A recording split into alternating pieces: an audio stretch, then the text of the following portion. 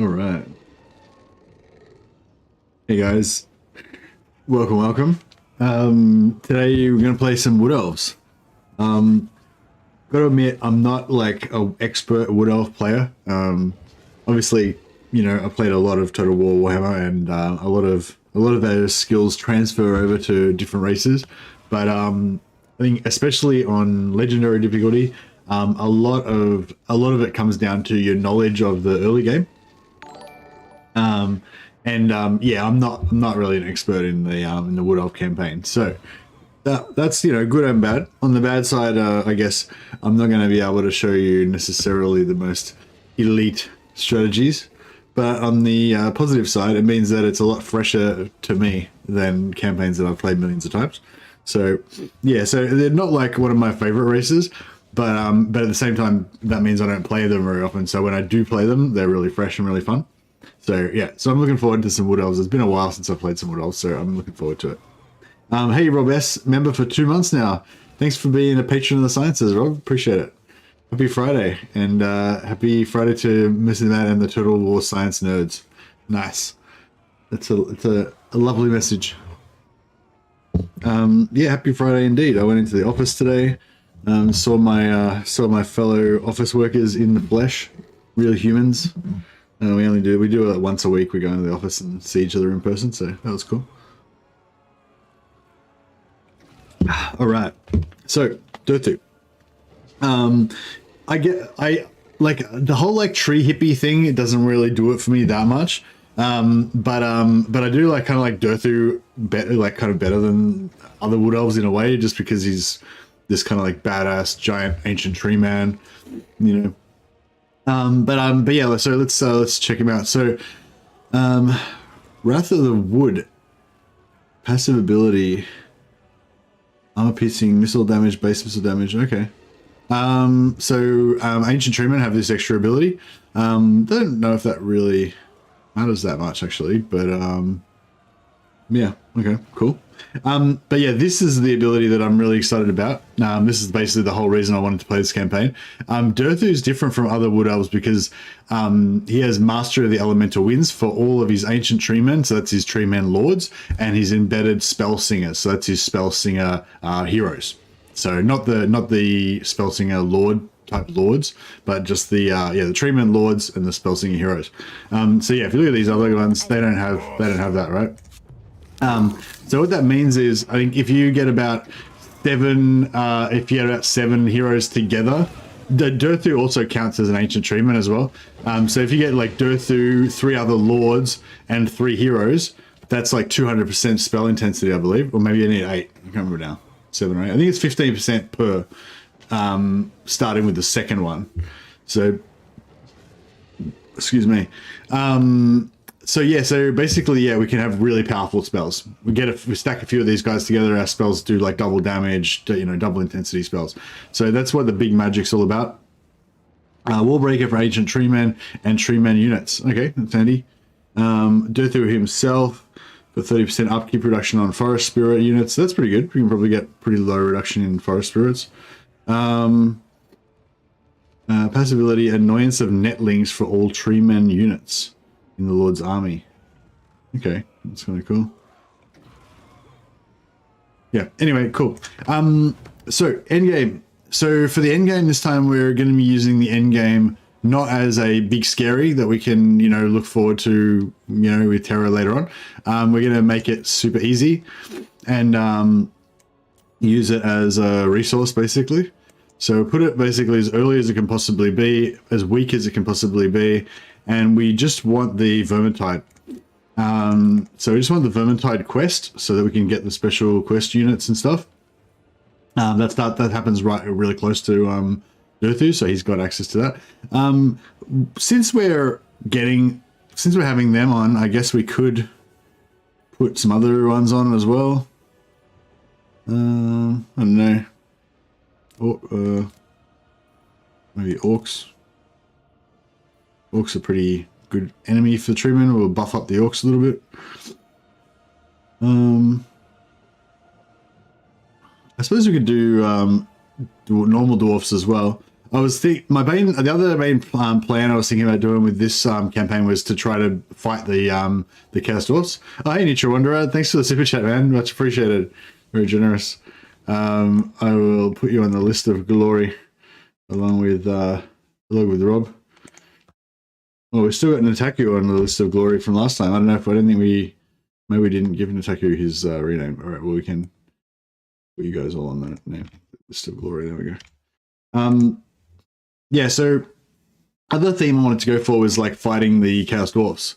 DURTHU's not super close to them, but we'll try to like get over there and fight some dwarfs.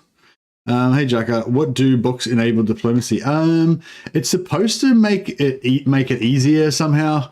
When checked, factions involved in in-game scenarios can make peace deals and confederations with other factions. Enabling this will reduce the difficulty of the official scenarios.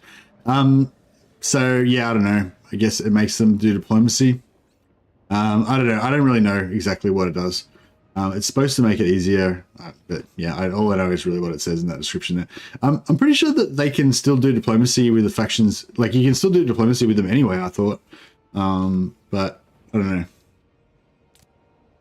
know.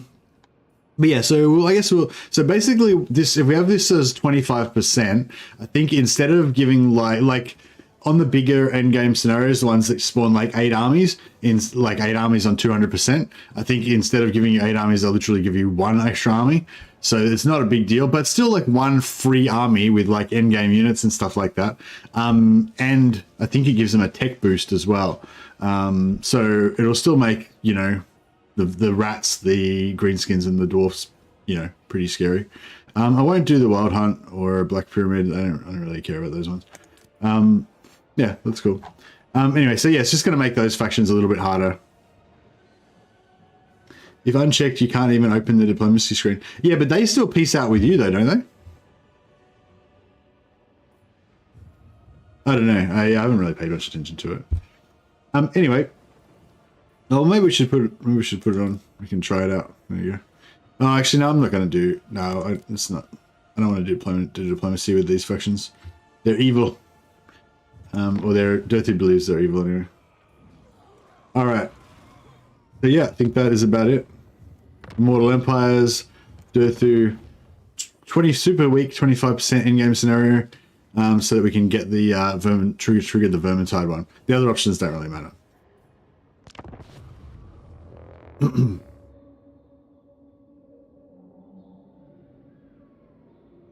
Tree campaign is fitting since Mercy is rocking that tree man beard.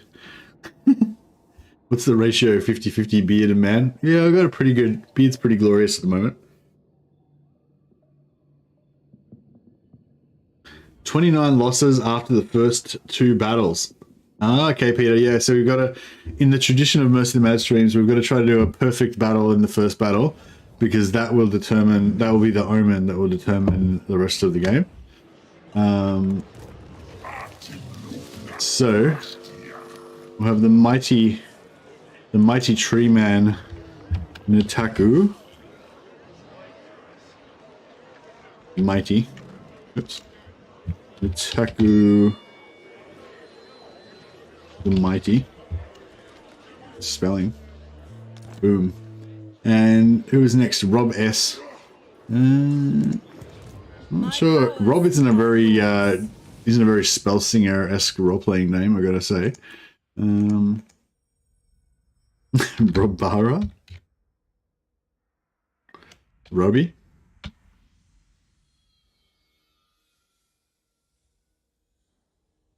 There we go. Robbie S, the spell singer of life. It's a trait. Cunning. Cunning's like kind of a shit trait, but it's kind of cool. At least it gives her poison, which makes it give it a little bit more defensive ability, I guess. But you don't really want her to be in melee anyway, but yeah. Rebortis Squirrelman. Nice. Alright, any true wanderer will have to come in later. Alright. Alright, let's get this battle. Let's do this battle perfectly. Hopefully. Ish. Perfect-ish.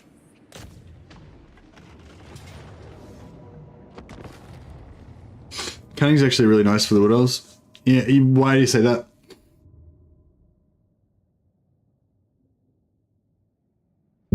Yeah, like cutting used to be really good because you could use it anywhere. Whereas now it only gives you the advantage when you're in defensive battles, like when you're being attacked, like or in your own territory. So it's still good, but it's only in your own territory, not when you're in enemy territory.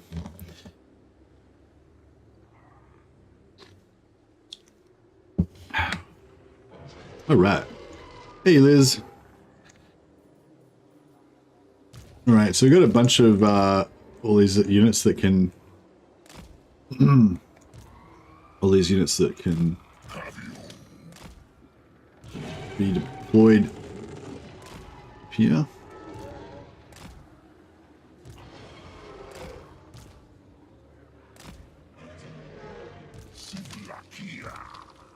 All right. Some Blade Guard. Warriors of Arium. Deepwood infantry. Awaiting orders. Missed too many streams going through withdrawal. Oh, no good.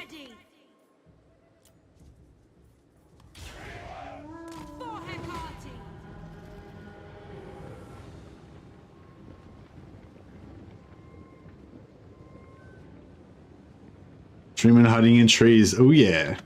I think that do they get bonuses for hiding in trees? I feel like I kind of remember something about that, but I don't know, they didn't have a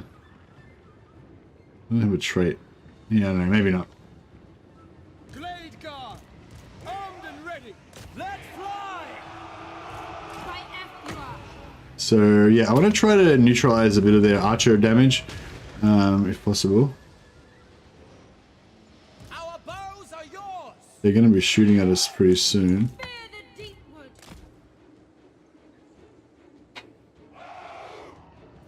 I try to pull them a bit more forward. Actually, that's a good idea. Maybe we can pull them forward, and then that might let us sort of ambush them, like get these guys to kind of, you know, pop out a little bit more.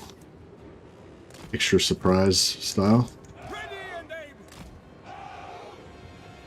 I thought they were following us, but they are not. Ready and waiting.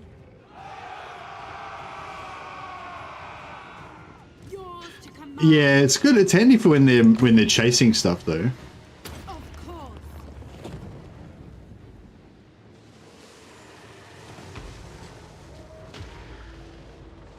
There we go. I think they're moving now. Now. At once.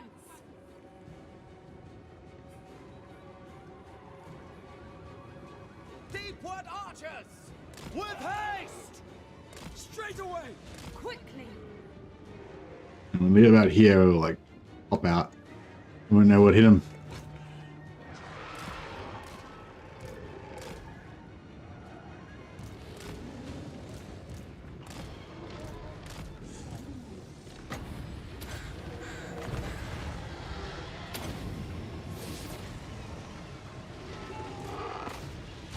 Oh, that was brutal.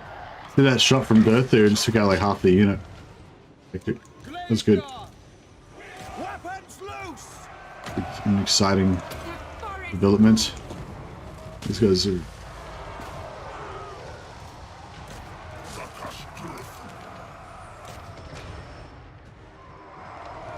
I don't know how good DURTHU is going to be against... Awaiting orders.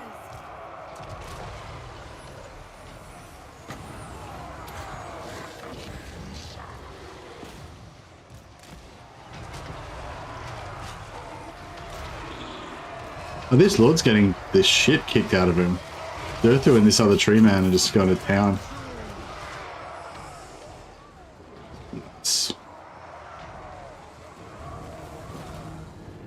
Done. Alright, how perfect is that? 3 entities lost. DURTHU lost 1% of his health or something. This is not bad. I think this is a good omen. This is a good omen for this campaign. Pretty perfect opening, I think.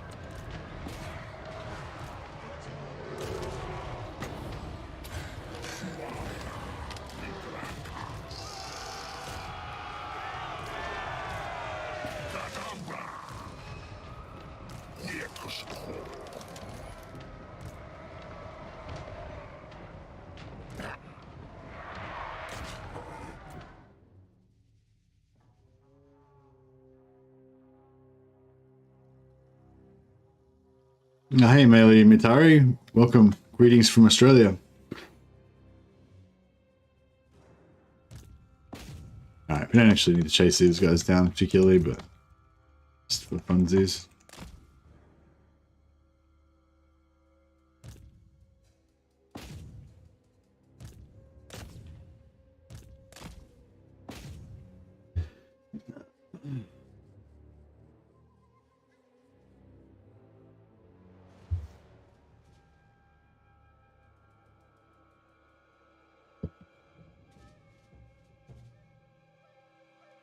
Yeah, definitely. I mean, 360 is 360 fire on the move is definitely more valuable than one directional fire on the move, but it is still helpful though.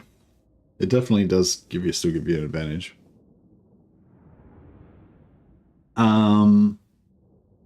Yeah, I feel like even like with range versus range, because normally, you know, your archers don't start firing until they've all kind of come to a stop and got in formation and everything.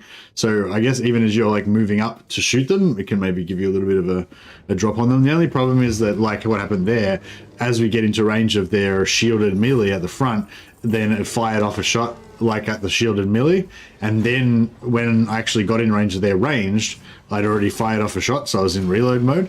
So it didn't really matter because they weren't activated, they weren't attacking me back anyway. But yeah,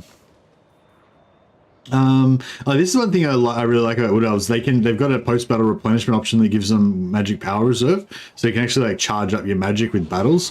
That's pretty cool. Got this money option, release captives. Not sure how that's calculated. Like, you would have thought that it would be based on enemies captured, but I'm not sure what the relationship is between 189 and 300. So I don't know. Maybe that's not based on that. Maybe it's a gold based. Like maybe it's based on the value of the army or something. The 3% replenishment is from that. They don't have single entity replenishment, so they've only got the like unit replenishment, but that's good. Or we could go for this one, which gives us the experience, but also gives you points towards the executioner type trait. That gives you gives the Lord like a trait that gives you negative enemy leadership, which is cool. I think we can still stack minus leadership on. I think we can still stack minus leadership on Wood Elf heroes. Maybe. I think they took it off of Norscan heroes, but I think maybe Wood Elf heroes still have it. I don't know. We'll see how we go. Yeah, 300 a lot in small battles. Oh, okay, do you ever get like heaps more than that, or is that kind of like it? This money here is based off their value, I'm pretty sure. And yeah, so I think the XP is as well. There you go. Totally perfect now. No injuries.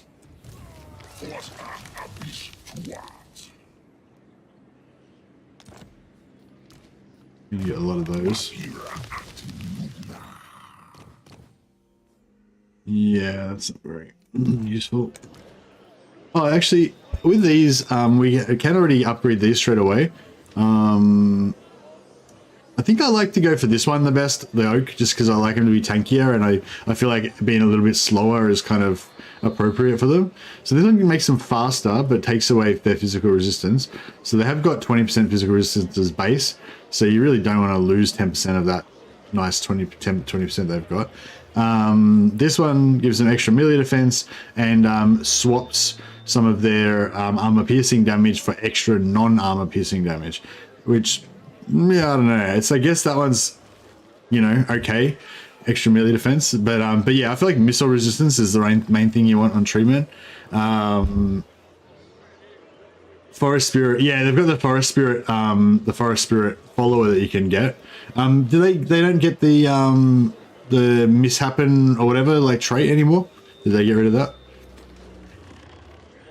Yeah, anyway, so yeah, I think I like that one the best. And same with these guys, even though their one's not quite as good. They have, yeah, this one gives us armor, minus speed, and charge defense. But I still kind of like it better. Like I don't like the minus physical resistance because these guys have got 20% physical resistance as well. Yeah, again, that one's okay, but I kind of like the extra armor the best. Just more tankiness. And yeah, I don't really bother upgrading these guys usually.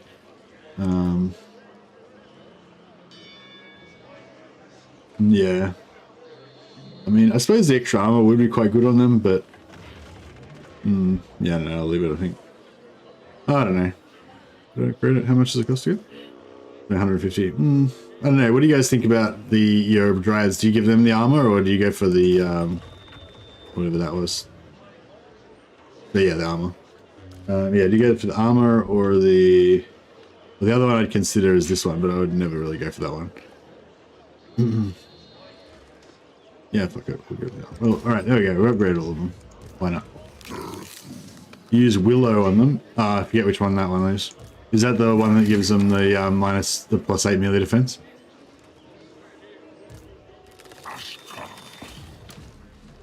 All right, now we got a siege. I don't know. It says that like we're gonna lose the siege, but I don't know. This siege I feel like is actually usually not that hard. So I'm not really sure why it seems to be so out of balance, but we should be able to handle it pretty easily, I think. You can add AP, what? You can add AP damage back with the Lord skill. You mean add extra AP damage?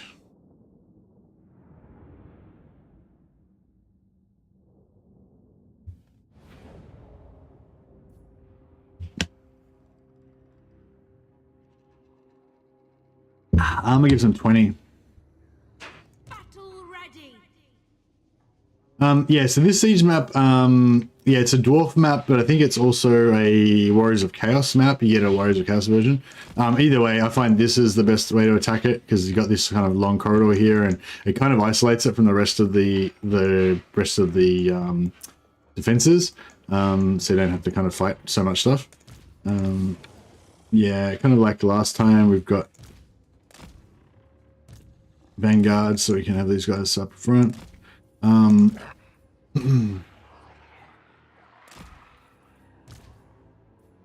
Hey, Shadowslip, Tree Love, looking forward to the Home and Garden episode of the Old World. Very nice, very nice. Thank you for the super chat. Put you on the roll of glory, so that you may be named and thus become mortal.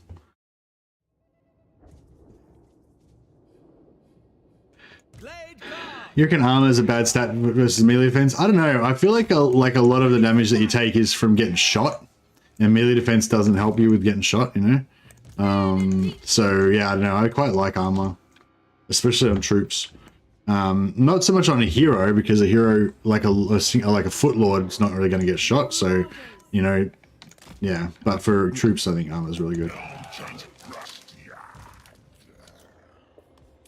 All right, let's get up.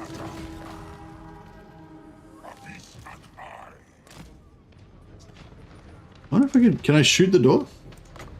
No, that'd be cool if we could though.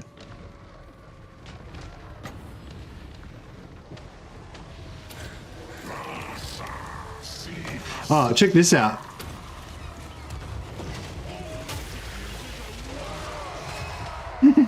So that spell doesn't do that much damage, but it knocks back, which can knock them off the wall, which is instant kill. So those dwarves got instantly killed by being punked off the wall. Pretty cool.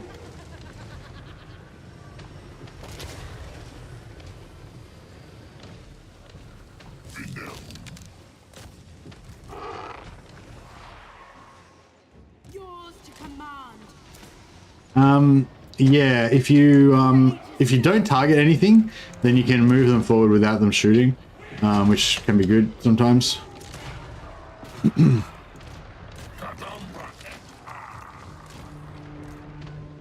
At once! Now!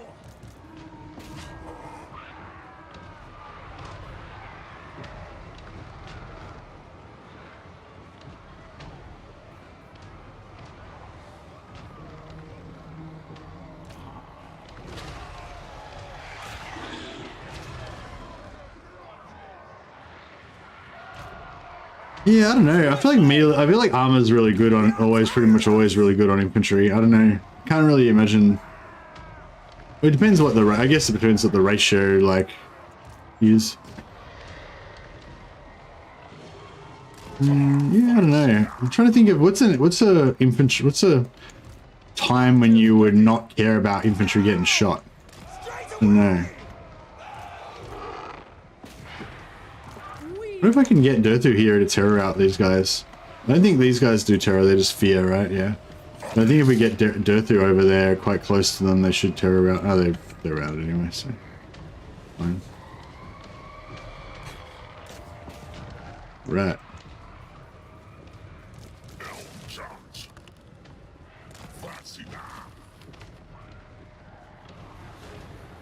Treatment unit can break the wall. Oh, I have wall breaker on there.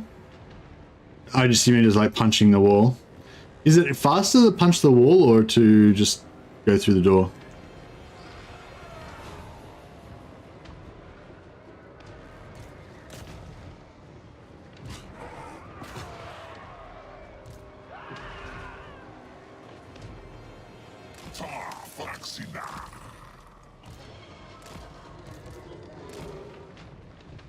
Blade guard, at once!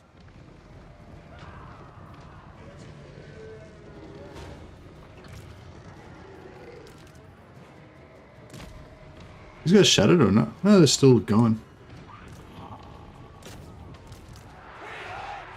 At pace! At speed!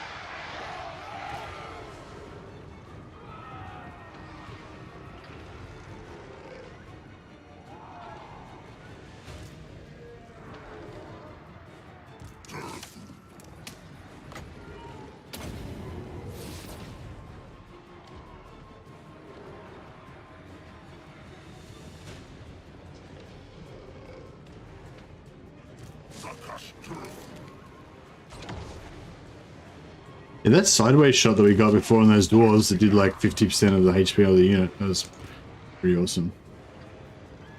I'm not sure if it's going to be more worthwhile to sit here and wait for DURTHU's shot to recharge, or if it's going to be more valuable for them because of their increased tower power. Doesn't matter anyway because they're going to come, I think, but because like I mean, the tower thing would be more of an issue, but they can't really shoot. That's a good why this is good to attack in here because they can't really hit you with any of their towers. So as long as we fight here, we kind of don't really have to worry about their advantage from the siege.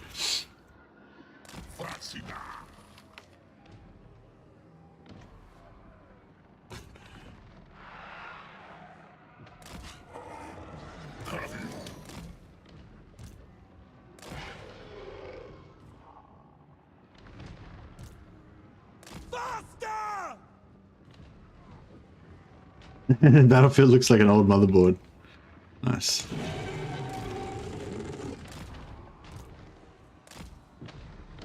Oh, I wish we had the...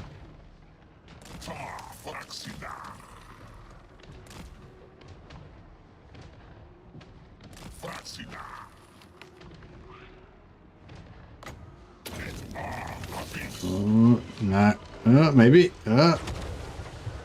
Oh, that was pretty good. It's like 30% of the health of the unit. Not bad.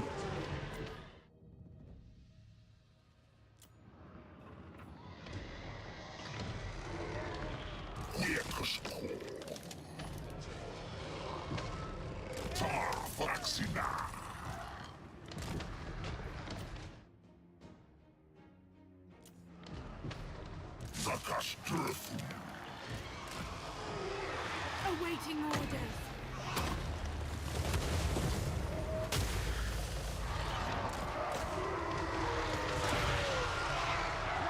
Alright, have a bit of that.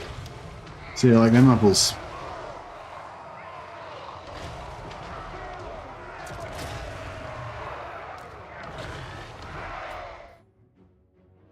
Right, that unit got effed up. I'm not going to bother shooting these guys, but these guys don't have any shields and they got a little bit less armor. So they're probably a bit better of a target to get shot. Also, they've got armor piercing, so they're a bit more of a threat to our trees.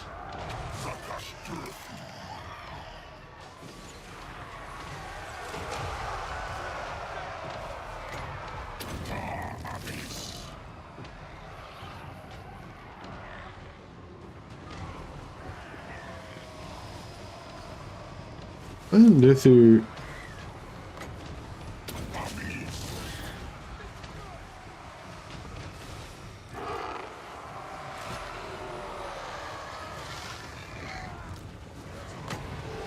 It's a nice blob there. Even though I don't think this is like no AP, but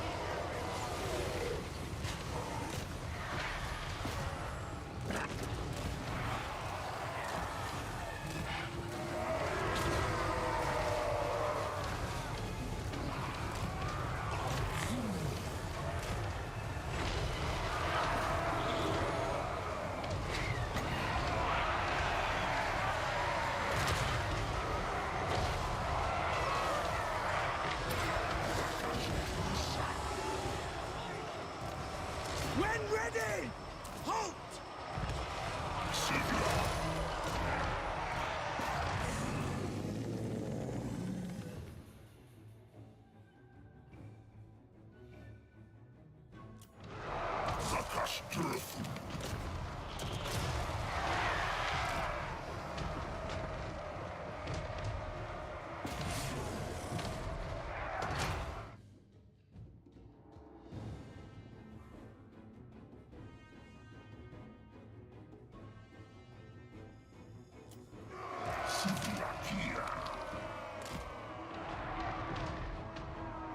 no, actually, fuck it. Just...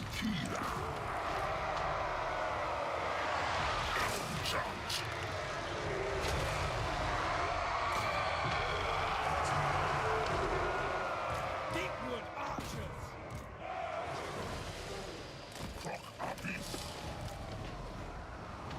Claim it!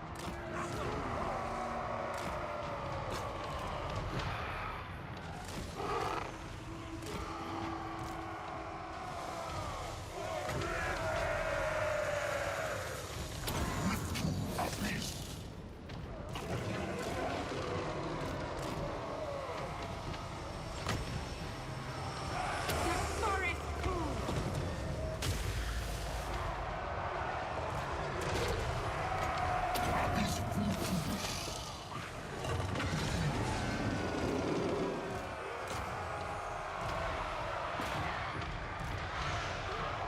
Stop! Halt!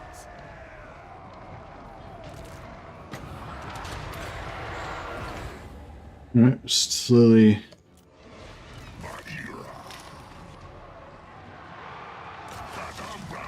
Charge again. Charging? Yeah, cool. So, more charge on there.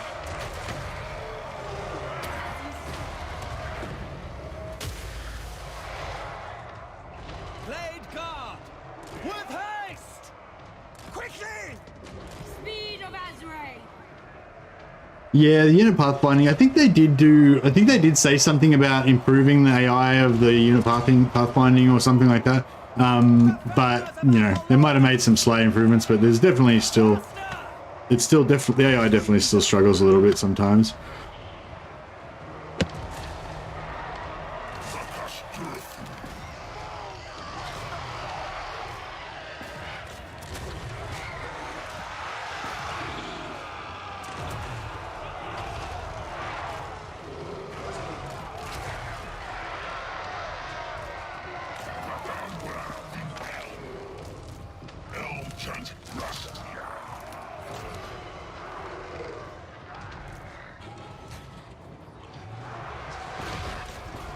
Aye! We understand! Quickly!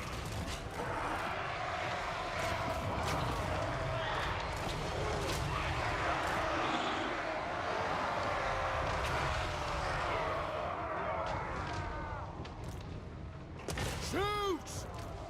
With haste! Right, pretty much got rid of them.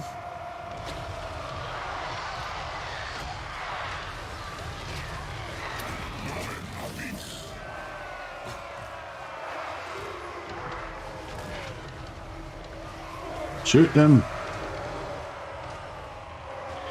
Come on, DURTHU. Do it.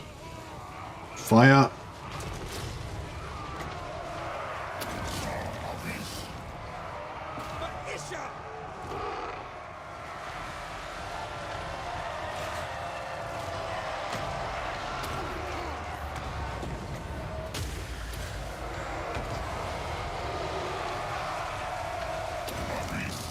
I terror out of them already.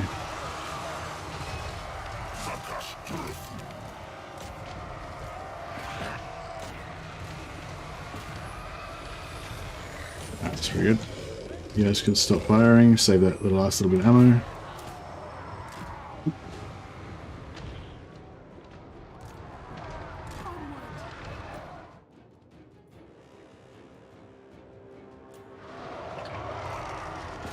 Restore all shattered.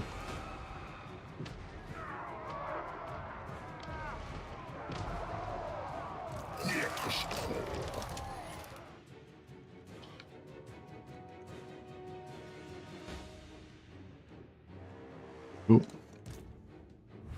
As you Done. say. Very nice. All right. Well, that wasn't quite perfect, but I mean, I think that was about as perfect as you can do it, really. But yeah, we did lose a few troops that time, fortunately. But still, I think overall a good omen. A good omen. What was somebody said something about this, didn't they? What was the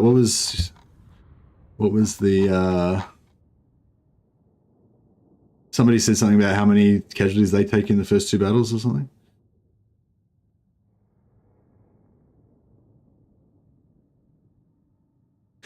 When you have 7 heroes, you either already have the game won, or you have confederated them. 7 mages only. No, but your 4 lords count as mages, Vasily.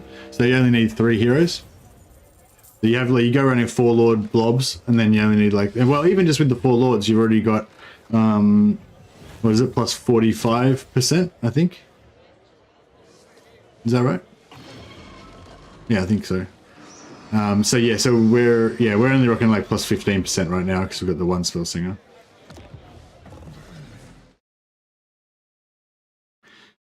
$29, but I don't play on legendary. I play on very hard. Oh, okay, no worries. Well, still, that's pretty nice. A pretty good effort. Occupy Heathland. So I'm going to occupy Heathland, not because I mean you might want to occupy the Heathland anyway to get the forest health per turn. And also to get the extra growth buildings and stuff like that, which is good. But the other reason why I'm going to occupy the Heathland is so that I can recruit a lord here. So yeah, like we were just saying, so if we... So actually, which one? So that one gives you the depletes ammunition skill, which is actually kind of cool. And this one gives you the AoE melee buff.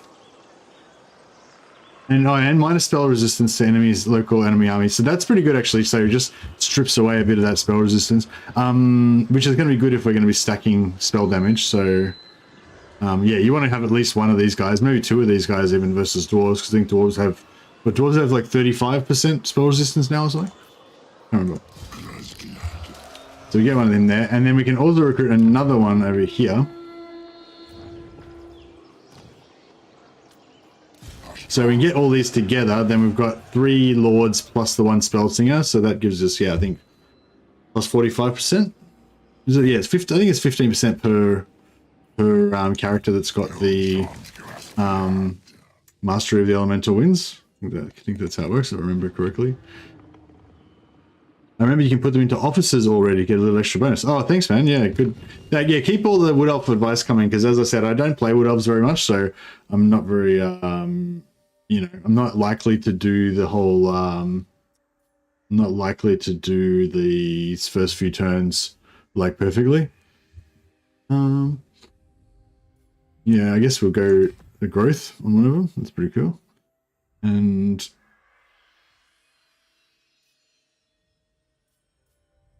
oh, all of them get the upkeep reduction. Oh, that's cool. Except for DURTHU, he doesn't get it.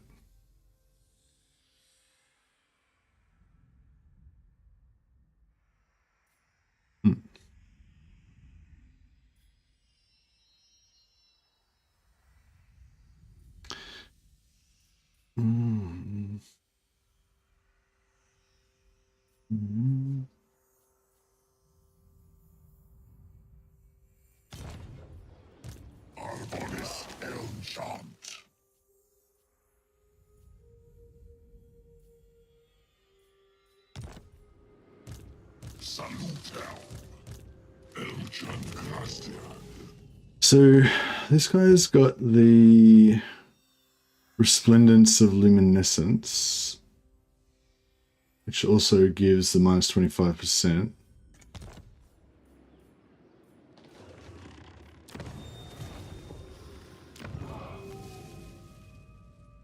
What does Cluster of Radiance gives you? The extra magic reserve in battle? Power recharge in battle, yeah. That's kind of cool. Or I could do this one to just give him extra reduction.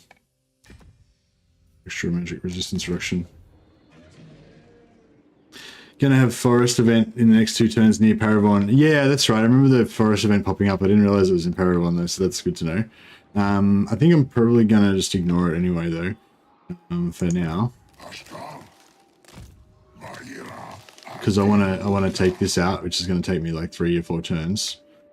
So if I ignore it, then after 2 turns that'll spawn, you reckon, and then after another few turns it'll spawn an army that'll attack me or something. Is that how it works?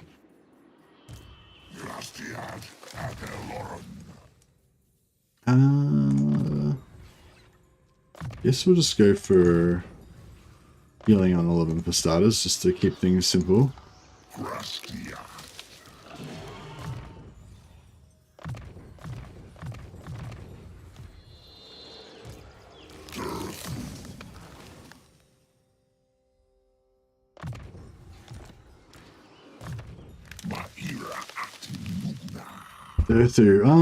So yeah, so we've got this post-battle loot plus 30%, which I feel like is pretty groovy.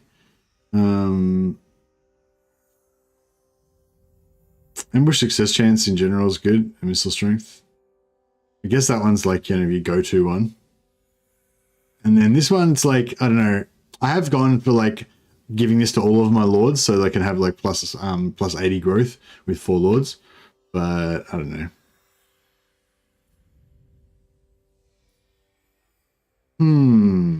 Well, this is a hard one, I guess. Yeah.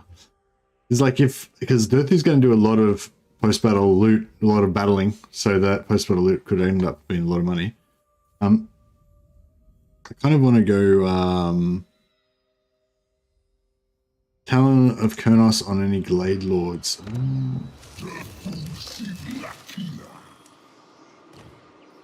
Yes. Plus 15% ranged for Lord's Army. You used to be able to stack this, because heroes used to be able to get it too, but yeah, you can't stack it anymore. But still, even just getting 15% right on one Lord is pretty cool. We're not really going to go for any Glade Lords though, probably in this campaign, because yeah, because we're going for the big magic. Just as a bit of a theme. But yeah, what do you guys think about, you know, if you were playing DURTHU, do you normally go for this one first, or do you go for this one first? I don't know. I feel like this one's the one I want to go for the maximum power, but then I do kind of want that money coming in. Yeah, I do love ambushing. It is pretty good. I'm paralyzed by indecision. I kind of want both. Which one do I want first? I'll go for this one first, and then I'll come back and get the other one as well. If you aren't using him for forest events, then the money.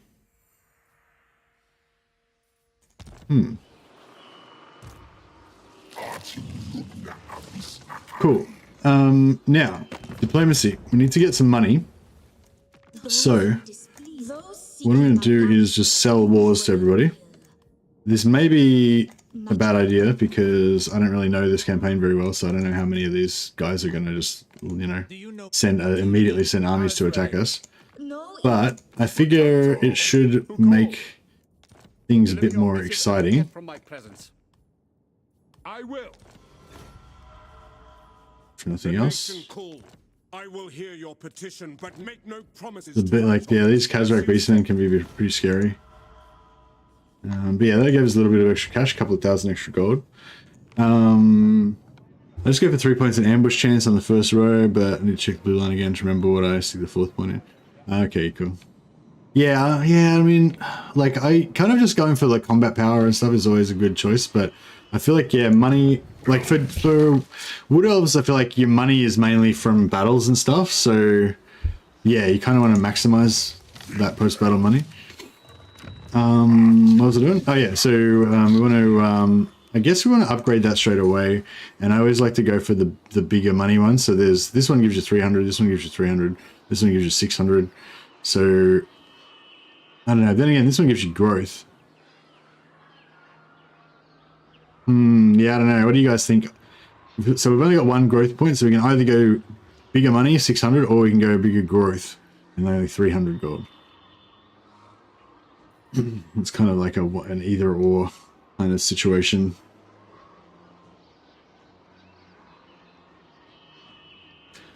If you get a trait on the Glade Lord and you are the one to recruit said Lord, character lording.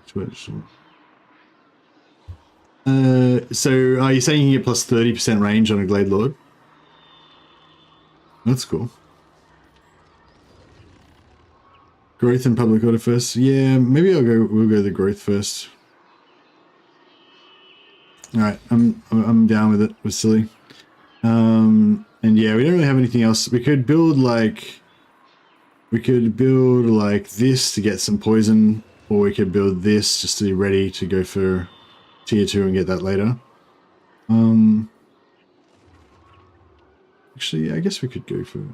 no, we may as well just save the money for now. We don't really need to worry about any of that. We don't have much choice for technologies. This is the only one we can get to start with. He doesn't start off with a point of amber, apparently. If you start off with, I think Dryka gets a point of amber you can spend straight away. But yeah, I guess we don't get one.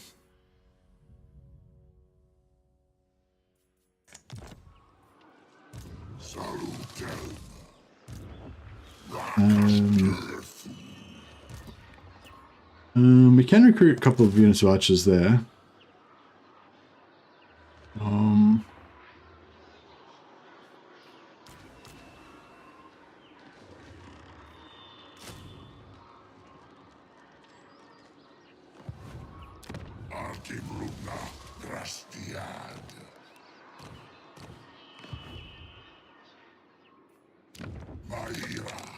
All right.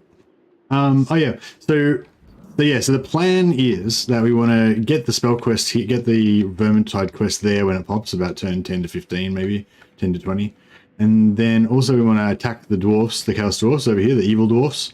We're probably going to end up fighting the good dwarfs as well, because kind of all dwarves are evil, I guess, to DURTHU. And then we could potentially jump over here to the haunted forest. Thanks for that suggestion, guys. And then that would put us, you know, within striking distance of the hated chaos dwarfs. So that could be cool. All right, so that's turn 1. I think pretty much done. Yeah.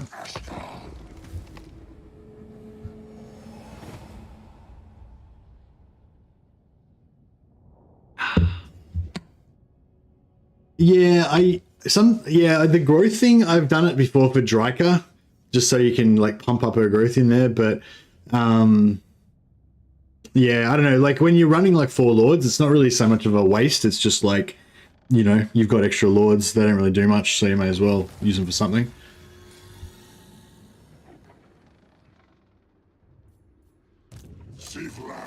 Like, I mean, you know, you've already got like Dryka or another lord to lead to get the money, so you can put growth on the second ones without it costing you as much. But yeah, I mean, I agree, essentially. I still don't really like to do it because it's wasting points on a lord.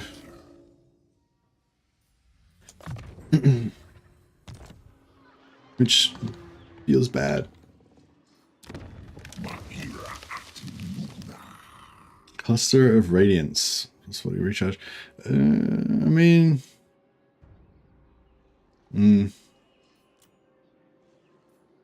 It's fine. So, yeah, so turn 2 at this. Enemy force will appear in 3 turns.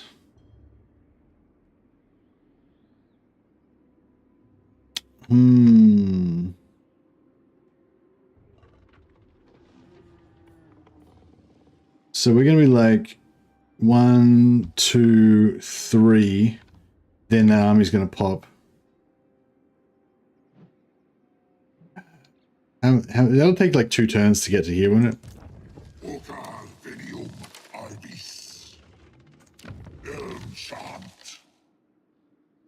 Hmm.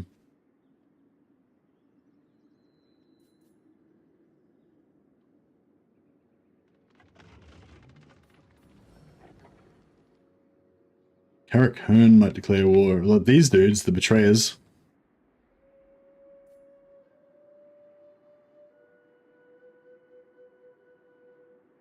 If you've got lords sitting around eating up supply lines just to boost growth, and you've got lords that aren't going out sacking, it's easy to build forests when the AI hasn't got a billion cities. No, you don't. It's not. No, it's not like you have them sitting around boosting growth. It's like you've got 4 lords, right? One of the lords is the main lord that's doing getting the extra bonuses with sacking. That's using their blue line. The other 3 lords aren't doing shit with their blue line. Their blue line's doing nothing. So you could put growth on those ones, and then when they happen to be at home, then they boost your growth. But yeah, I essentially agree. I wouldn't really do it, but I have done it before. And it's not like you do it, you use them for the whole game. It's just at the start when you want to get extra growth on Dryker's Griffin Wood, you can just stick them in there while they're defending against these forest things and whatever. Like, you do get opportunities for them to be there briefly, but you probably only use the growth for like 3 turns in the whole campaign, so.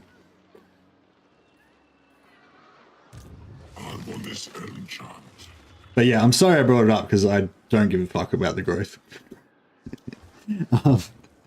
Morning, Mr. Mad. Started a Boris campaign about 35 turns in. Migrated south immediately. Took that frozen sea coastline, headed south. Killed Ostrogoth. Better than minor Kislev faction.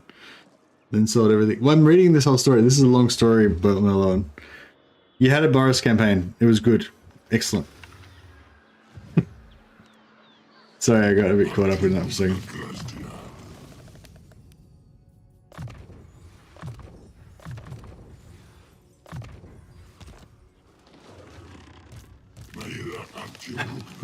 So if I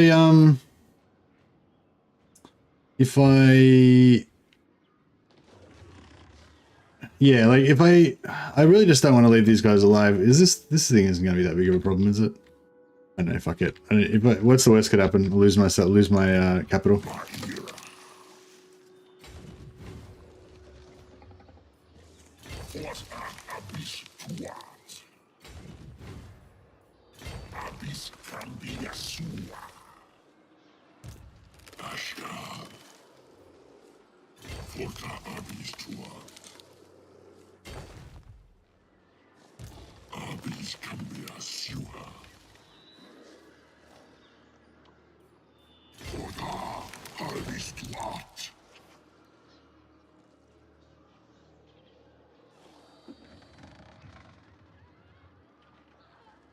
Started a Boris campaign, then got out because I didn't like his color scheme. Yeah, it's like Dash Dash and Xiaoming. Alright, so we buffed our growth. So what have we got now? 30 growth. Yeah, it's pretty weak, isn't it? We could build a little growth thing here. We could either build the plus 20 growth right now, or we could like do the plus 5 all provinces, but that doesn't really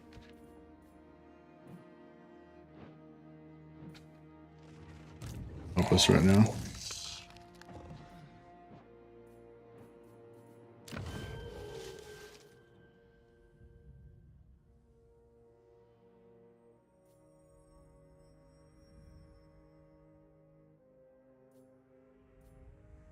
What's this one? What's he already got?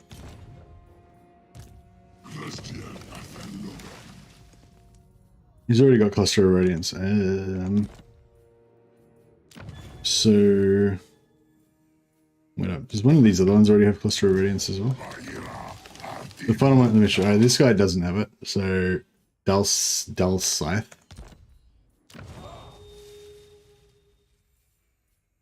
Put him.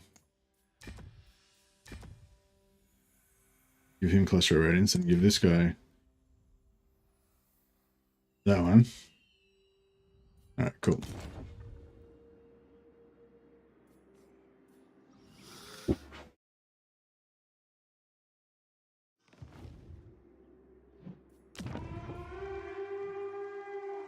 Alrighty.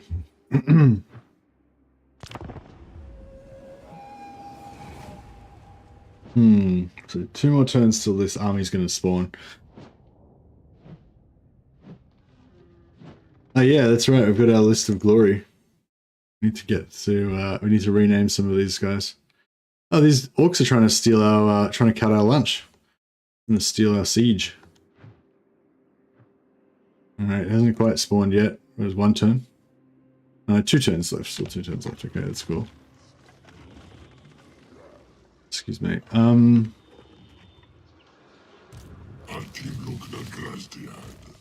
All right, this one shall be known as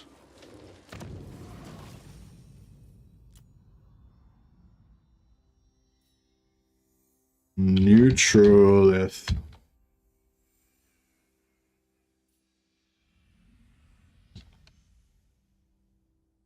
Long stride.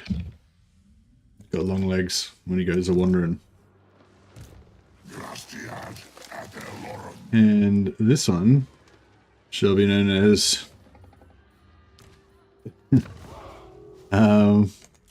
Shadowbark.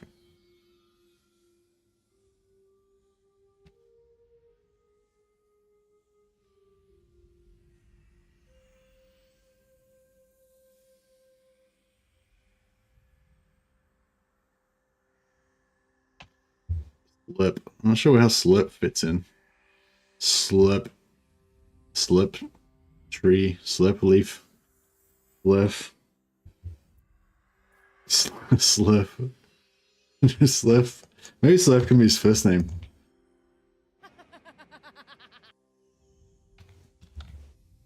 Slurf Shadowbark. Boom. There you go. It says Shadow Slip. And Nicholas wants to be a branch wraith. All right, we'll keep you up for later.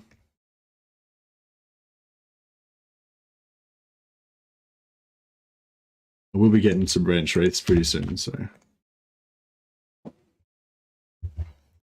wood elves in Warhammer 3, where you can teleport around the world, since there are more forests in Warhammer 3. What? What? Sorry, Wilson, I'm not sure what there's a question mark at the end of that, but I'm not sure what the question is. There are wood elves in Warhammer 3, and there are more locations where you can teleport around. But you ask, yeah, I don't know what you're asking me. I don't know. Yeah. Not sure what's going on there. What resolution do you set it to? 1080p, I think. Have it on. Yeah, 1080p. Those are my settings.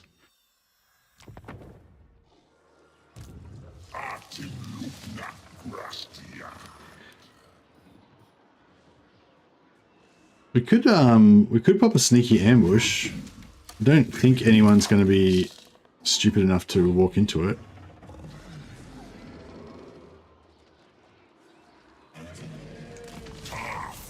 You never know.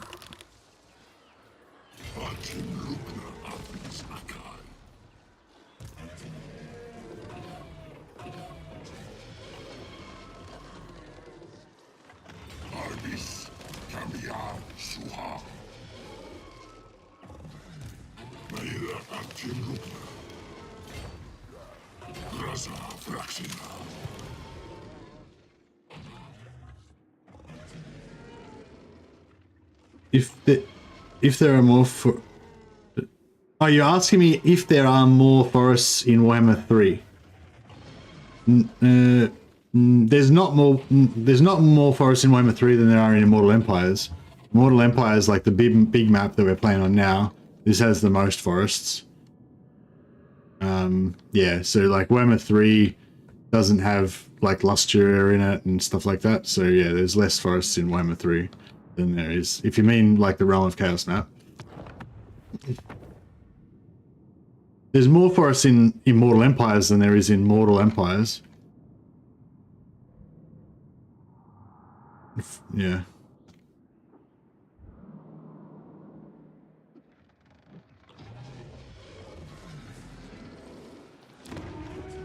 All right.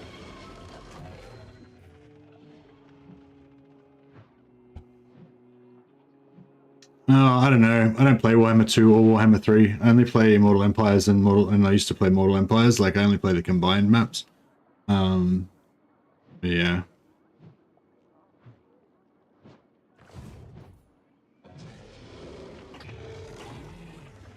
Yeah, I think what like Total War Warhammer is designed to be all 3 maps combined, you know, in the full Immortal Empires map. Both maps. Does Immortal Empires have more forests than Mortal Empires? Yeah. Yep, I believe so. Yeah, it's just a bigger map. It's got more locations in general, including more forests. Is the map wonky? The map is rotated slightly, 90 degrees. There you go. That's a bit better. But yeah, like, so this is north orientation, but I like to kind of have it like this so I can see this mountain range. So yeah, so if that weirds you out or whatever. But it's like, if I look like this, it's like, you know, you can't, I don't know, it just feels weird. Yeah, I guess it's fine, whatever. I know you can't see as well. Like here I can see everything, you know, here everything's like obscuring everything.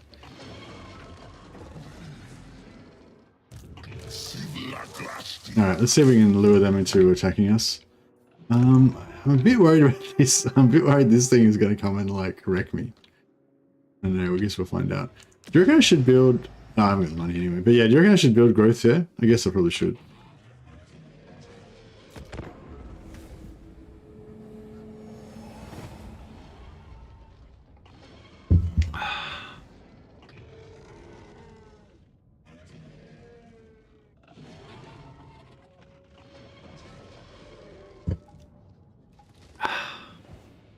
All right.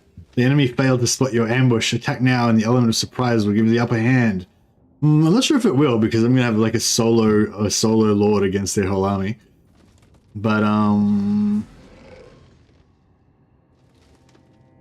mean, I've got the speed on him. I can kite him.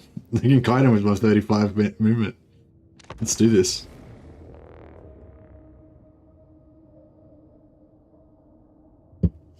I don't really want the mountains particularly. I just want to wipe out the dwarves. I'll just hide that for now. Yeah, I just want to wipe out these dwarves to punish them for their insolence. It's just miners. Yeah, but the miners are armor piercing. Like if I run him into the middle of these miners, they'll probably fuck him up because they do armor piercing damage.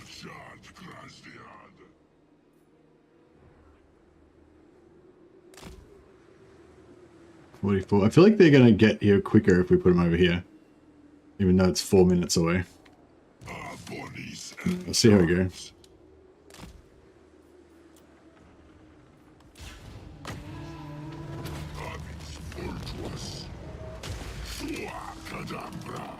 See if I can lure them to wait, to delay them.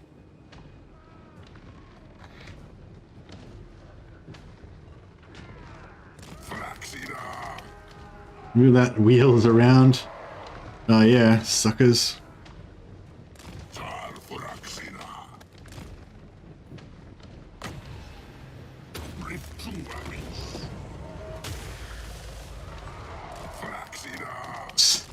Sounding like nothing to these guys.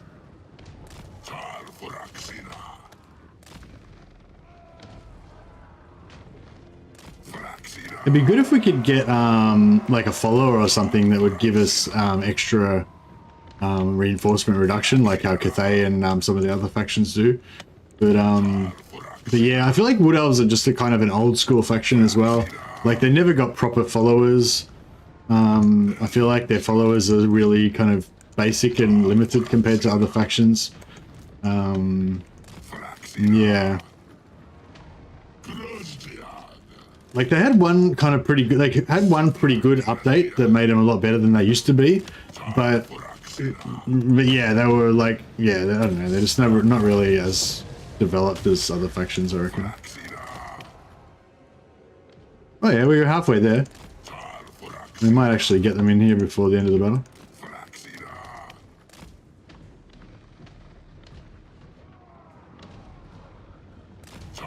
What else feel like they've been built around Warhammer 2, even in Warhammer 3? Yeah, kind of, or even Warhammer 1, really. That was pretty good. Lured them.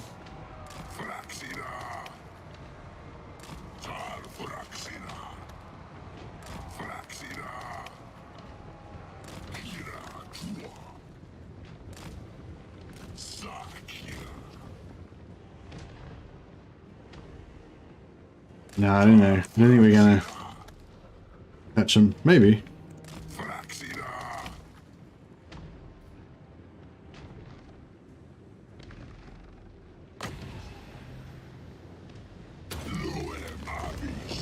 Oh, that was a little bit early. Did a bit of damage. Yeah, I don't know. I feel like they're like maybe just a really good, kind of like a really good tier. Like I don't know. Yeah, because they're like a Hey, thanks for the subscribe, Darkus. I think it was. Welcome. Yeah, I think like yeah, their rework was really good, but it was done. It was a long time ago now, you know. Yeah, I guess it was. Yeah, it was in Warhammer 2, wasn't it? They got a rework with the sisters. Ah. Oh well, they still take a loss. We haven't taken a single hit point of damage, so.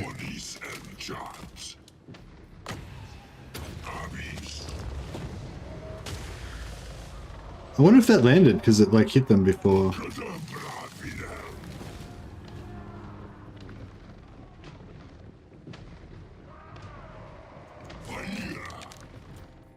Some kills. Maybe I can chase them if I get in between them and the edge. I might chase them away.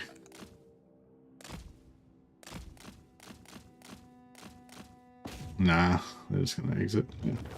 That's alright.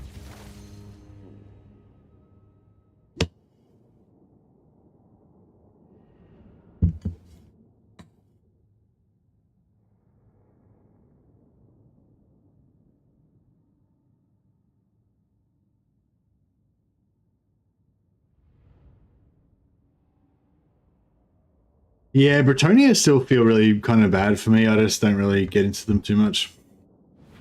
Vampire accounts I feel like are pretty good. Like I feel like they definitely could use a bit of an upgrade, but they have got enough. They got enough variety and enough like cool stuff that yeah, I find them quite enjoyable.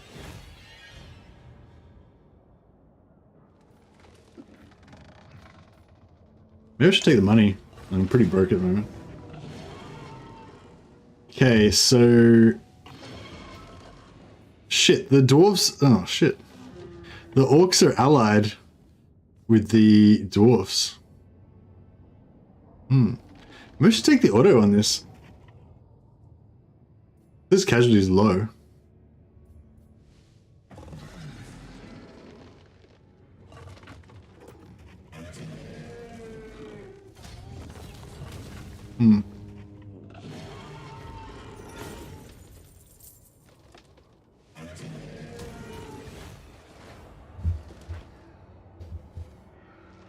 Yeah, that's good actually, because it like we did take some casualties, but it saved us some time, possibly, because maybe.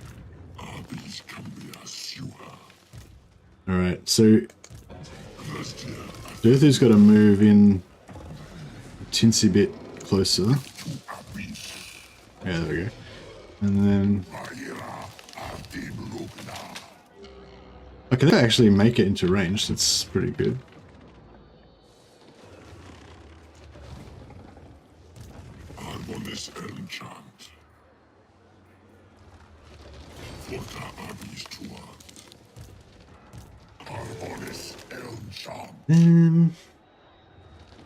Right, so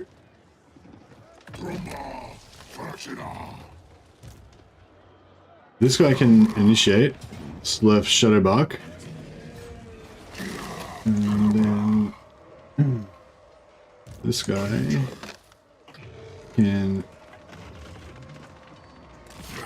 get in range.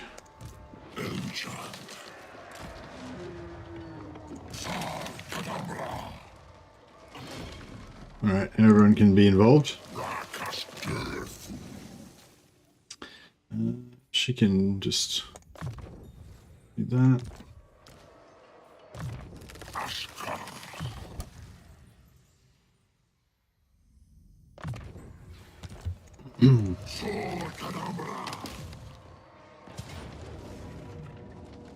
Alright, we can use this to heal up our single entities.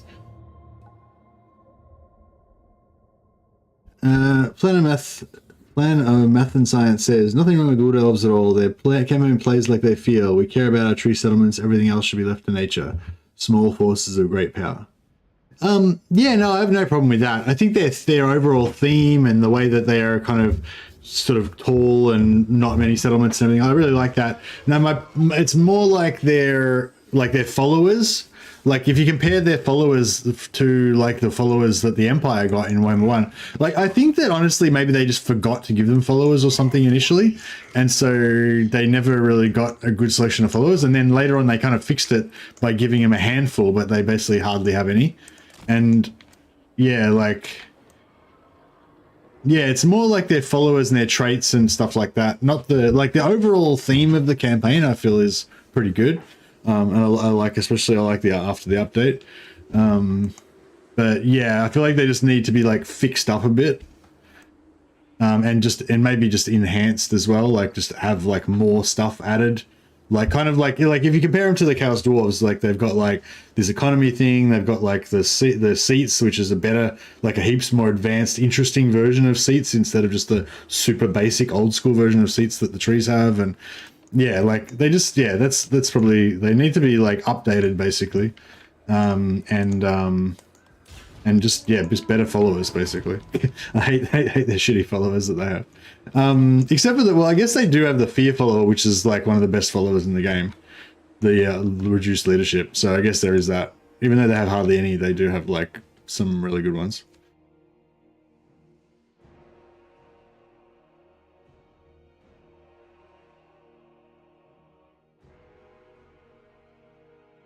Yeah, like my kind of thing with the Wood Elves was always like, I never really wanted to play them like a regular, like, I don't know what I'm trying to say. Like, I think a lot of people rate the Wood Elves as if they're just a normal faction. And it's like, oh, you can't like build a massive empire and support heaps of armies and conquer the world and shit like as well as you could if you were playing as a different faction. But yeah, but like, I don't want to do that anyway, because it's not really like the vibe for Wood Elves, you know? So I think it's like, yeah, I think you've got to judge it just on what they actually are supposed to do. But I think I remember seeing a Legend of Total War review about it, and he was saying something along those lines. But I think he was saying, like, even if you do actually just try to play as the Wood Elves, they kind of still suck anyway. But I don't know. I don't really have the experience with them to be able to comment on it. But yeah, but I think that, like what you're saying, Nicholas, of just like... yeah, well, no, not really countering what you're saying, but like, yeah, just like, I think, yeah, just the, like, yeah, judging them as a normal faction, I think is like not right, because they weren't meant to be a normal faction. But if you're not going to judge them on the same like grounds that you judge other factions, like what, you know, how do you judge them, you know, I guess.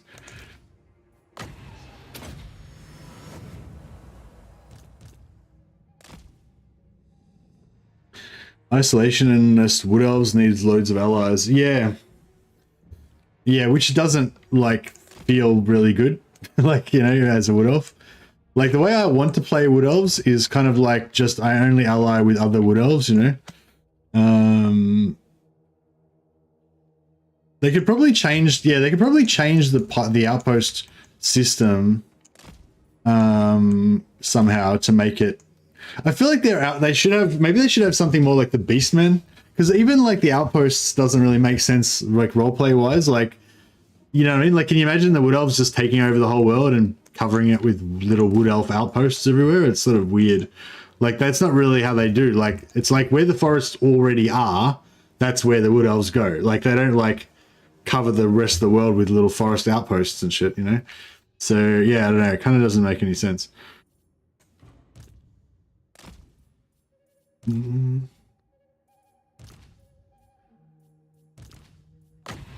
Yeah, I'm just gonna use up my wins to level up, to heal up first. They haven't got any range, so we should be able to deal with them fairly easily.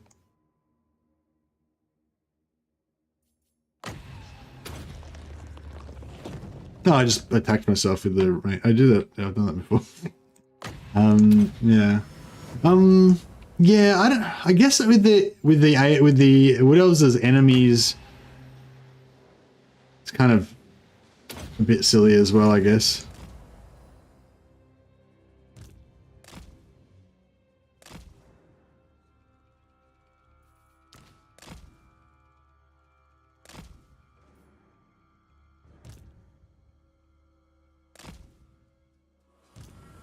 Yeah, I guess there's two different aspects. There's the one aspect of like your own kind of roleplay, gameplay, or whatever, or whatever type of gameplay you like to do, and then there's the Wood Elves as the AI, as an AI. And yeah, in neither of those do you want them to really like conquer large swathes of land and take over the whole world and stuff, because it doesn't really represent them.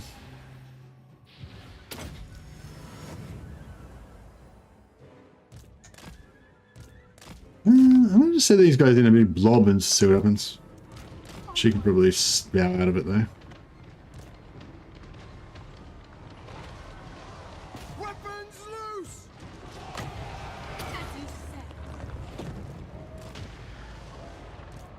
Targets!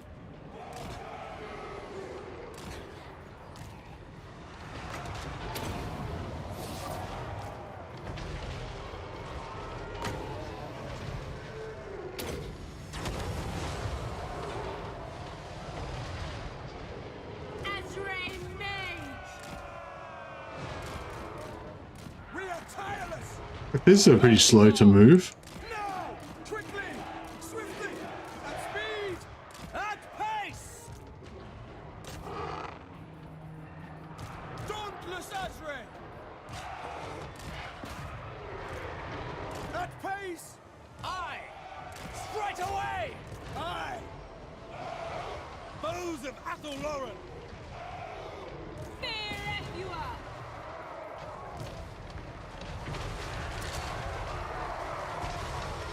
Fear the Deepwood.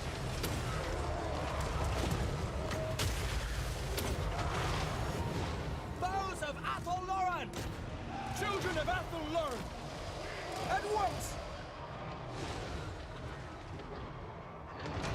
Do tree men still heal in tree terrain, and do the casters still get winds of magic when in forest terrain as well?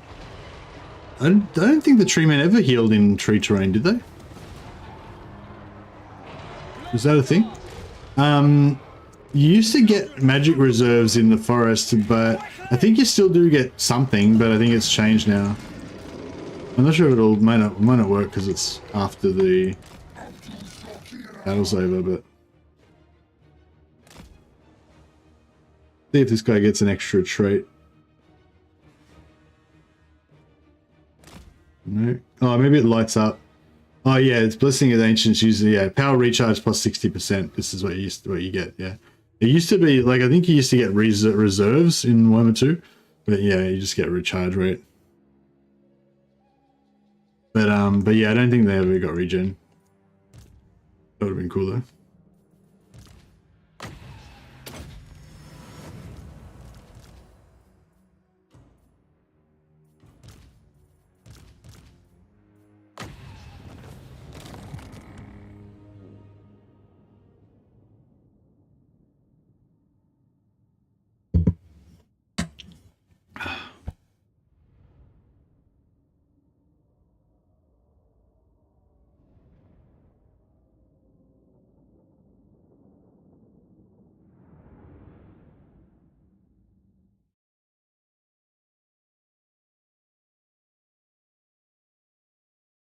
Is it some community news? What's the community news? Total War game giveaways. Okay, yeah. I don't know about you guys, but I don't really care about giveaways. No, I don't know. I guess I never really am one of those people that like enters competitions and stuff. And because I've never entered any, I never enter any competitions. I've never won anything. So I kind of just see it like I just always assume somebody else will win it. You know what I mean? I kind of think of it as like a lottery. You know, like I never play the lotto or like the Powerball or whatever it is in your area. You know,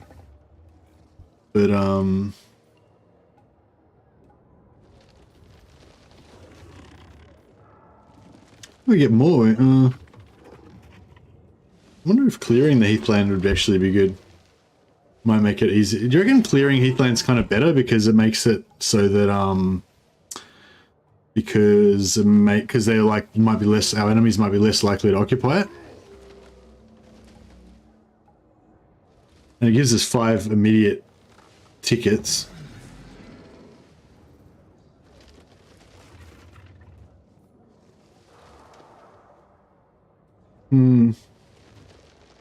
Empire shows up to occupy. Yeah, that's true. The Empire might take it. Yeah.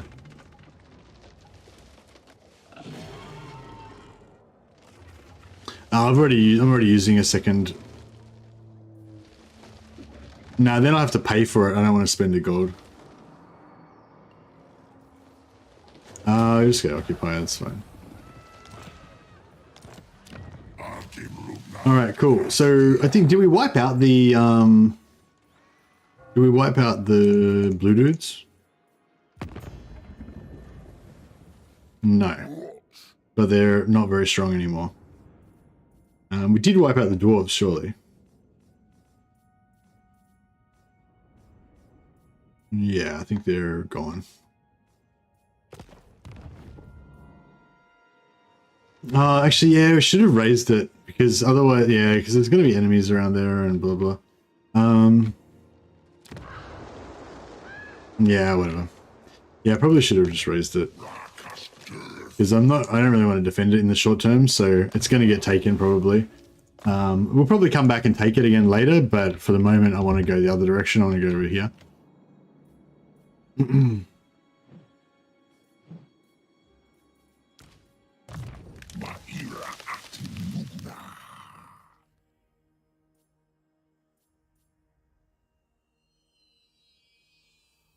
Stealing and magic item drop chance. Both good. Don't really care about replenishment. Quartermaster we want. And we want that as well. Yeah, I guess we're going to go blue line.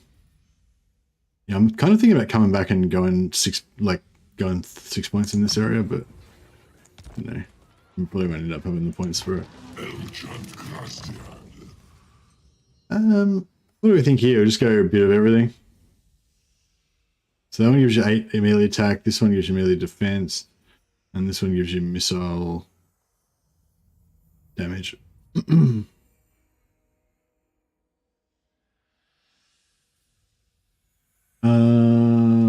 I go melee attack first. Neutralith.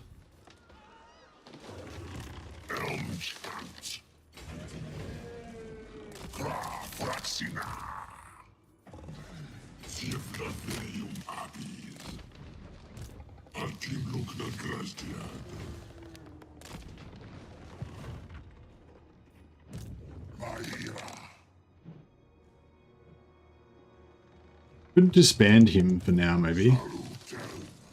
Might be a good idea.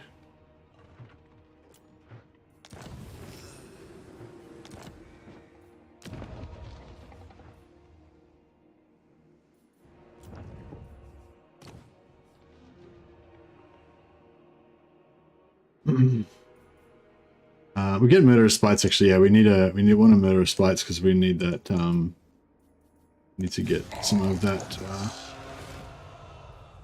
Mortis engine in our lives.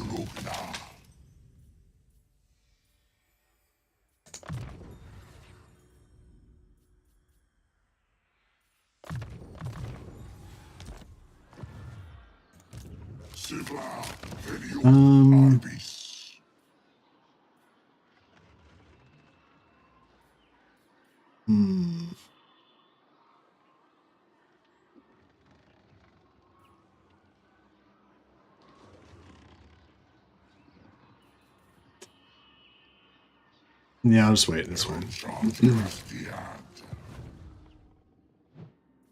Alrighty then. Oh yeah, we can chuck this guy in there.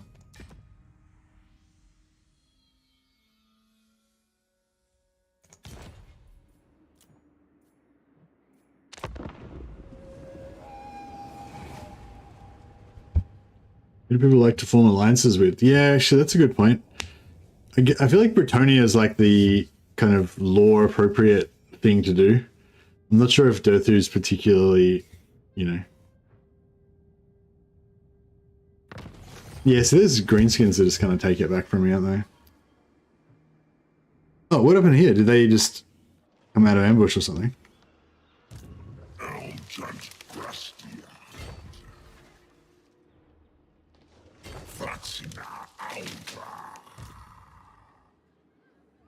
What if I should kill them? The Enchantress and Empire, yeah. Maybe I should kill these guys, or or should I just not worry about it?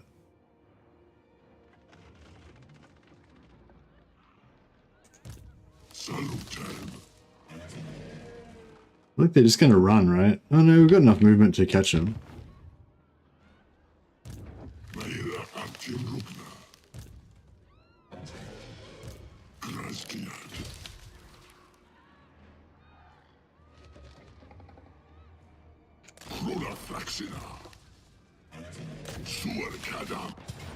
Oh, I'm surprised they didn't run. I thought they would retreat.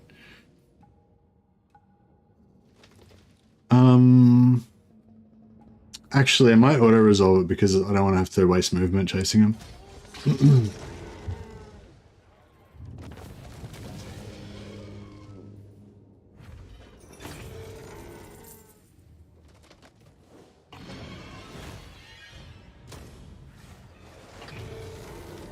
We could occupy this and then sell it to somebody.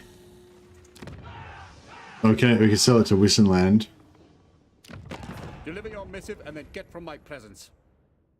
Oh, they're pretty kind of not really into us, are they?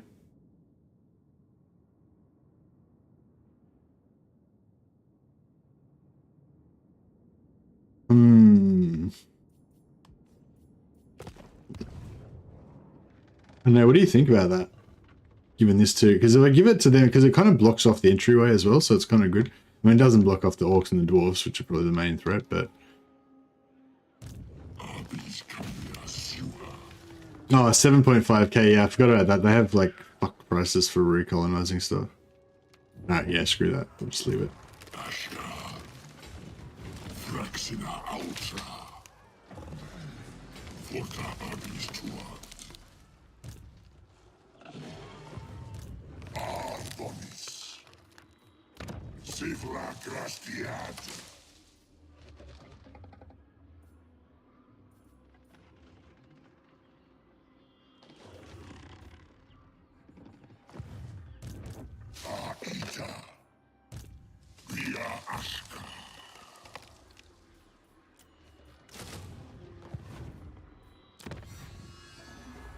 Yeah, 7.5k is pretty brutal. Alright, which way do we want to go here?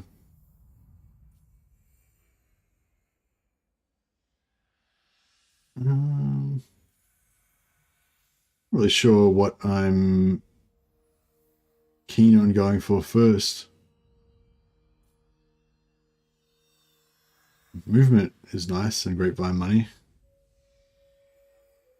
Ambush is good.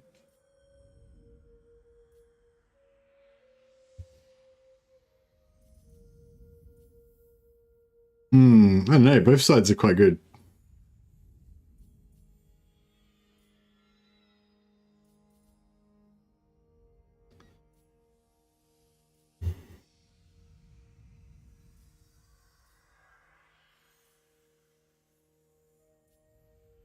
Yeah, I might go top way.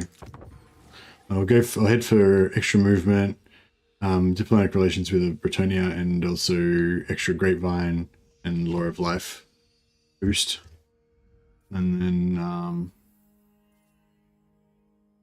then more income and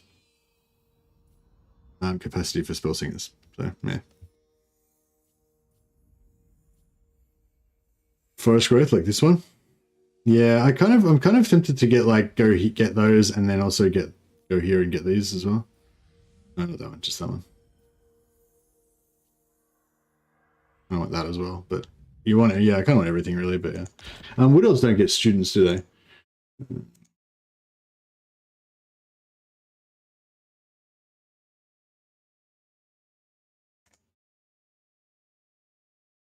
So yeah, this is specifics ultimate ancillary guide. I've talked about it many times on streams before. I think it's a absolutely must-have resource for playing Total War. If you haven't seen it before, if you haven't seen it before, I'll just check a link in the chat. You can bookmark it and use it as a resource. But yeah, so this is the specifics ultimate ancillary guide. You go into Warhammer 3. He's got lists here for every ancillary that you can get for every different race. This is all pulled from the game files, and then he's sort of like edited it to make it so that it's a bit more, more easy to read. So yeah, this is all the stuff. Yeah, the star of the show is Forest Spirit. -5 enemy leadership in local region. Every time a lord wins a battle, you got 15% chance to get it. It's only on the main lord though. Yeah, no worries, Joshua. I knew there'd be a few people that hadn't seen it. Yeah, I highly recommend you click that link that I put in the chat and add this to your bookmarks bar if you plan on playing a lot of Total War. Every time you start up a new faction you haven't played recently, check this out and see what ancillaries you get. But yeah, the Wood Elves have like very few ancillaries. Like this list is way shorter than, like, if you look at the Empire, this is their list. It's like 4 times as long. Yeah, this is what I was talking about before. Like a lot of these things the Empire gets are not really that impactful. But like they just get so many, it's like it gives you a lot more character and like it's more interesting and stuff, Whereas Wood Elves, yeah, like enemy hero success chance, yeah, that's okay.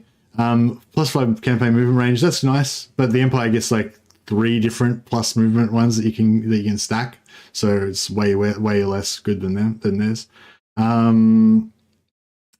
Yeah, that one's I wouldn't worry about. Yeah, the enemy leadership Forest Spirit, that one's probably the best one. You don't really need to farm it though; you just get it automatically, so it's quite cool in that way. Yeah, whatever. Yeah, whatever.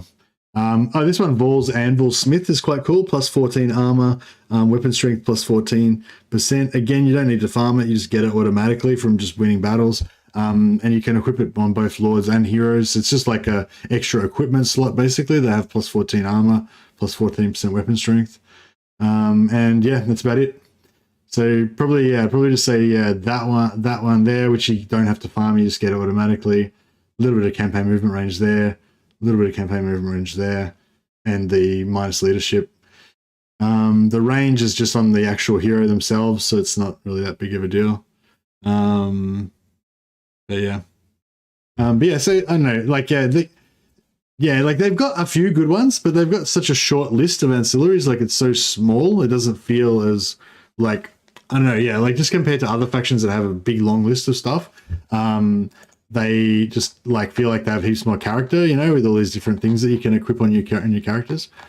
So yeah, I feel like the Wood Elves, like, I think initially they had just nothing. They didn't have any followers at all when they first got brought out, and then when they got an update that gave them some followers. But yeah, I feel like they didn't devote as much energy to the other followers that they devoted to other factions, So yeah, whatever.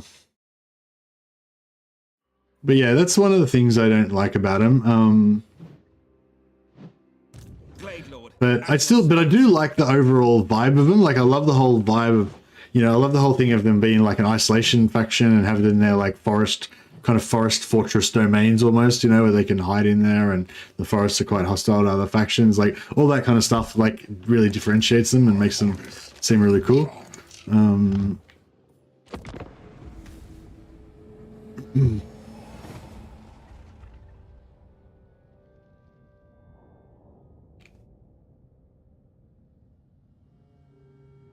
Yeah, I don't know, Wood Elves are pretty cool. I probably like them slightly more than Bretonia. And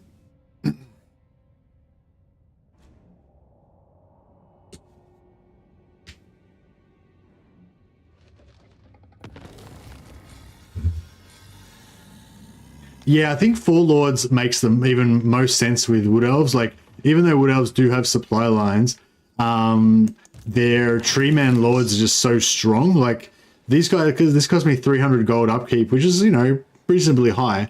But these Lords are just fucking beasts, you know? Like they got 110 armor, they got like 10,000 hit points. They're armor piercing. They do magic attack that penetrates physical resistance. They're spellcasters. They're healers. They buff the army. They, you know, like they're just like ridiculous value. And the more experience that they get, the stronger and stronger that they get. So it's just, yeah, I don't know. I just feel like it's just 4 Lord is the way to go.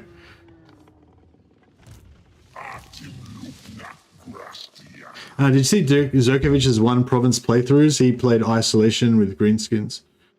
You mean, was it one province, Wood Elf one province, or was he playing greenskins with one province?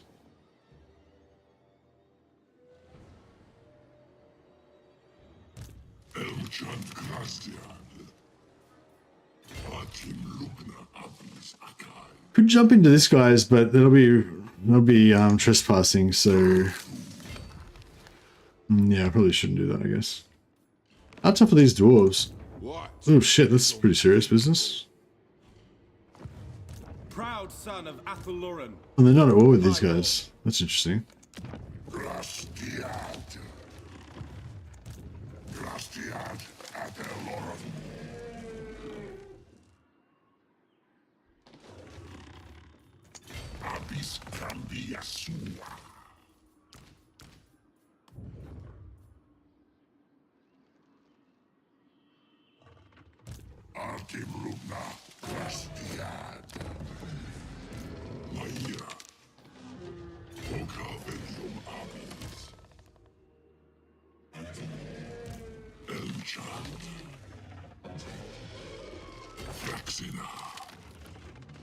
I think he can, yeah, he can probably reach around there, but hopefully he can retreat away.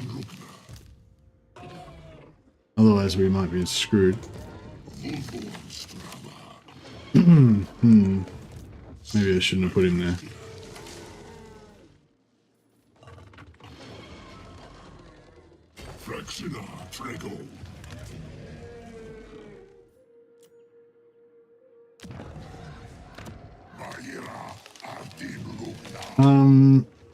Yeah, I kind of want to go for the extra money.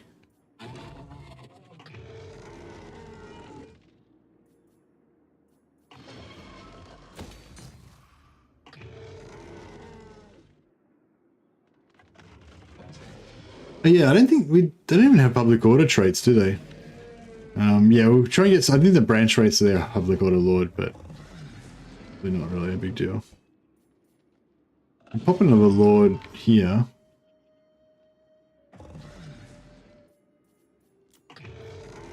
Yeah, I hope that they're not going to be able to kill this guy. I'm a bit worried. See, they're going to come around here.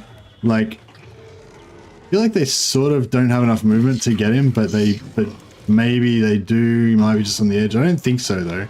But just say they do have just enough movement to just get him.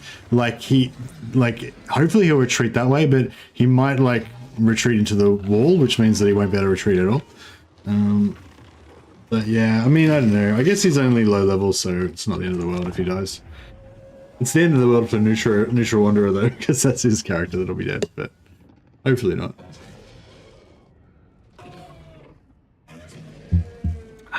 Who do people like to send their first Chaos Dwarf convoy to? For me, I like to send it to either Black Crag or Drakenhof. And then I like to send my second one to the other one, and my third one I like to send it to get the plus movement follower for the Wizard's Caliph's Tower. Alrighty then.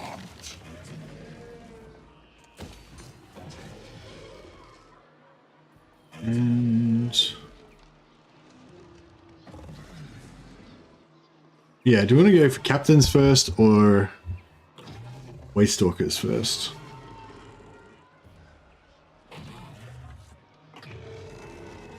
I think captains on flying captains would be pretty nice.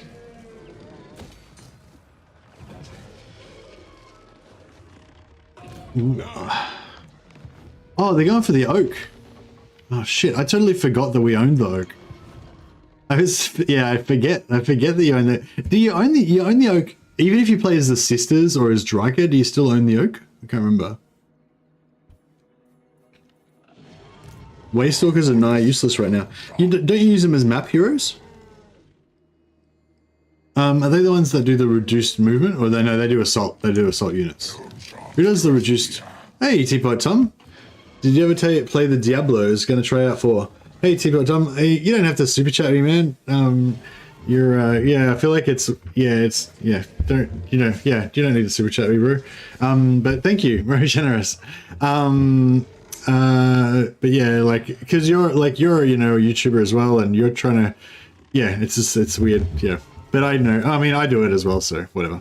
Anyway, I really appreciate it. Super generous, man. Thank you. Yes, I love Diablo 2. I never played Diablo 1. I was never even aware that Diablo 1 existed. I don't know. But Diablo 2, or maybe I was, way back when I was a kid or something. But yeah, Diablo 2 I played the shit out of. And Diablo 3 I played a little bit, but the whole, like, I got into the, I quickly figured out, because they had the real money auction house, and I quickly figured out that power gaming the auction house was actually heaps more effective at upping your power level in game than actually playing the game. Like, I was like, initially I was like farming stuff and then selling it on the auction house, and then I was like figuring out that if I just bought stuff that was underpriced on the auction house and resold it, I could get better items than I could actually farm through doing that, It's just, and then I pretty much, as soon as that clicked with me, I just quit and just never played it again. But they ended up getting rid of the real money auction house, so I think it's better now. But nah, not really planning on trying out, or I mean, I don't know, if they gave me a free copy of it, I would try it out, but I don't know how to get a free, I don't have any contacts there, I don't know how to get a copy of it, so. Yeah, I don't know. I don't know. I mean, I might play it. I don't know. Yeah, don't know. I'm not sure if I'll have time. So yeah, so we got to save the tree, right? Can the tree just defend itself? Maybe not.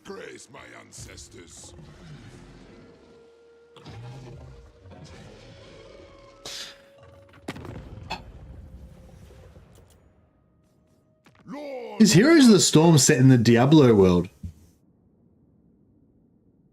Oh, right, yeah, well, Diablo is Blizzard, isn't it?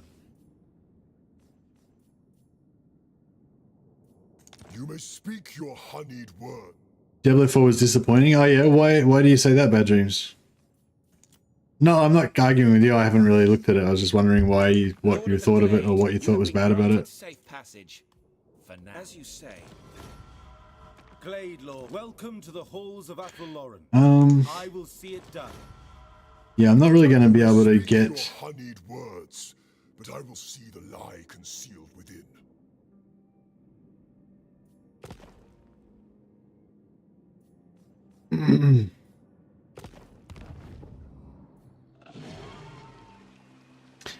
Yeah, I think Diablo Immortal kind of soured people towards the franchise a little bit. Welcome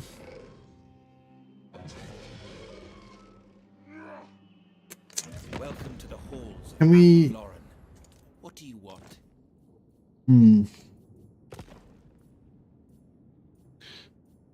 This guy, they're trespassing on him, but he still won't do anything, right? Speak anyway. No.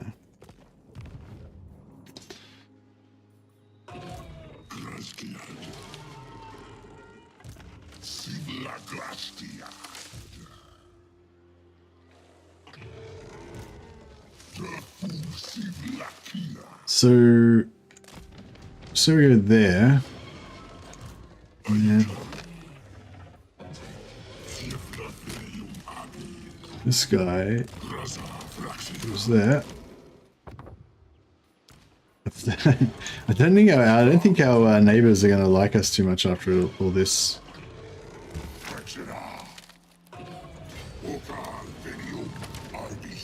After all this massive amounts of trespassing. But, it is what it is.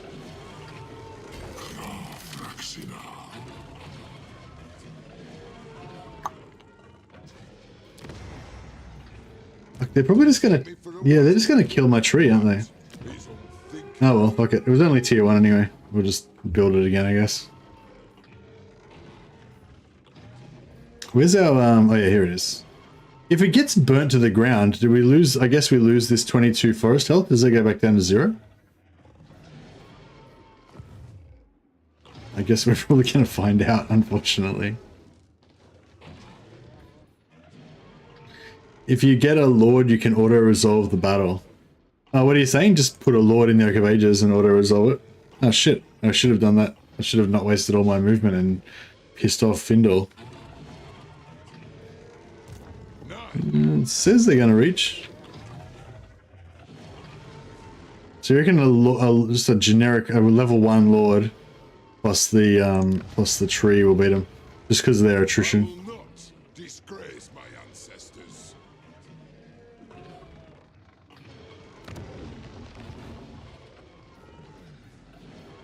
Yeah, I don't have the money right now. I could maybe The hunter. join this war against Paravon. How's Paravon looking? Yeah, I suppose. Yeah, should we kill Paravon? I suppose that would be good because it would give us some forest health. The forest. You may speak your honeyed words, but I will. Oh, they didn't even want to give us money for it. Fuck that. Valiant lord. Those who To war. One ready. By my hammer, I should slay you where you stand.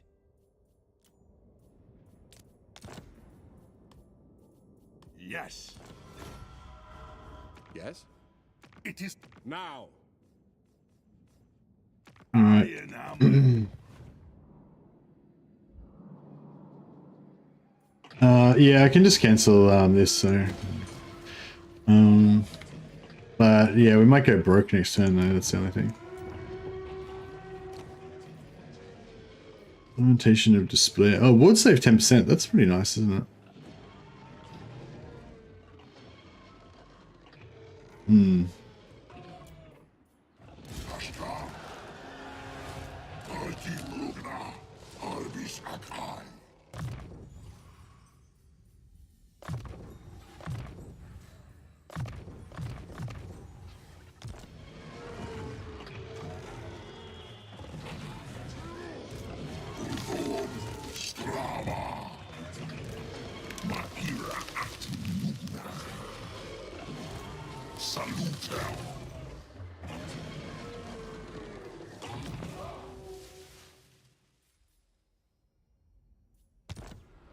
I'm gonna keep him out.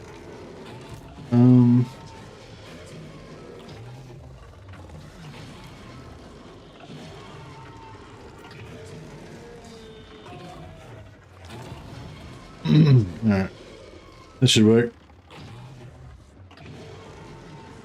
That settlement gives a landmark if you do kill them. Oh, the Paravon.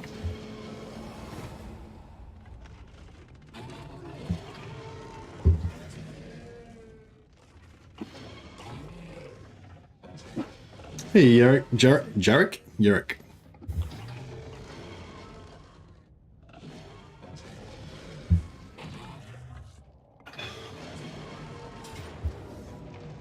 Oh yeah, wow. Thanks for the good advice. Just auto for glory. Oh, there we go. So we got a decent amount of cash out of that. So yeah, I think this is not even. It's weird how this is like that. Like it says, it's based on captives, but you can clearly see it's nothing to do with the captives. It's based on, you know, like it says captives, but it's actually based on the money value of the army somehow, I guess, because it's obviously nothing to do with the 28 captives we got.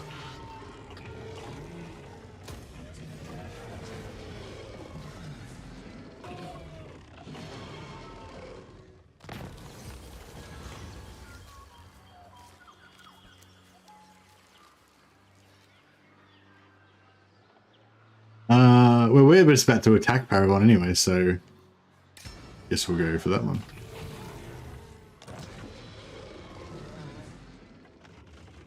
Yeah, I guess this guy's probably not real happy with us right now. Because we trespassed a lot on his land, and we're about to trespass a heap more.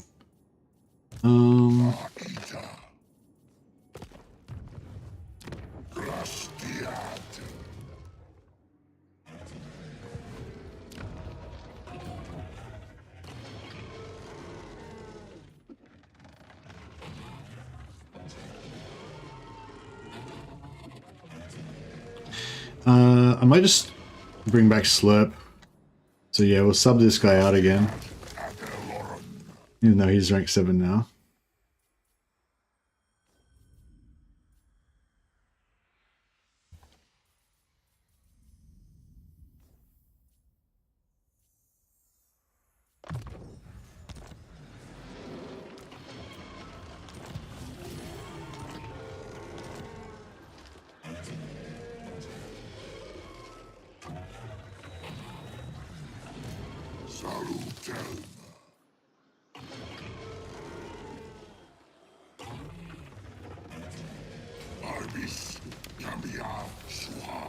Ryan's gonna take him out.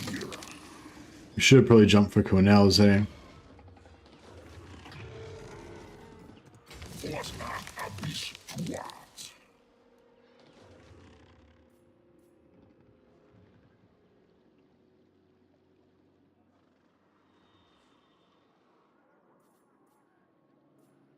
I kind of want to attack Orion. Is that bad?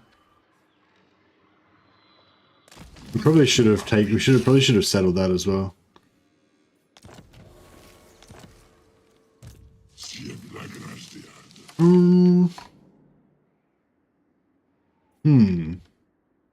Who's gonna declare war on me first? Because I feel like, yeah, I kind of don't really have any good enemies to fight. I guess I could kill the Empire.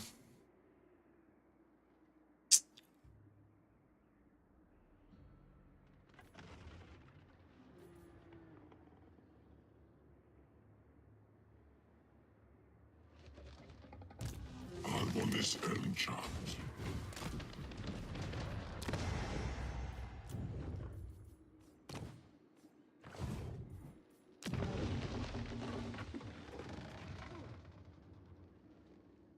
Yeah, I know I can teleport to other forests to claim them. I'm planning on teleporting to the vampire one, so we can be over here to be near the Chaos Dwarfs. Yeah, it's only 2 turns, but I want to do the... Yeah, I want to do the Ubersreich quest kind of before we go. Yeah, I guess we shouldn't really attack the Empire yet. Will this be enough? This will be enough to be able to beat the, this should be enough to beat the, Skaven quest, yeah? Hey, Wolfsball. Thanks for the gifted subs, buddy. That's much appreciated. We'll, name our, Malevolent Tree Man after you. No, he's not really a Malevolent Tree Man, but...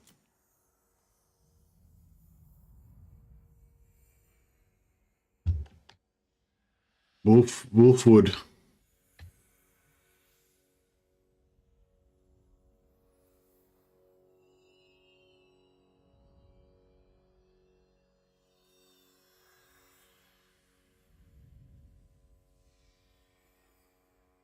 There we go. Wolfwood, the tree patron.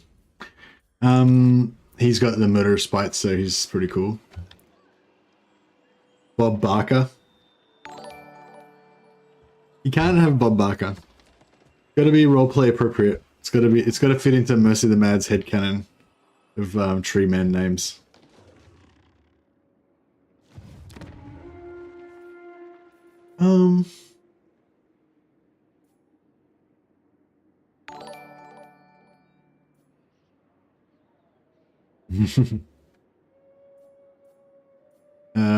Yeah, we get some Wave Stalkers. Oh yeah, what was the story with the Wave Stalkers?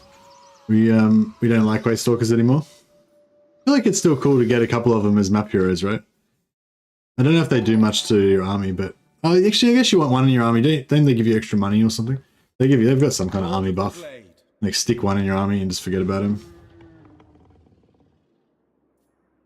Blade Captain's the better hero, yeah, but you want to get the maximum amount of every hero that you can get because you're very limited on the number that you can get. I've already got the Glade hero. I've already got the Glade Captains.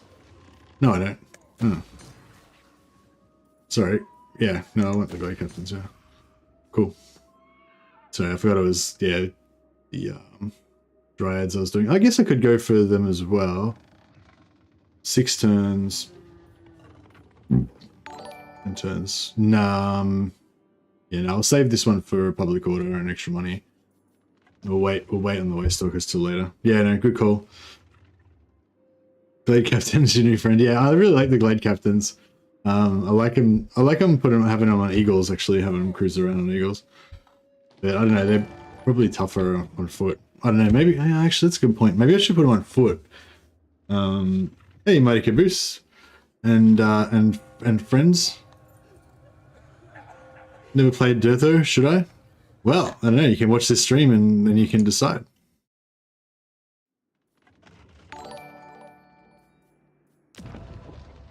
Alright, next turn we can get some Dryads. Yeah, it's annoying because we don't know when the quest is going to pop, but basically my plan is that we go up here, we just sit around here just doing nothing for a few turns until the quest pops. And then we Caps on Eagles, Course Terrio. Or Bark and No Bite, well. It's just the only annoying thing about waiting for the Skaven quest is that we don't know exactly when it's going to happen. And I kind of want some more archers. I feel like I haven't got enough archers. Oh, actually, no, we've got a few now, haven't we? Dryka stat me is good fun. Yeah, I like Dryka because she's more melee focused. It's kind of it's refreshing.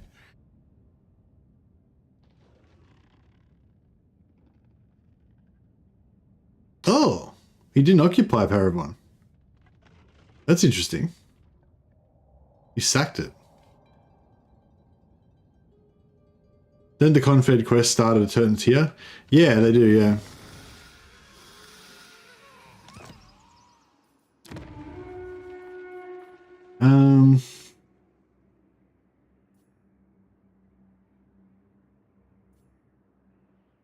Oh, no.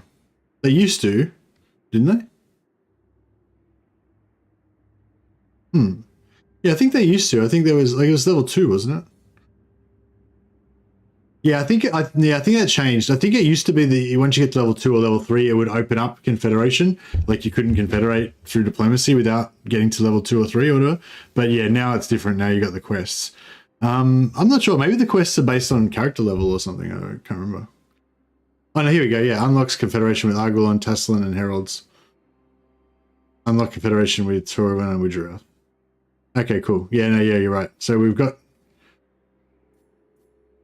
I don't know if I want to confederate them, really. I mean, I do eventually. But I think when you upgrade them as well, you get armies spawn. So I don't know, maybe I should just wait till later. Also, if I confederate them once they're tier 5, they'll be a lot more, you know, like I don't really want to have to build this shit up to tier 5. I think I'd rather just let them level up first and then just pop it afterwards.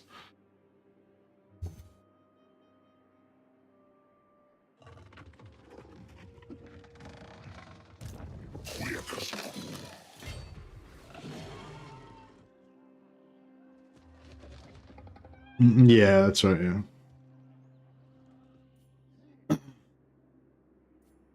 So where'd he go down? Is he going to go and do Cornell's, I guess?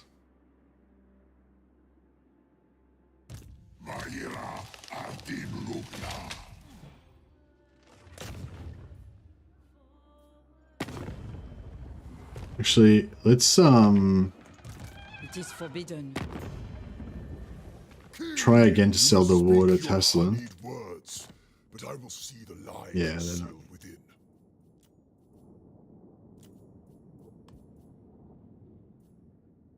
Should I pay for a non-aggression pact? Is that worth it? Maybe. What else is such a good turtle dad gamer faction?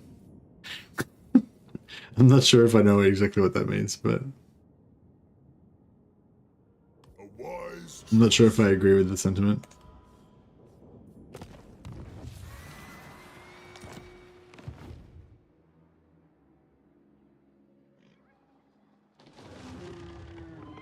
Oh, he's right there. Just I was colorblind or something before, I couldn't see him.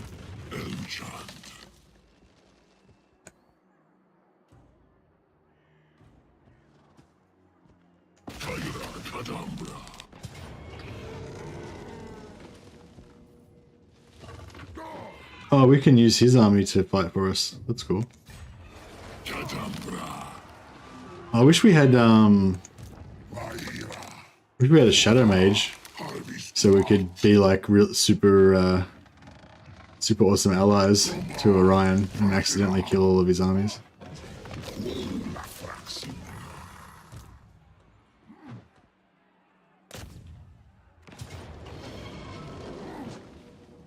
Yeah, I want to make him fight it all and try and blow up his armies with my magic. I don't think it'll work, but we can try.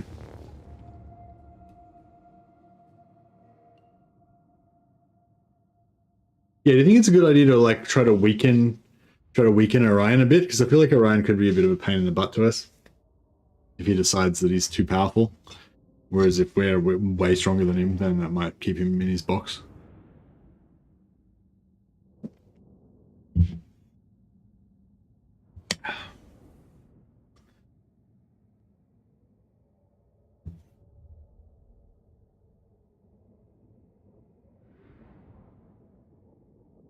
The event armies that the oak upgrading spawns are infinite weight, so you can trigger them and they won't attack until you march over them. Oh, okay, so we don't have to worry about having to defend the Oak of Ages if we upgrade it. Okay. Do they give you, is there like a negative? Yeah, I think I can win this one, yeah. Is there a negative to leaving them there? Like, do you get a malice or anything, or is it fine to just leave them there forever? Alright, these guys are coming over here. Which way do you reckon they're going to attack? I assume they'll go here, right? I'll move my guys over here. And then wherever they come on, we'll just move nearer to them. My plan is to make Orion win this siege for me. And if possible, I'm going to try and kill some of his infantry as well.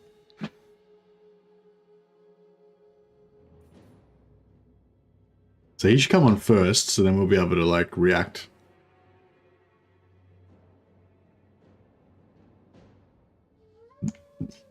Where we want our stuff to be.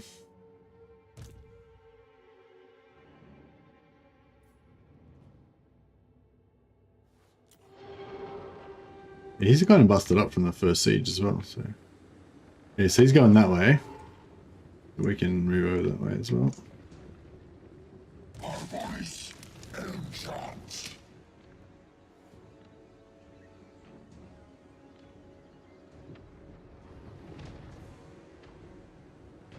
No, I'm not dead set on attacking him. I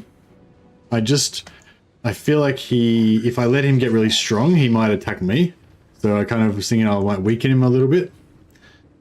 I don't know, it might backfire because I don't really want him to get like wiped out by, you know, the orcs or someone. Yeah, actually, yeah, maybe it's a bad idea to weaken him too much. I don't know.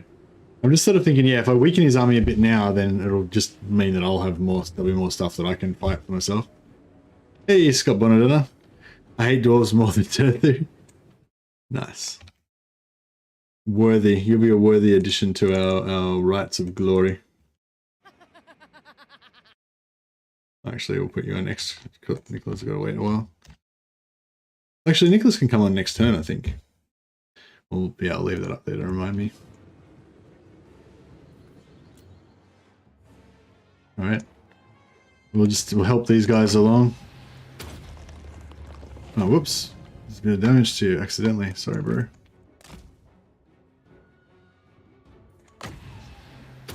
Yeah. Sorry, accidentally. That's excellent.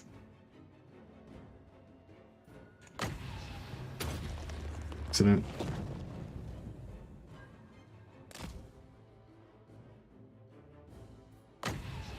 Excellent.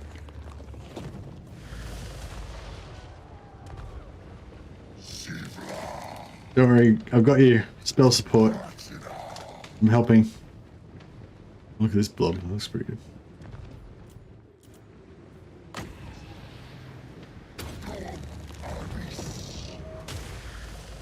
We should have told you your stats of like accidental friendly kills.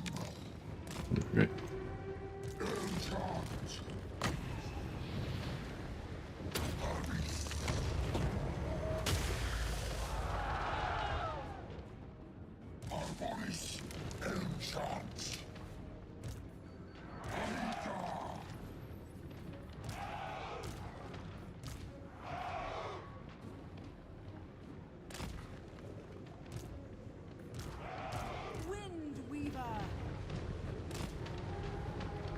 Friend kills equals glory points.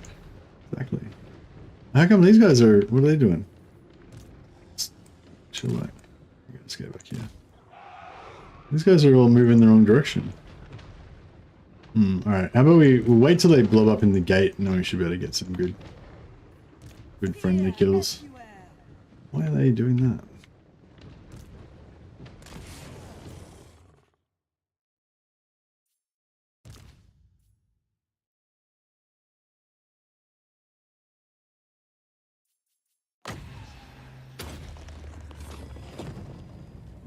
Man, against unarmored infantry is pretty nice.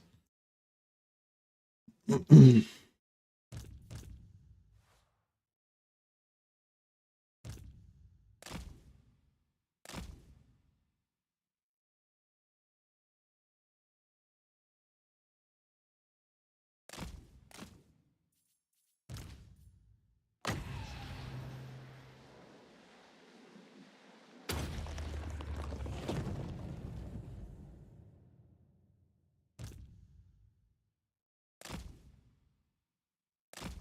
wonder if they'll win, even with me, like, helping.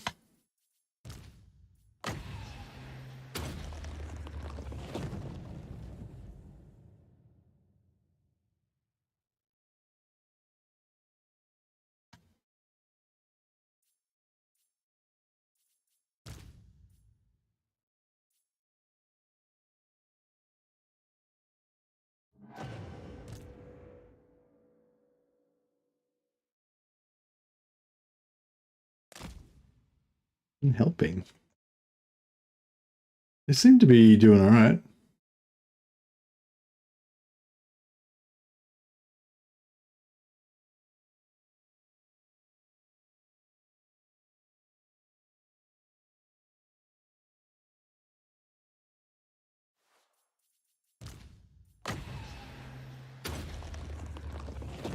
Oosh.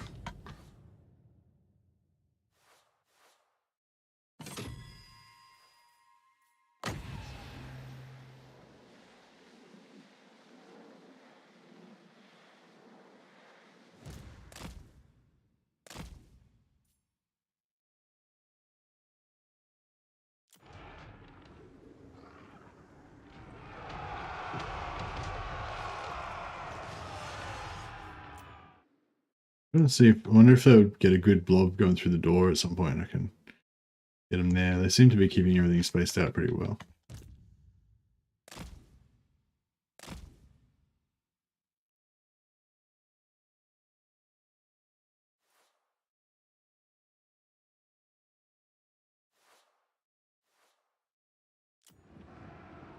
They kind of look like they've wrecked most of this stuff now.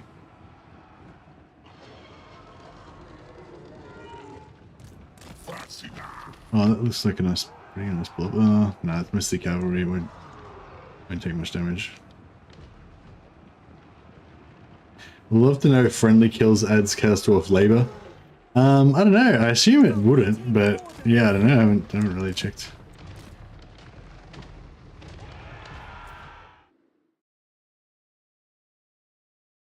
Oh, that blob's pretty good.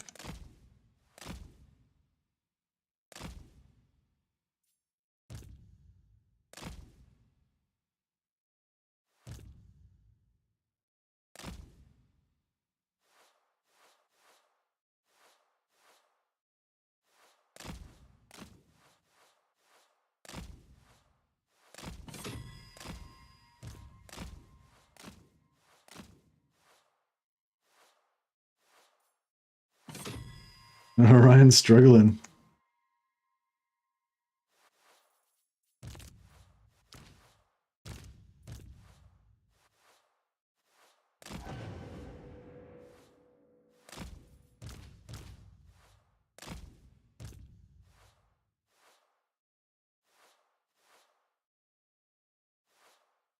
Yeah, I think the enemy's about to get army losses. Try and get like one more good.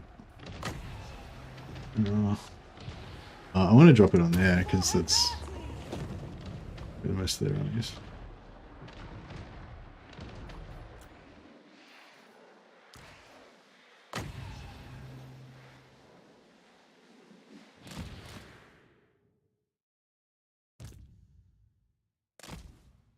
Over here. Saint Louis. Moved. That'll do. As Okay. you say.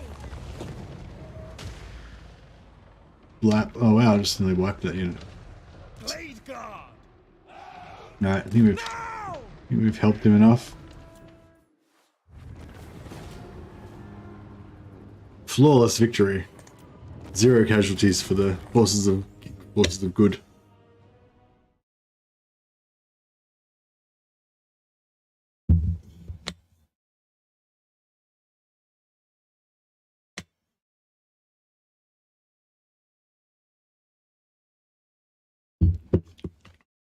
Yeah, it's just precise timing. You can make Orion a vassal, drag him into infinite wars, he gets free armies. How do you drag him into... Oh, after we make him a vassal. How do I make him a vassal? Just give him heaps of gifts and make him love us? Or just like keep attacking his enemies? Or clear Heathland for 3.5k. That's pretty sexy. Maybe I should do that. And then make somebody else occupy it.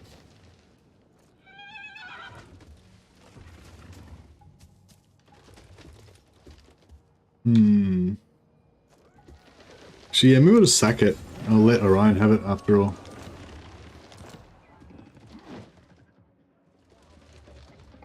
Well, can I actually occupy it as well? Oh yeah, I can sack it and occupy it. Even better. Good job. And then if we wanted to, we could gift that to Orion. If we gift that to Orion, we won't get the health, we won't get the tree health out of it, will we?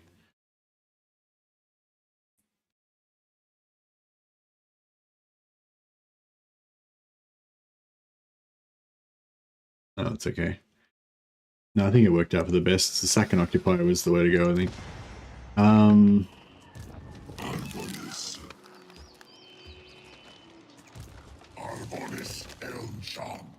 Yeah, colonizing for 7.5k does not feel good at all.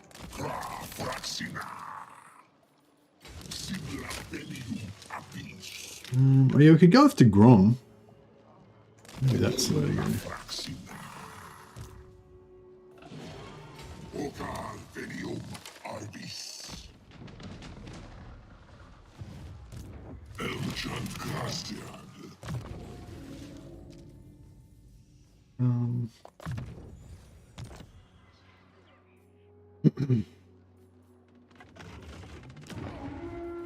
And yeah, we'll get Slurf back in the crew. And then can we give him... Oh, we can't gift it to him because he doesn't have...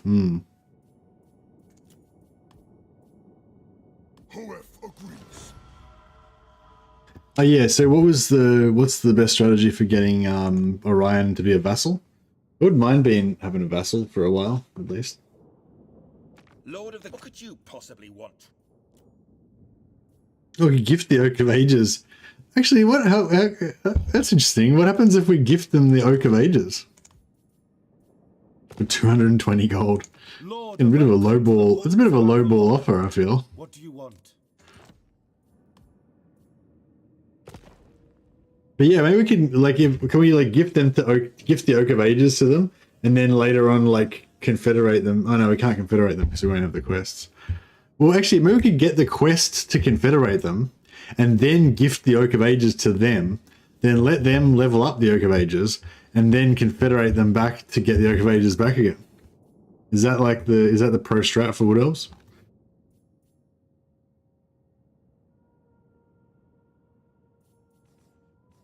A traitor stands before me.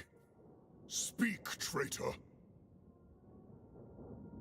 Is auto loss if you... I thought you lose if Oak of Ages is lost. No, I don't think so. Pretty sure I've lost Oak of Ages before.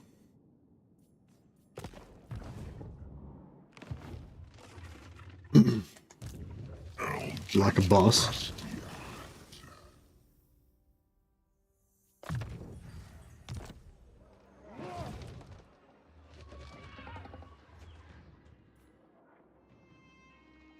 Better to go straight for the Confederations? Why would I want to go straight for the Confederations though? Like these settlements are pretty hard to get to tier 5. Like, wouldn't you rather just wait till they get to tier 5 and then confederate them after they hit tier 5?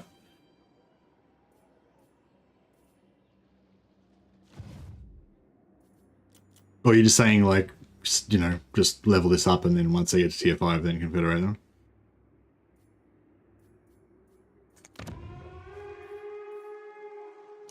May as well get it going, I guess. If we don't have to worry about the armies attacking us. I think the levels give you more health, don't they, as well? +1 health per turn. Or is that all? Every level gives you +1 health? No. Someone gives you +1 health, +2, +3. Yeah, so it's giving you more health.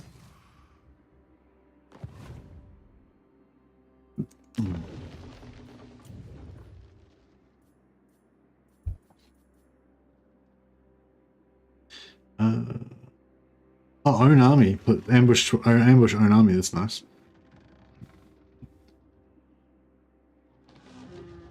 That is also nice. That is okay.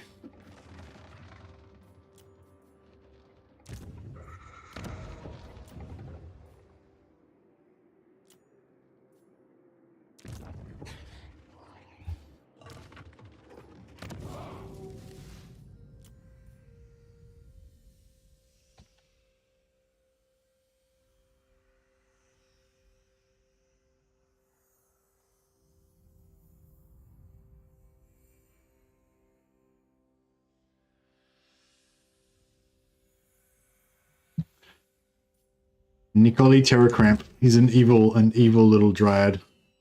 Or she's an evil little dryad, I should say.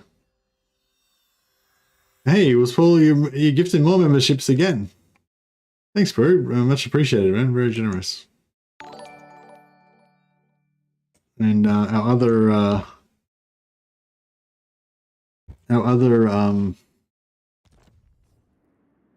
other branch wraith.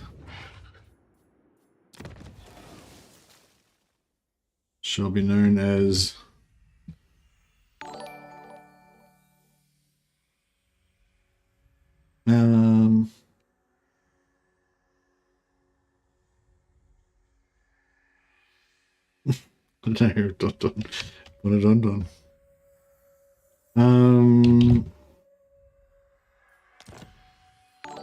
means something in Wood Elf.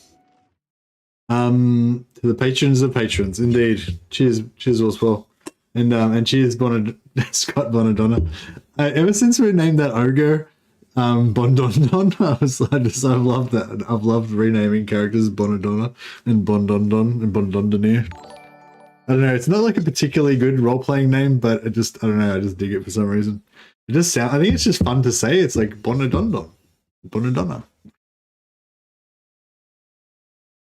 It's a fun word. Wolfspaw be all, what an incredibly handsome, witty, and intelligent super member of the Mercy of the Mad channel gifted all these memberships.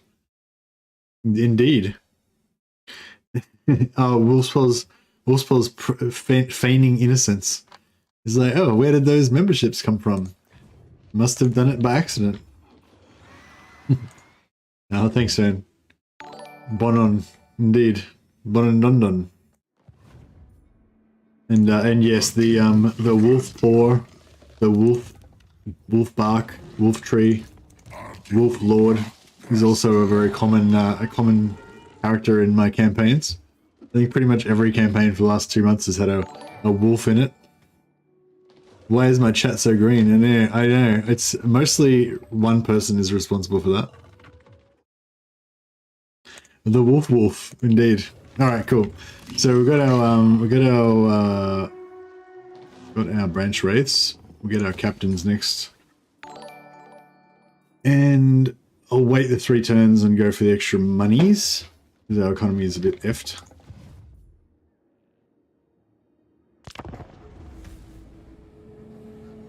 It's the Space Wolves, indeed.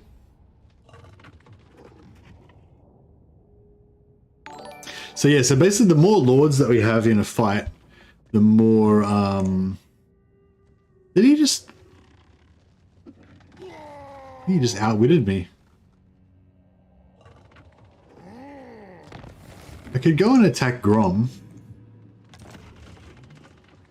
Oh, actually, now that he's got that, I could gift him this. But only if so I have to be allies with him, or he has to be my vassal. Oh, actually, no, I can't make him my vassal, can I?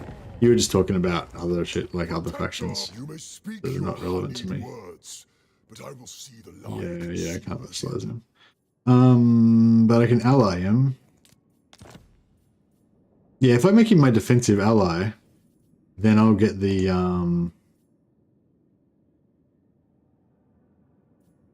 Oh, actually, you guys were saying I should go for the landmark. I don't know if the Eagle landmark's that good though, is it? Minus upkeep, recruitment costs, recruitment rank, blah. I mean, yeah, I don't know if I really care about that.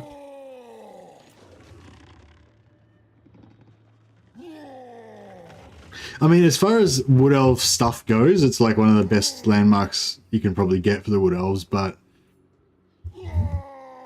even still, you know. Is only worth it for Sisters Hawk Riders? Yeah, I mean, it'd be worth it if I was going to go for a lot of Hawk Riders, but I'm not really... I mean, I do kind of like Hawk Riders, but I'm not really planning on getting heaps of them. I don't know. I don't really know how I like to play Wood Elves. Because, like I said, I kind of like the idea of just staying within your forests and just having the world kind of go on around you and just kind of defending and stuff. But it doesn't really work that well in Total War games. And so, yeah, so it's kind of nice to just have a little ring around, kind of as a buffer at least, even if you want to, like, even if you do want to sort of play that way, you don't really want to just have the forest. You kind of want to have the forest and have a little defensive ring around it, I guess. I'm tempted to just attack him as well. Those seeking my counsel usually kneel.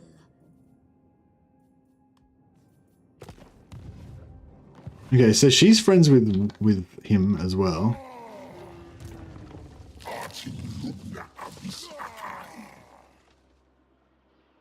I thirst for the hunt. DURTHU, venium habis. DWARF Sigla, venium arbis. Vestia affellum.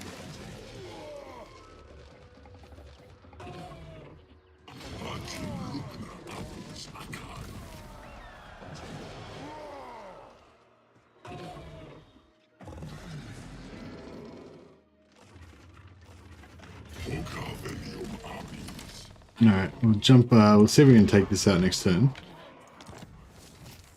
So now we've got Deep Roots available, so we can use the Oak of Ages, so we can sort of teleport underway through there and come out at the Vaunted Forest if we want to attack the dwarves. So that's cool. My favorite way to play Wood Elves is to make alliances and then run around smashing their enemies to feed them and make them big. Yeah, that seems like it's kind of like the way to go. Reforestation campaign of all Chaos Dwarfs lands, replant the chopped trees. Yeah, that's kind of what I want, what I'm going for, but I'm just not sure how the path of how to get there, you know. The upkeep reduction, it was minus 3%, I think. Yeah, it's not a huge amount, but it's it all adds up. Minus 5%, sorry. Yeah, minus 5%. Yeah, but I mean that's pretty significant because it's like. Because you, oh, actually no, you don't get that because it's only wood. It's only wood spirits. But you know, you've got your you get like minus 23% or something like that in his skill in the skill tree. So it's like 5% of that remaining 75%. So it's kind of like 6% really when you think about it that way.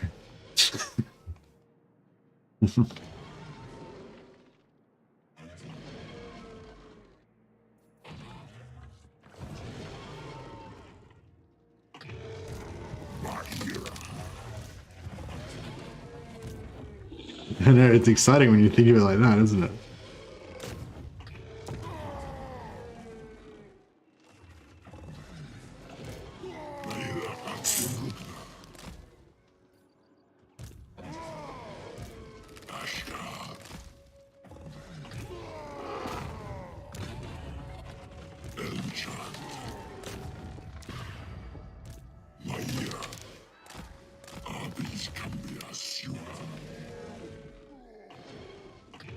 Righty then.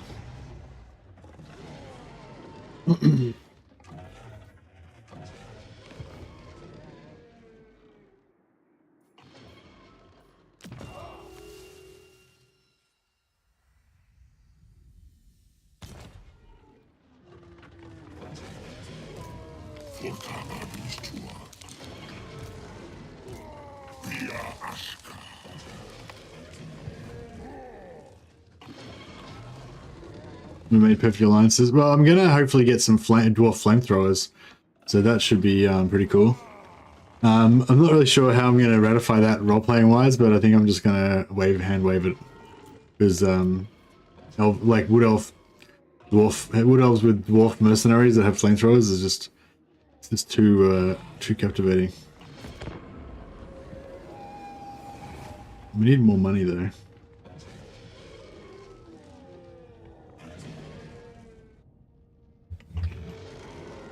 Oh, here we go. Ah, whoops. I was gonna say Grom just sent a WoW army back, but then Carcassonne just smashed it, so don't have to worry about that.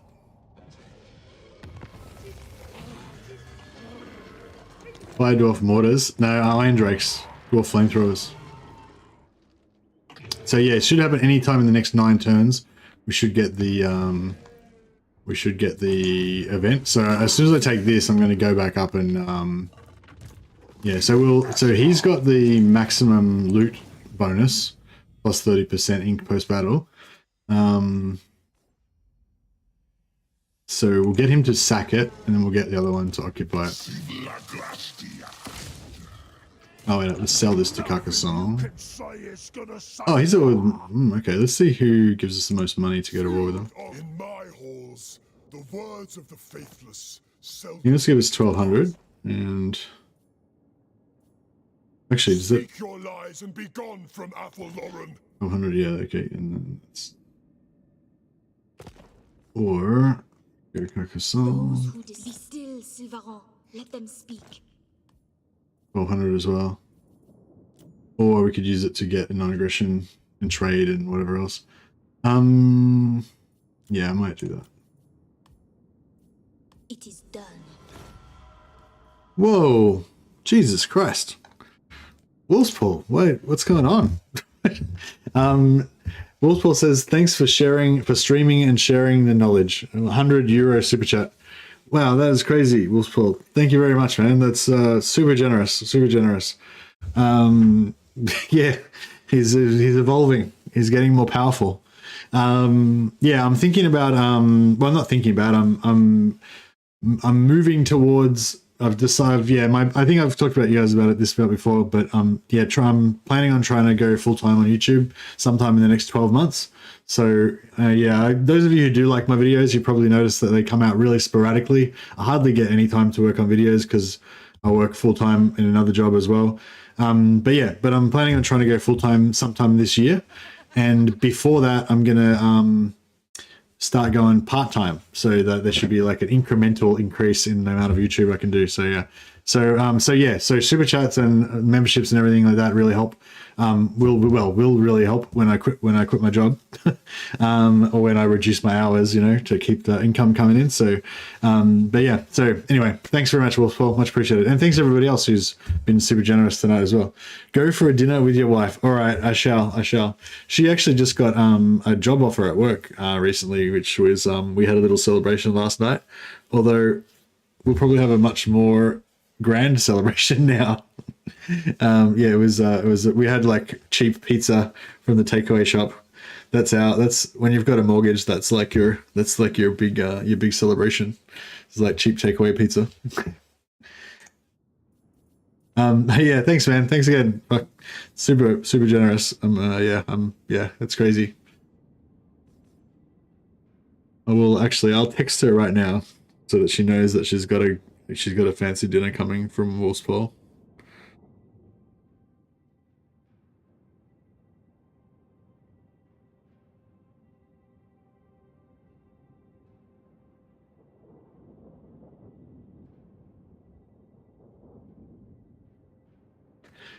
But although probably only a small portion of it will go on dinner and the rest will go on our mortgage. But yeah. At the rate he's going, Wolfspaw is going to give you enough to buy the restaurant. I know, it's crazy. All right, now I've totally forgotten what I was doing. What we're trying to do? Oh yeah, we're trying to sell. Oh no, we did it. We sold our war. Cool. Yeah, thanks, Wolfspaw. That's wow.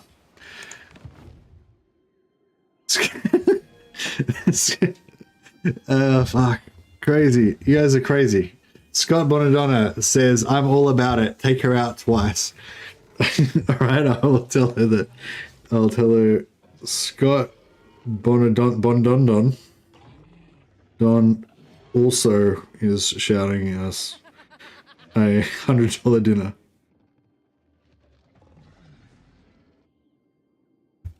It'll probably just end up being another like cheap pizza and the rest will go on the mortgage, but yeah, but I really appreciate you guys' generosity, man. Super awesome. All right, everyone's just stop doing massive red super chats for a minute and we'll play the game a bit more. Yeah, thank you guys, much appreciated. Before you ask me to see, I'm trying to restrain my chat spending so I'm not giving a third red. No worries, Nicholas. It's definitely not expected at all. But yeah, these two guys are just crazy generous. So yeah, thanks, guys.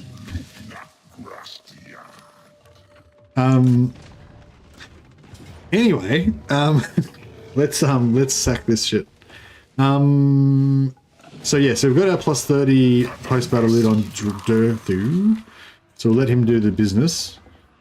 We'll get these guys to come over. We'll get Bonadondon,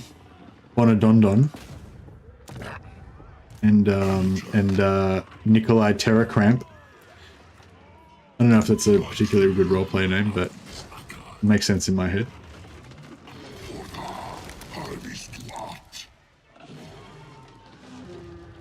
No worries, Nicholas. Thanks for the super chat, buddy, and yeah, thanks for adding to the chat, being a good contributor.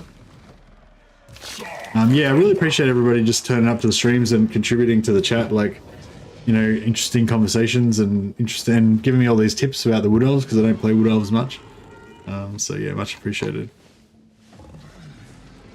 Alright, maybe we should fight this battle just to celebrate. I feel like we should, like, shooting greenskins is pretty fun.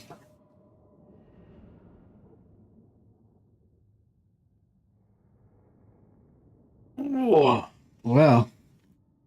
Well, well, we're only like halfway through and this stream's already like my most successful stream ever. Well, in terms of money anyway. Big DURTHU, big magic.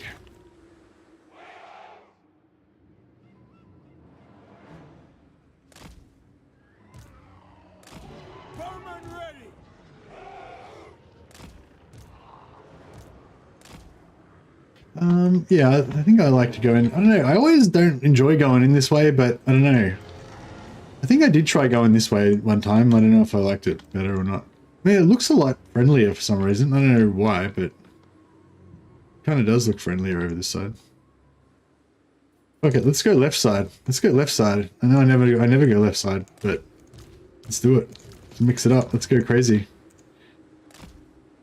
Maybe I'll become one of those left side guys. Nah.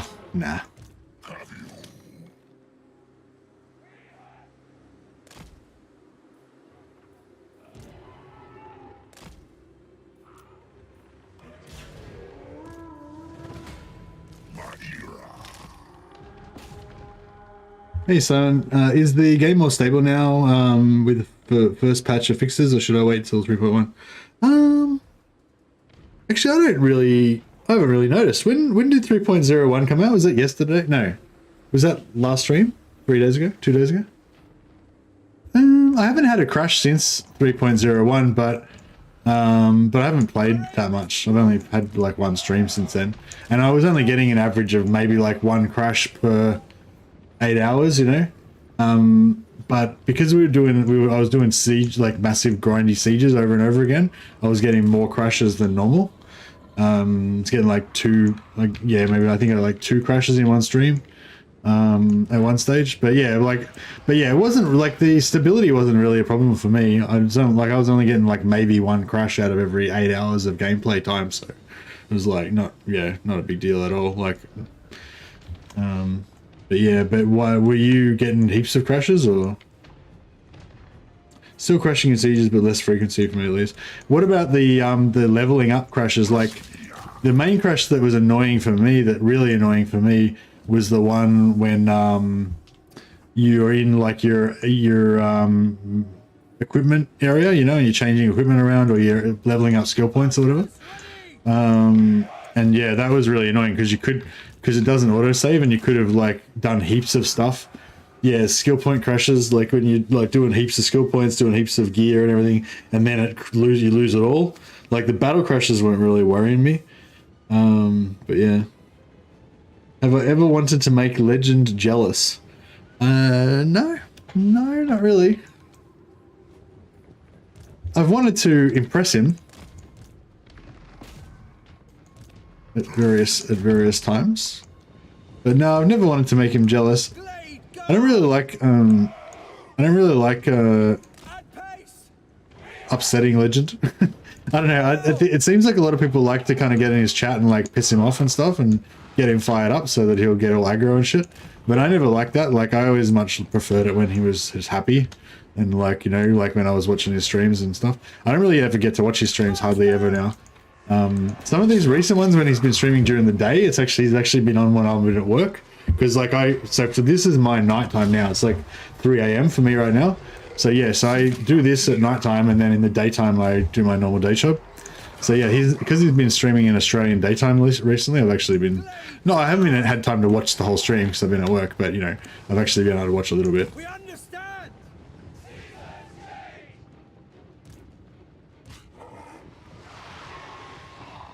But yeah, no, more the opposite really. It's like, I don't know, like I know it's like, I'm conscious that it's like really annoying like for him probably, like when, like if I put out a new video and like people like it, then like, and he's streaming that day, then like people will be like asking him about my video like on his stream and shit. And like, yeah, I know that shit's kind of annoying sometimes. So yeah, nah, never really wanted to make him jealous. It's more like I want to avoid negative stuff. Now I've gotten really distracted and I'm getting my archers killed for no reason.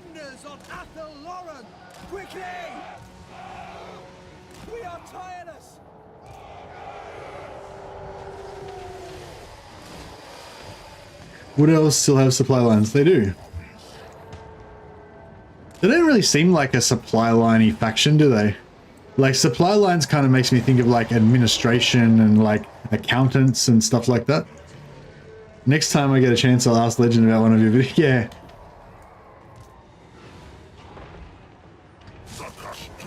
Now I've seen that a few times, like, you know, whether it's one of my videos or somebody else's videos, but like, you know, he's like on a roll, like doing his campaign, and then somebody's like kind of interrupting him, asking him about, you know, some other video and stuff. It's sort of like, yeah, I don't know, it can be a bit of a, it's nothing bad, but it's like, it happens all the time. It's not like you can't avoid it or anything, but it's like,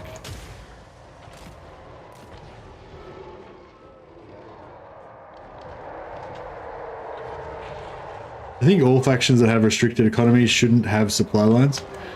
Yeah, I was sort of thinking more from like a roleplay perspective, like just supply lines. It sounds like an administrative thing, you know, like it just doesn't sound like a wood elf thing, you know.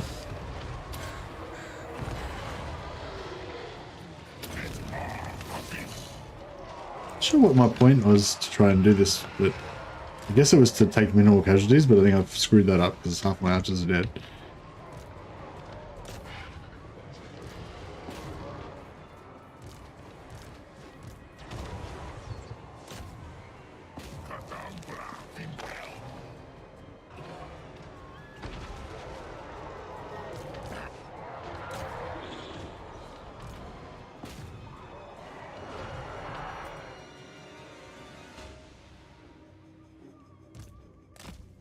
To be fair, with DURTHU, I'd probably just have 20 tree men just following him for that spell intensity. Yeah, I want the spell intensity, but you can only have 4. You can only get 4 ancient tree men. It's only the ancient tree men. So these normal tree men, they don't give you the spell intensity. See, he doesn't have it. It's only these lords that have it. So yeah, so I can have DURTHU plus 3 lords, that's 4. And then I've got this hero, so that's 5. And then I think I need 2 more. Maybe I need 3 more. I can't remember, I always forget. How many 15% makes 100? 6, 7. Yeah, it's 7. Yeah, 7. Oh, no. We need 7 plus 1, so we need 8. Yeah. Because it's only from your second and onwards that you start getting the plus 15%. So yeah, I think we need 8. So we need the 3 lords plus 4 spell singers. But that's only if you want to get 200%. You don't need to get 200%. You can get I thought spell intensity went up to 300%. No, I don't think so. I think 200% is the cap.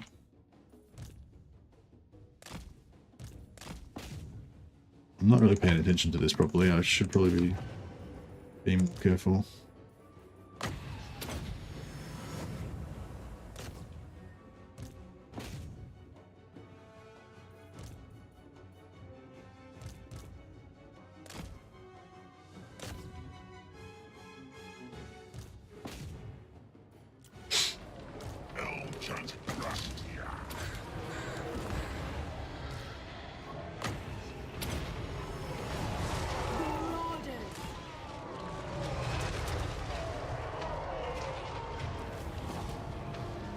Alright, I'm just trying to heal up the spell singer some more.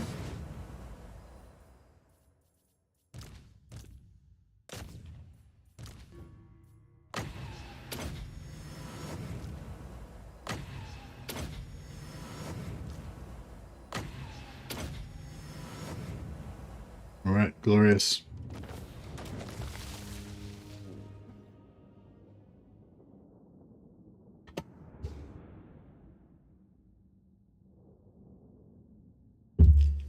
What's the law reason behind why Britannia doesn't have supply lines? Well, for me, it's like with Britannia, it's like Britannia doesn't work on like, economy. It works on the feudal system. So basically the Lord, has like his retainers that owe fealty to him, and then they have their peasants that owe fealty to them, and blah, blah. And they owe, the Lord in turn owes their fealty to the Duke, and the Duke owes his fealty to Leo Kerr or whatever. So basically, like, the idea is that, in my mind, is that you just have lots of lords kind of going around, because, like, with the Empire, you just have, like, one general, and that one general has, like, 20,000 guys under him. Whereas with Britannia, you don't have one general. You have, like, a Duke, and then the Duke has, like, 4 lords under him, and then each of those 4 lords has, like, a bunch of knights and a bunch of knight heroes under him, and then they have like a bunch of peasants under them, and like, it's like the feudal system. So you have to have heaps of lords, basically. That's kind of how it works in my like headcanon. We've got a super fast tree man now. I don't know what his stats are, but Notaku the Mighty is going strong. No, I only had 2k sack out of it that time. Oh, so we don't actually need to occupy this. So we could raise it, but we won't get any replenishment if we do that. There's no point to occupy it, really. Returning lords are more independently decentralized. Yeah, that's a good way of putting it. Yeah, let's just do that. So yeah, we lose DURTHU's movement, but that's okay because we can just underway back out again anyway. Like I could have used his extra movement to run back around here, but that wouldn't actually help us. We may as well best just underway back over there. Oh, pity that he nah, fuck. Now he won't be able to do it because he's too far away. Yeah. Alright, whatever. Fine.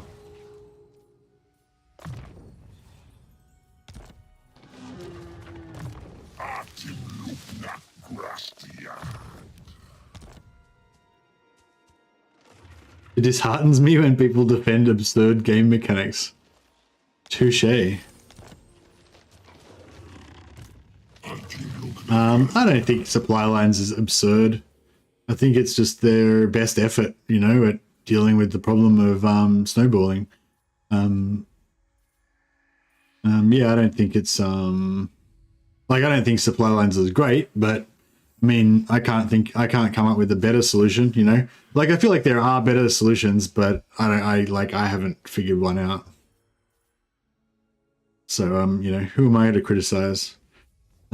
Yeah, I feel like what they were trying to do with Troy, I think, was kind of in the right direction, but yeah, I haven't put enough time or thought into it to, you know, figure out what I think the perfect way to do it would be. And even if I tried to put in a lot of thought, I'm not sure that I would actually be able to figure out what the best thing to do would be, you know.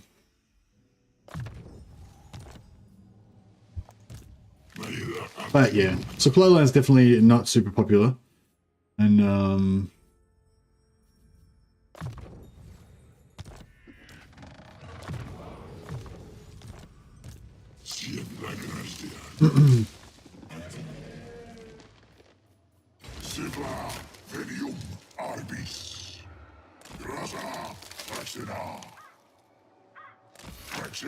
is there anyone in here that's not? Oh, yeah.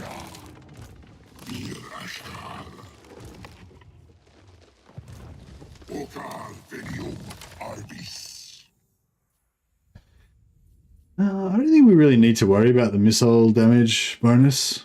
I mean, it'd be kind of a good idea to have all three buffs so they can stack together, but yeah, I feel like we don't really need the missile buff, so we may as well just do double melee defense buff, maybe, or maybe double melee attack buff.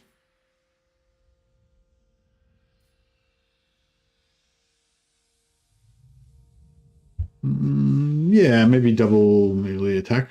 Also, it's like wolf wood, so we're giving the wolf icon. Makes sense. Hey, Durastrix. The goal is to get lots of Master of the Elemental Winds that the Treeman Lords have. The skill down here, and also embedded spell singers have, so that we can demonstrate the awesome power of the DURTHU's big magic. And our other secondary goal is to teleport over here to the Haunted Forest and then invade the Chaos Dwarf lands and, you know, get revenge ourselves on the evil dwarfs. But we've also got, like, minor in-game scenario. Bro, what? Fuck. Oh, no. Wolfspole, great, like, oh, man. Like, serious, like, shit.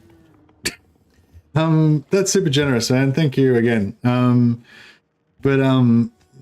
man, I think you really should stop tonight. Like, you've been way too generous, man. Like, yeah, I really appreciate it. Like, it's super awesome of you, man. But yeah, seriously, you don't need to be so generous. Like, yeah, you've definitely done enough for today. Thank you again, and welcome to everybody in the entire chat that is now a member of the channel. Hey everyone, welcome everybody. I wonder why my alerts aren't going off. Yeah, I don't know, my alerts aren't firing for some reason.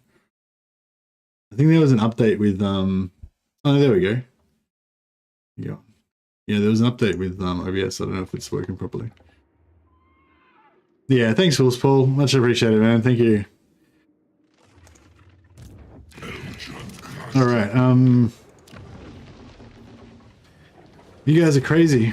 Too generous today. Do you guys miss me or something? Because I had 2 days off. A few sounds incoming though. Oh yeah, we're gonna have a lot of bing bongs happening for the next like half an hour. All right. Yeah, so we can update that. Yeah, should I go for that? I guess I should. Yeah. We got that happening. Oh, cool. We've got captains now too. There's some glade captains happening. So, Perceptive, I'm pretty sure that still doesn't work on heroes, so that's a waste.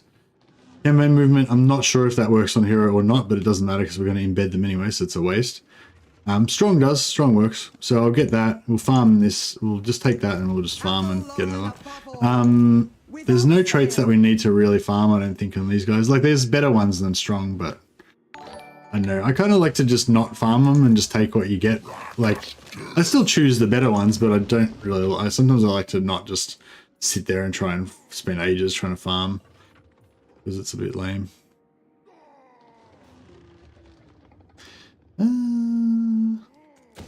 Why not?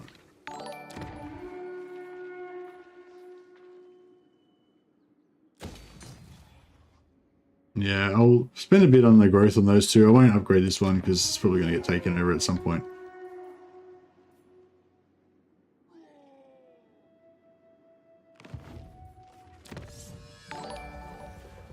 He is a top guy and a good person, for sure. Well, I mean, I don't know him personally, but I assume so. He's been pretty good to me, and to gifting everybody in our community like multiple memberships.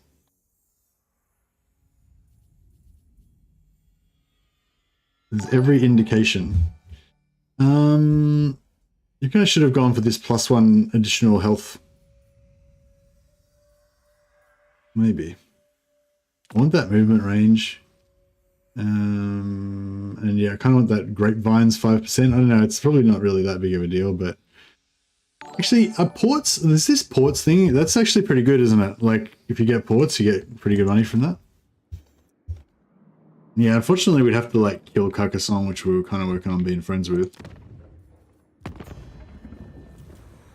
Glade Lord, you have been granted safe passage. Wish I wouldn't reset all the time. Yes. Golden Order, no. Why is Carcassonne not best friends with us? Dark are these times. I am Morgiana. They're heading towards being friendly with us. Yeah, yeah. 100 from base ports, 200 with tech. Oh, okay, so it's not really that much, but considering the limit, your limited economy, that's still pretty good though, isn't it? But I don't know. But then you got to hold all this territory. It's just, yeah, it's not really my vibe. What I want to do is basically just have a tight little, easily defensible ball here. That's why I kind of don't want to confederate them almost, not at the start anyway, because I kind of want to have these guys as allies and just have them kind of defend me so I can just go and do other stuff and not have to worry about it. But I don't know if it's probably not really going to work like that. Is it a bug? Her relations? No, her relations are going up. It's just it's only been like one turn, so it hasn't had time to actually move yet.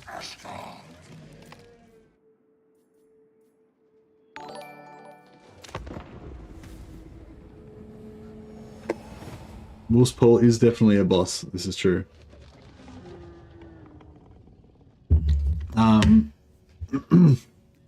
Yeah, no, you guys are all super generous. Much appreciated.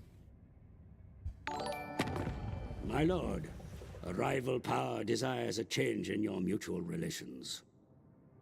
Somebody said that Karakhan was going to declare war on us. You were right. But I'm not sure I care, really. A quest has been issued, mighty lord. A great adventure beckons. Be wary. I mean, I care, but I'm not just like super concerned about it, I guess is what I'm saying. Alright, so we can force march to there. We can jump to there. Which is better? Probably force march into there is actually better, yeah? Yeah, probably. Right. So yeah, point we want to get to Ubersreich. If we could get the Empire to give us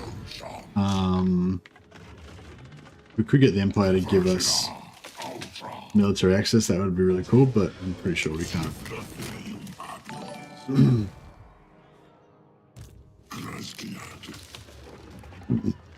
Just a minute.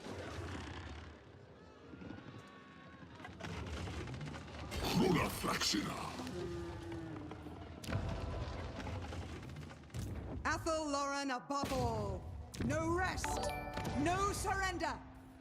These, like, I'm confused about which ones are male and female. So these are actually ladies. Yeah. It's only the Waystalkers that are dudes.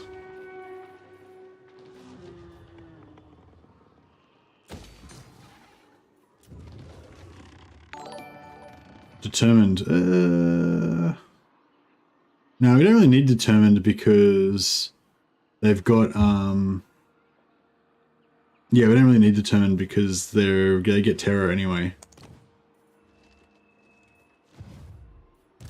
I'm on this enchant. So we get death from above. They cause terror when mounted on a Great Eagle. Yeah, so we can get terror anyway.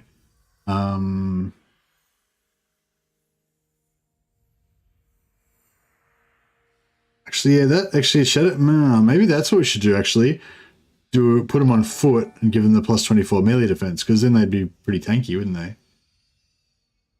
That'd be what, 69 base melee defense plus. No, they don't get any extra. Just 69 base melee defense.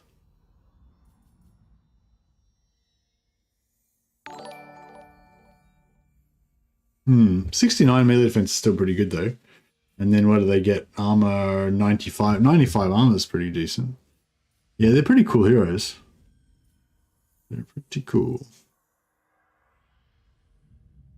I don't know. What do you reckon? I also have a melee defense. Or oh yeah, this bad boy. 10 melee defense. Does that apply to that? Doesn't apply to themselves though, right? But if we have two of them, then that's another plus 10. Hmm. Kind of. I guess we kind of want to spread them out. Oh, but we could still, yeah, we could put one on each one on one of the backup armies as well. Hmm. Yeah, Glade Captains are sick. I like them, but yeah, we don't need that psychology one, so we'll wait off. I'll hold off on that. Alright, cool. So this, yeah, the end game is going to pop somewhere between turn 10 and turn 20. So any time now, and the more turns that pass, the closer we are to it happening, basically. So yeah, I don't think there's any way that we can get military access with these guys, unfortunately. Why do they hate us so much? Carrick Hearn. Fucking Carrick Hearn's old news. Those guys are dead now. Just forget about it. If they had an enemy, then it would be a lot better, but I think they were at war with yeah, they were at war with Karazak. They're at war with Kazrak. But they're not anymore, so I don't know. Maybe we could try to sucker them into going to war with somebody else, but they don't really like us much, so they probably won't do it. Speak. I will hear you now. Be warned, my mood is dark. Or maybe they will.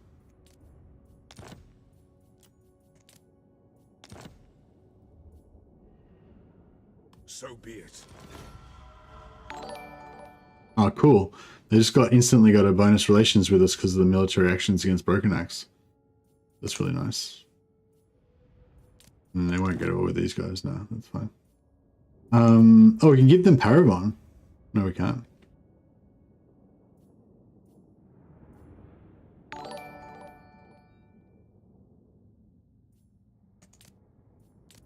Wait, which one's Grimhold? This one.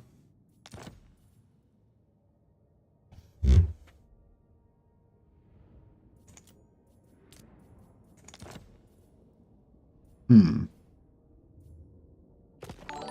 We'll hold on to that then. If it looks like we're about to lose it, we'll quickly gift it to them maybe. Because they'll probably pay good money for it. Yeah, when Carrick Hearn comes over, if they're about to take it, because Carrick Hearn will probably underway in, and then we'll have a turn's grace to be able to react. So then we can quickly sell it to the Empire before they get a chance to take it. Cash in a little bit. But yeah, it's still not going to be enough to give us... It's still not going to be enough to give us military access, unfortunately. So we're going to have to trespass across here. I don't know.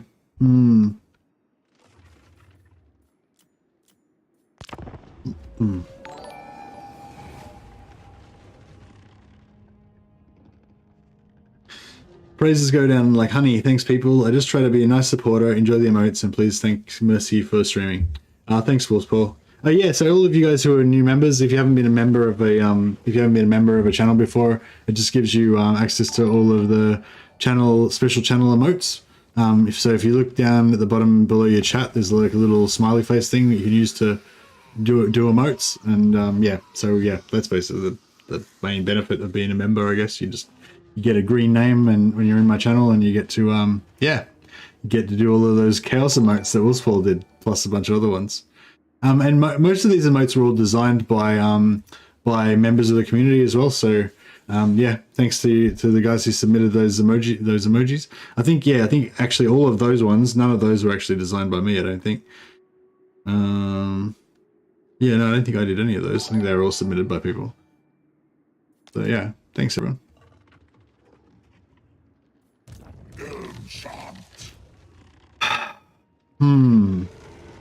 Should I attack these dwarfs? Where are they? All those with best emojis. Yeah, who did the, was it Cheese? I think it was Jesus that suggested the brew. Hugman's brew. That's a good one. These guys are at war with Paravon and they're trading with Empire. Yeah, so it's not going to make us even any friendlier with the Empire if we attack them. What we could do... Oh, what if we try and swap Karak Asgaraz with... I will hear your petition, but make no... Yeah, swap Karak Asgaraz with Grimhold. Does that work? No. No. I feel like that's pretty shit. Like, Karak Asgaraz is nothing special, is it? Oh, and he's probably got it built up though, hasn't he?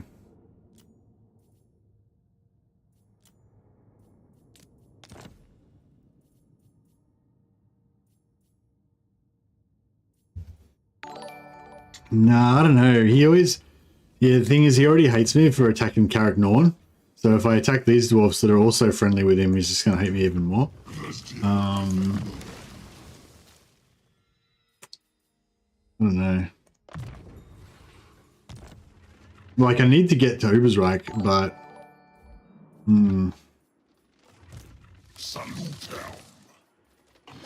mean, I don't necessarily need to take the entire posse. I could just take DURTHU. Do you reckon this army will be able to beat the this army will be able to beat the Skaven, right?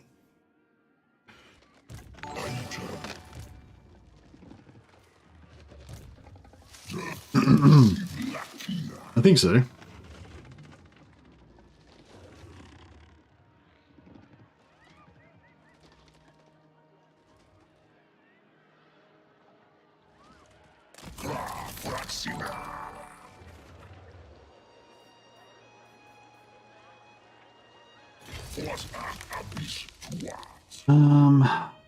Yeah, we essentially just have to wait now until the event pops.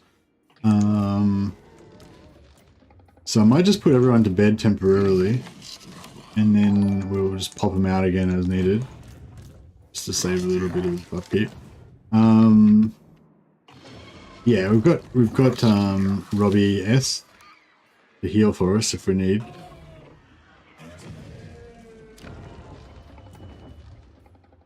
Ariel's chosen. Oh yeah, this is the one good one that's good for farm. +8 melee attack during forest battles. It's like only during forest battles, but it's actually still kind of cool. And if you stack up like 5 of these guys, it's like +40 melee attack for the whole army. So yeah, that's pretty cool. Pretty cool trait. Captain of the Glade Guard. The hunt shall be tireless. Actually, let's fix up our gear. Helm of Discord. Actually, channeling staff, I wanted to put that on DURTHU because he's got unlimited shots of Lamentations of Despair. So the channeling staff will just increase his DPS basically very slightly with that. It's kind of cool. And everything else is pretty crap.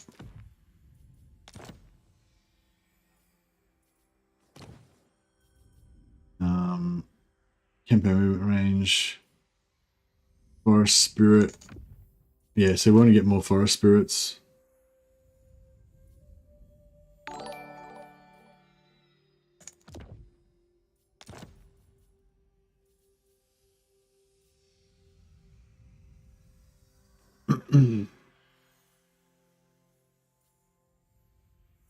Yeah.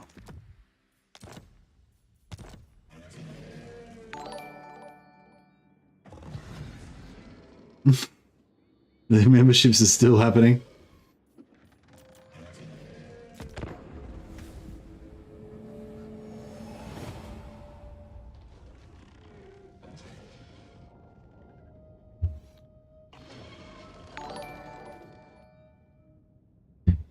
Man. Yeah, you guys are Scott Von Dundon and Wolfspaw. You guys are crazy. Thanks again, both of you. That's super generous, and everybody else as well. Thank you all. Thanks everyone. I'm just a bit blown away by all the generosity today. It's very crazy. Whispers in the woods. So is this the? Oh fuck! These fuckers are back again. Is this the event? Like, there's this Whispers in the Wood thing. Is that the thing that got caused by me upgrading the Oak of Ages, or is this just not a random one? Because you just get random ones that pop up as well, right? And then you get the ones that pop up from this. Do the ones from the Oak pop up like only when it finished, like on the turn this finishes or something, so you know it's related to that? Or could this possibly be it as well? Yeah, I think this one's just a random generic one. I don't think it's to do with the Oak. I think the Oak ones are different maybe. But yeah, I'm not an expert.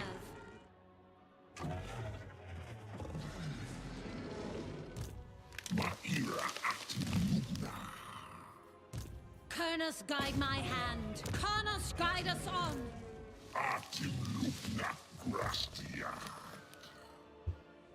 Alright, we're getting there. That one's random? Yeah, that's it. Doesn't have a timer, but it grows in strength all the same. Okay, cool. So yeah, these guys are... Where the... How... Like, I thought these guys were dead. Like, they got wiped out. How are they coming out with this... Like, is these rebels, or... No, it's not rebels. Like, this is the actual faction. What the... How... Like, these guys got wiped out, right? They don't have any settlements, do they?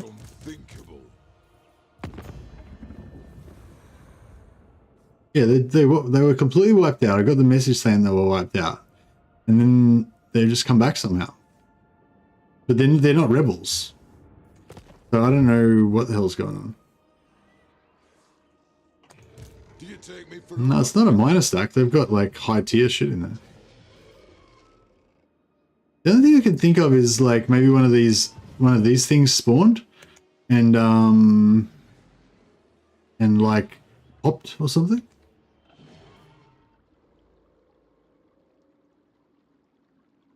What is the crisis? Did the crisis just happen? Oh. Right. The crisis just happened. Okay, that explains it.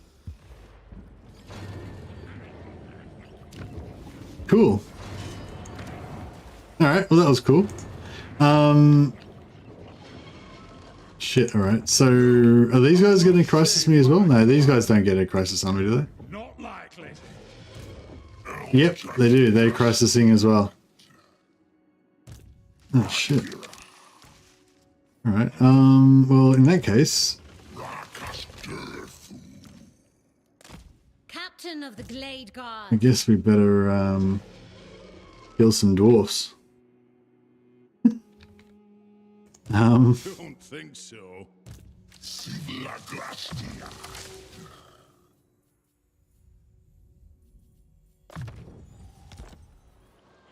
We got this. Shit, I wish I hadn't just disbanded all my dudes. I didn't know that was going to happen just then.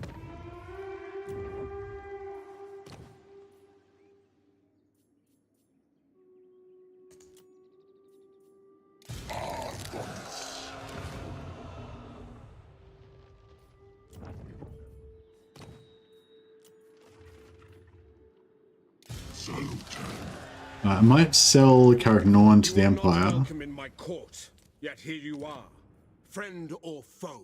We will see. Just so we get the plus 40 Sigmar's will. relations with them.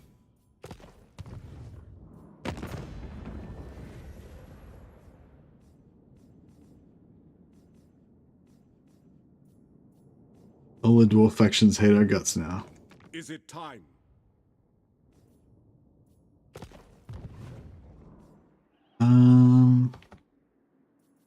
I think we should sell them Grimhold as well, but maybe... Oh shit, and now these guys are going to underway, aren't they? Maybe I should have left that there so they could have taken it.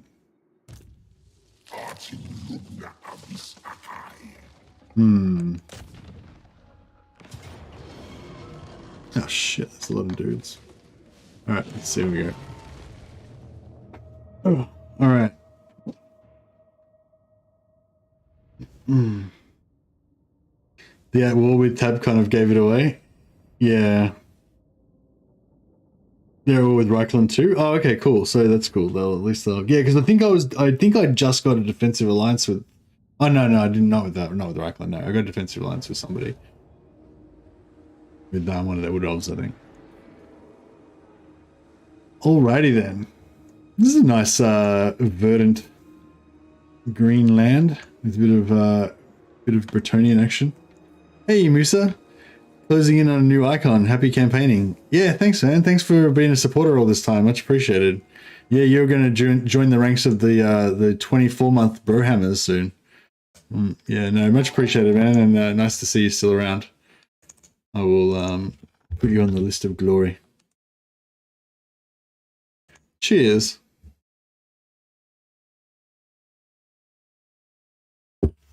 All right.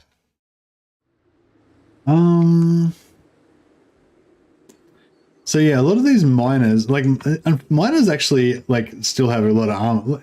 Why do they got 95 armor? Don't they have like 80 normally?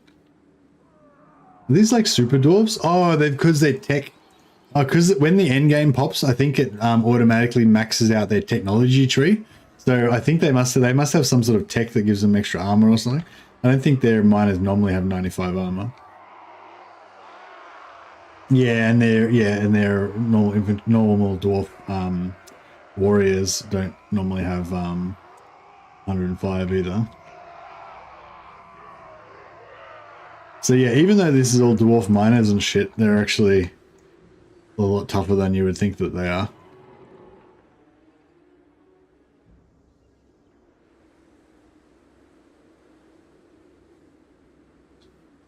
Fucking hell. And all these miners are armor piercing as well. So it's like DURTHU's mega armor is not as awesome as you would hope it would be.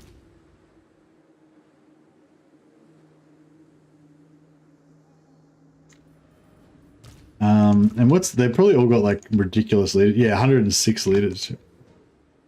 So like these dudes are like basically just completely unbreakable as well. Yeah, I don't know. This is actually, I don't know. This is not looking that good. Like it looks like, oh, it's just a bunch of shitty miners, but they're like super miners with unbreakable morale, armor piercing. They're all going to throw bombs, and yeah, not looking that awesome. I don't think they have very good melee attack, and we've got pretty good melee no, actually, no, we don't even have the melee defense buff on.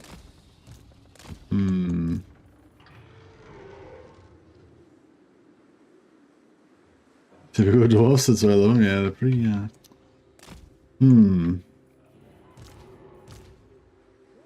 How? Yeah, I don't know. Fuck. I need more magic, but we don't really have... Children of Athel-Loren!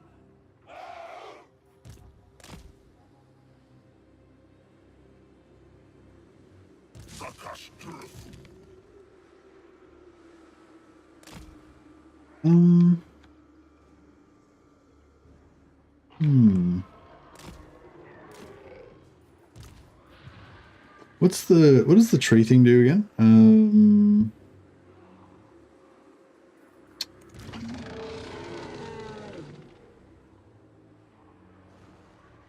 Woodsman. Unit can pass through trees. Okay, that's particularly good. Want to camp and shoot them to death? Yeah, they've got 105 armor, and we've got non-armor piercing missiles. Do 4 armor piercing damage per volley. So yeah, it's 4 times 22. Like, oh, actually no, it's not 4 times 22. I don't know how it calculates. It's confusing because it does damage per 10 seconds instead of damage per arrow. Defenders of Athel-Loren! I don't think there's much else I can do apart from just try and blow them up and then just try to damage them with AoE damage. Not really much else we can do.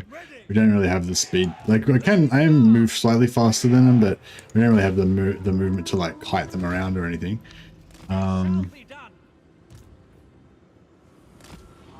So yeah, I think we're just gonna have to kind of tank them. We'll see if we can get DWARF there to like shoot a few of them. That's a lot of dwarfs. That's a lot of dwarfs. But yeah, basically my plan is to just blob them up, even though they're armor piercing. I'm hoping that, like, because we're going to have a few entities mixed together, it'll sort of just spread the damage around, and then we'll be able to maybe out heal it and try to AoE them down. But yeah, I don't know. I think it's going to be rough.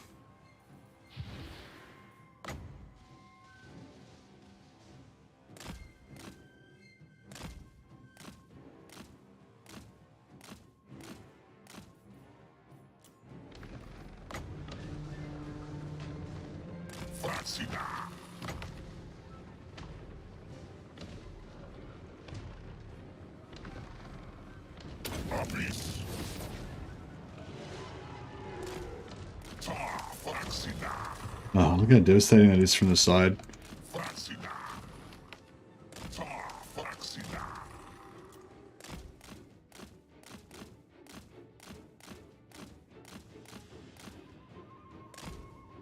When they blow up like that, like, yeah, I don't know, it's not really a proper blow, but...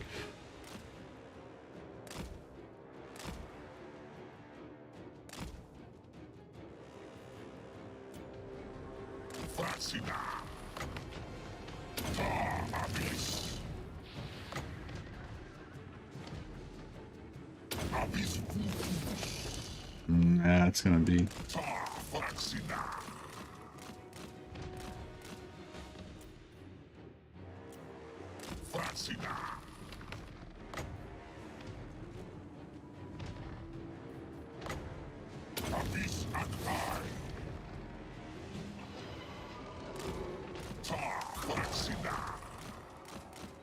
Yeah, side.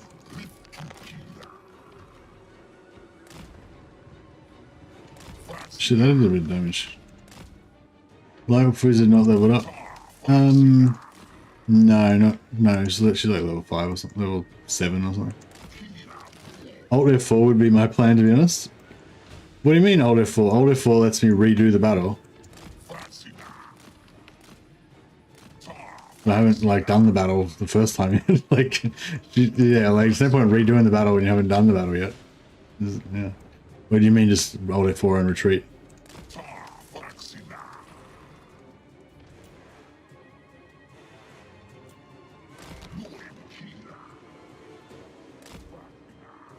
Just rage quit and just keep destroying my keyboard. Makes sense, makes sense. We could, I wonder if I should try and kite them away. Just keep kiting them and just keep shooting them. Could be cool.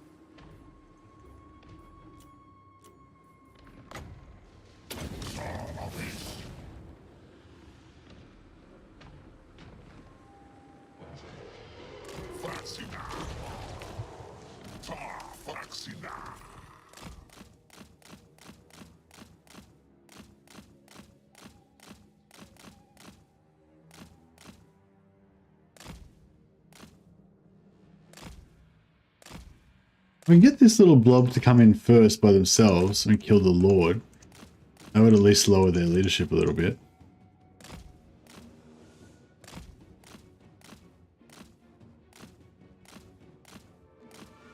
No, I need him to blob up, otherwise we aren't going to get enough damage.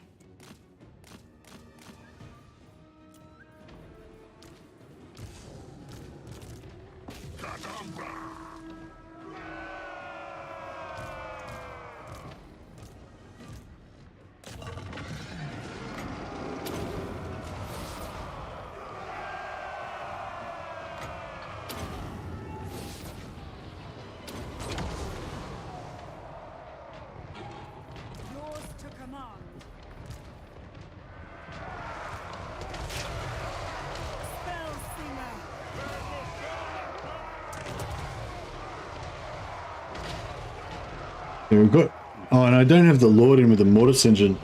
Fuck, if I hadn't have disbanded all those Lords, like, it would have been alright, but I didn't think it through. I should have kept at least the one with the Mortis engine.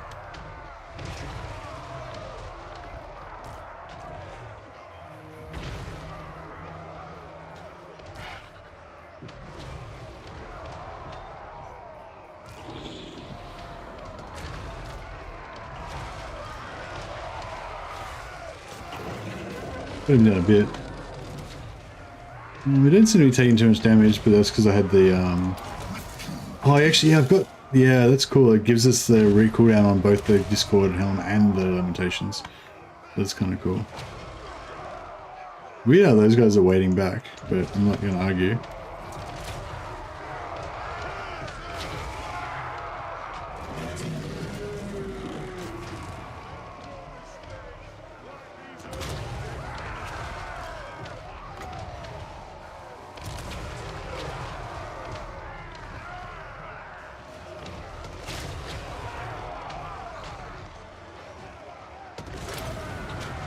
Actually, no, don't do that. Let's kill him.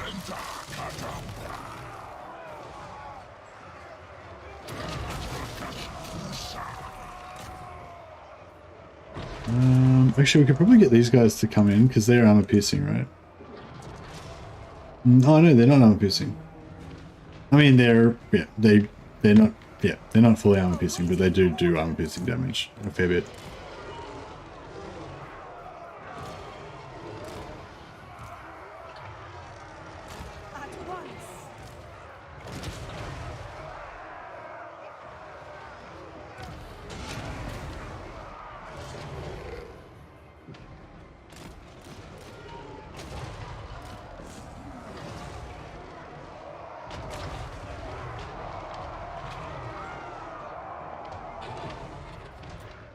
We've got their lord down.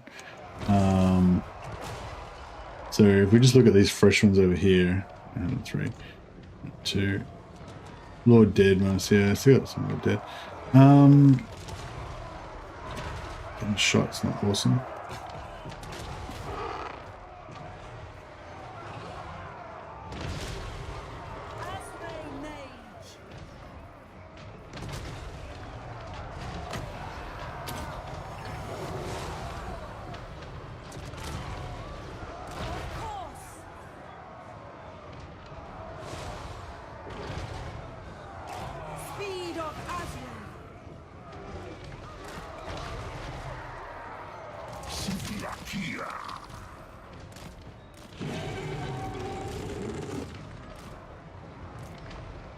Yeah, they're kind of blowing up their own dudes a little bit there, which is cool, but...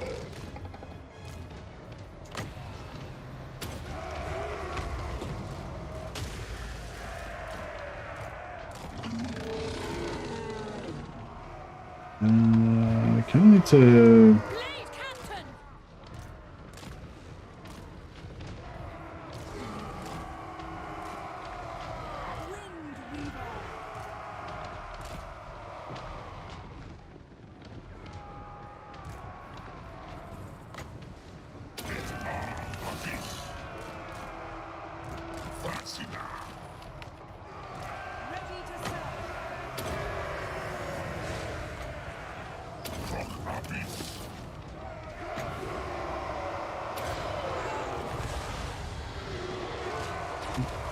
Yeah, see, that's yeah,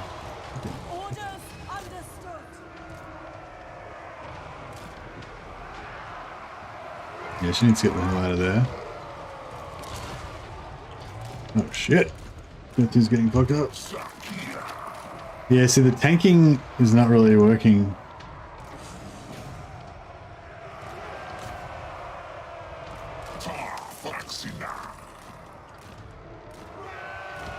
Yeah, we can't really kite though either, so it's like, I mean, if we can just sort of, oh, fuck, is that our healing gone? Oh no, she's still there. Cool.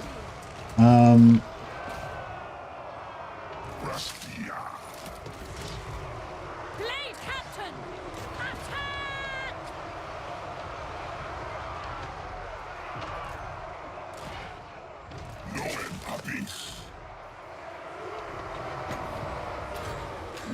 The murder of the Block of Doom will kind of get it done if we can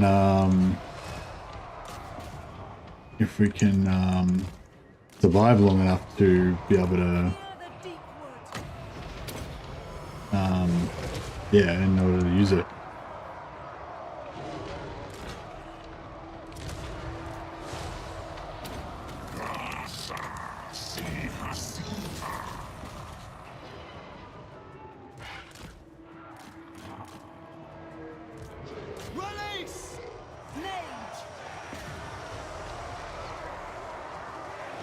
Yeah, this is bad because we don't have the... Blade Captain! I will go! The forest speaks. I might just keep healing DURTHU because even though I don't want this Blade Captain to die,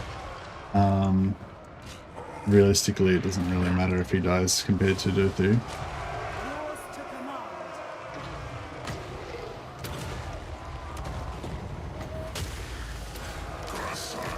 Alright, I think we're getting somewhere. Yeah. DURTHU can shoot some stuff.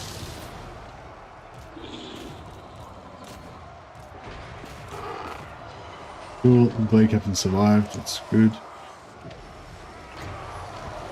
Actually, get rid of that. I don't think we're going to really get much.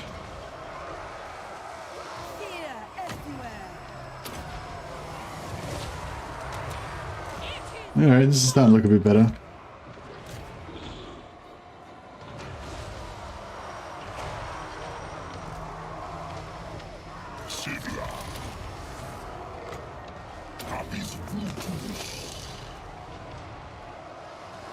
Blade Captain! Ever ready!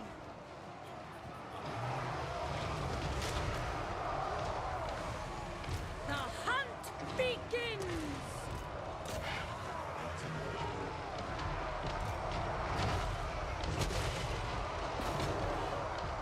Deepwood Mage! As you say! No, they didn't actually land on DURTHU. That kind of sucks. Awaiting orders. Ready to serve. Wipe Yeah, you them can out! try and push them off the field. Near the deep wood. Yeah, I think we got this.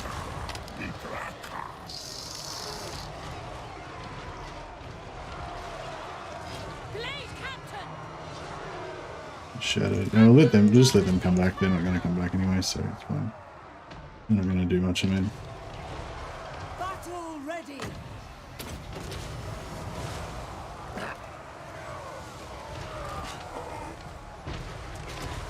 Our aim is true. Faster! Yours to command. Captain repositioning!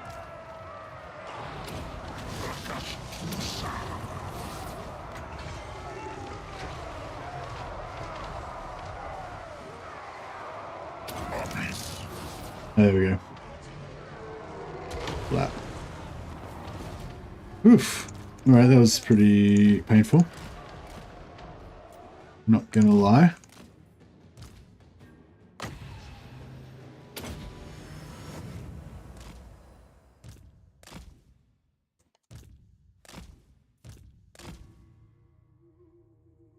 Can't use DURTHU's ability in melee, it fails like 98% of the time. Okay. That sucks. Oh, stop. Need to get more heals. The forest falls. Yeah, if these guys can wait a bit, we should be able to get most of our damage healed.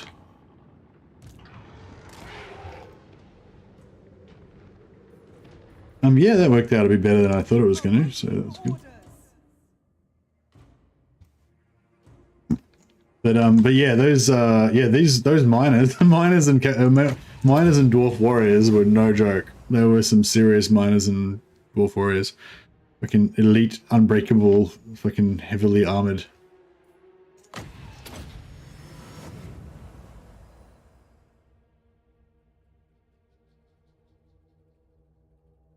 But yeah, if I had had the mortis engine and the extra tree man, it probably would have gone a lot easier, a lot smoother.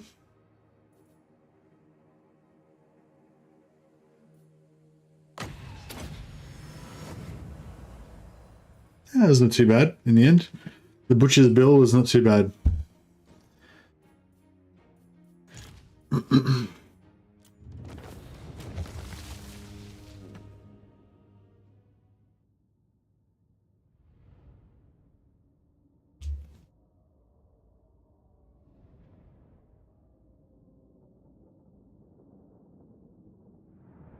But yes, that was not even an endgame army.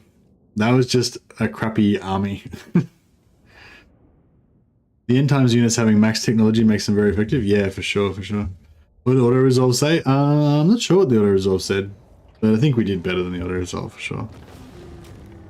Tormentor Sword. Oh, very nice. That's really good for our blob. Oh, actually, that's really good for DURTHU because he's got the channeling thing, so we could yeah, that's interesting.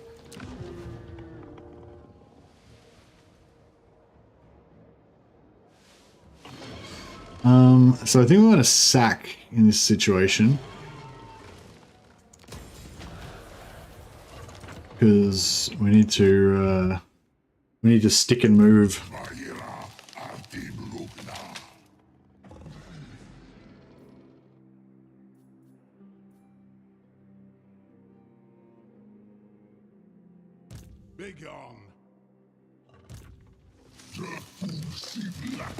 Greetings. All you survey are loyal to me, so I advise caution with your next words. Alright, I'm going to force march towards Ubersreich. May not be the best idea, but it is what it is. We'll recruit some more.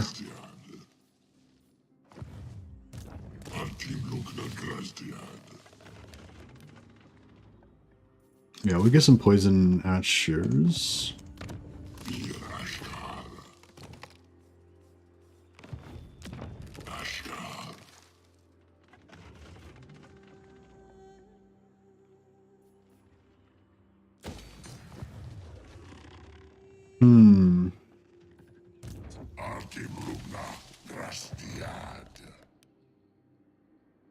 Alright, I think we're gonna hold this, we're gonna hold it together. Yeah, so I just want to try and do this quest, which I can't really remember exactly how strong it is. I think they've got like rattling guns and stuff. But no, I'm hoping it's gonna be okay. What do you want to do? What do you want to get with your branch rates? Pendulum? Is pendulum good? Like if you've got better, if you've got high level spells, like is pendulum any good?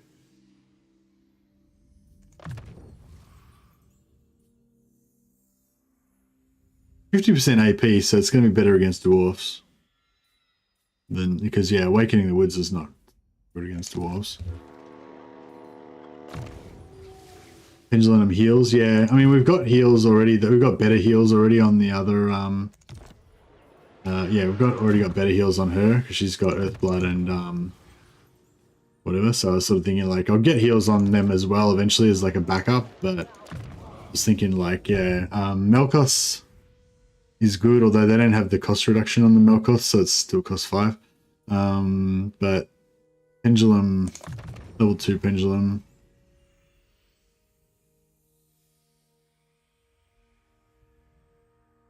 Don't have Pit Shades or Dwellers. Yeah.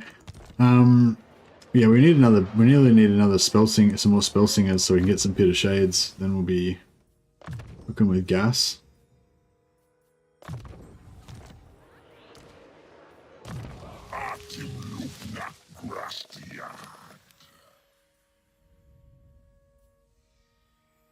Should I go for Lightning Strike? I think maybe we should go for Lightning Strike. Might be a smart idea. In this particular environment.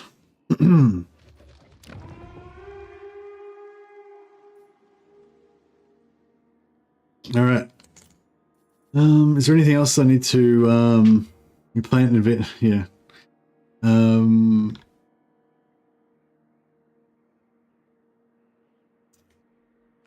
Just got 7k monies. It's pretty good at the moment, and we can always cancel this or cancel the oak if we really desperately need extra cash, but you know, ideally we won't do that. Oh yeah, greenskins have got their end game going on as well. They just got one end game army there because we've got the weakest one on. Hey man H, thanks for subscribing, man, much appreciated. Yeah, hopefully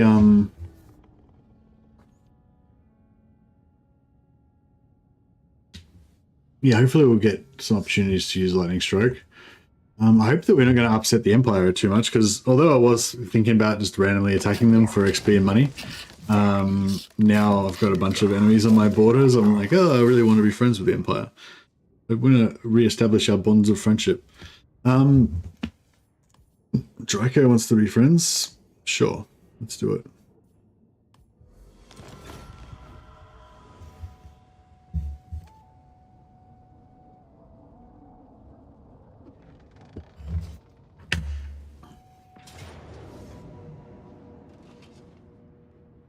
Oh, yeah.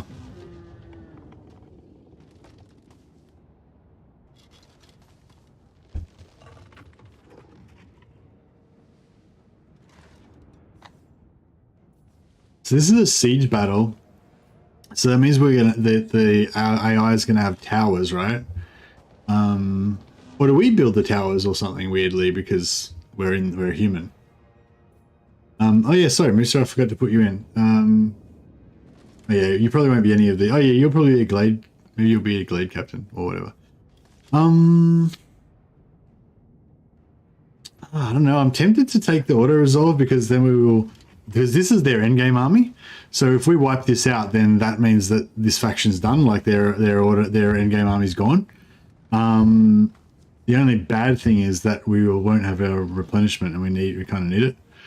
But yeah, I don't know if I want to fight this shit. It's gonna be pretty hectic.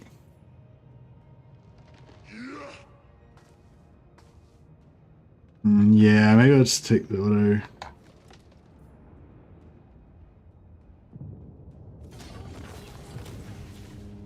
Oh shit! What? It's it. Oh, I didn't. I checked that and it was not gonna. I just what? But. I don't know. I feel like I checked it and I wasn't gonna lose anything, but then the auto resolve lied, and I lost heaps of stuff. All right. Well, I guess that happened.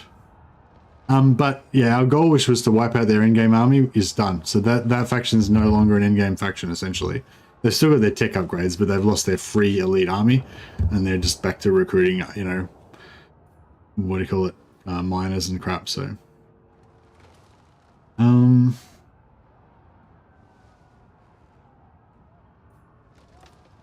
crap. I don't know. I mean, I'm not sure if I could have done better.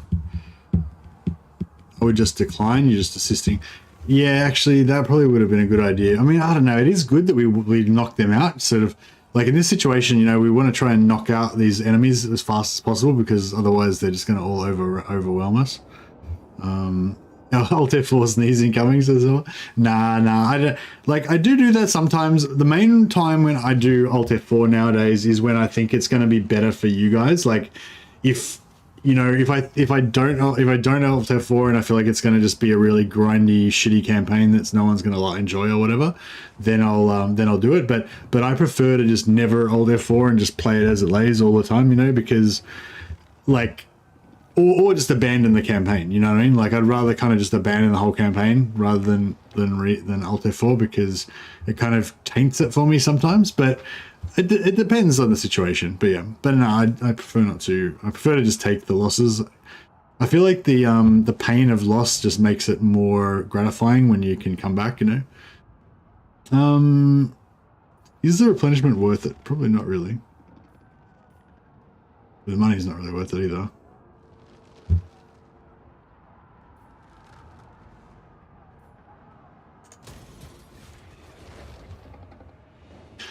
Oh well, on the positive side, we managed to defend our Empire brethren. I feel like when you actually join a battle like that, you should get like a big bonus. So it says battle support given to Reichland +10. I feel like you should get more than plus 10 almost, you know, like, because you get, if you give them a settlement, you get 40 plus 40 relations, even if it's a shitty busted settlement. And, you know, like, just then I lost like my main army. Like, my whole faction basically just got decimated, essentially. My strength rating went to shit. But I only get plus 10 relations, you know what I mean? Whereas I could have, like, you know, heaps of crappy settlements and give them one and get 40 relations. I don't know, I feel like it's a bit it's not commensurate.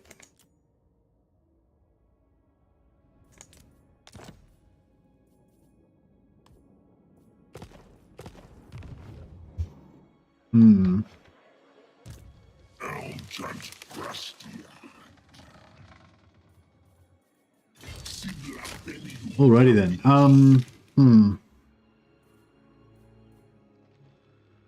I will not disgrace my ancestors. My sworn duty. Alright, so we go to there, that's at 62. There's 57. Yeah. Get this guy coming.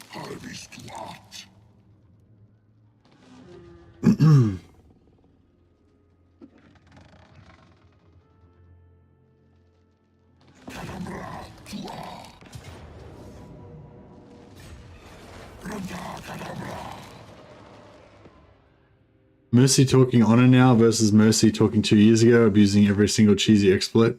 Lol. No, I haven't changed.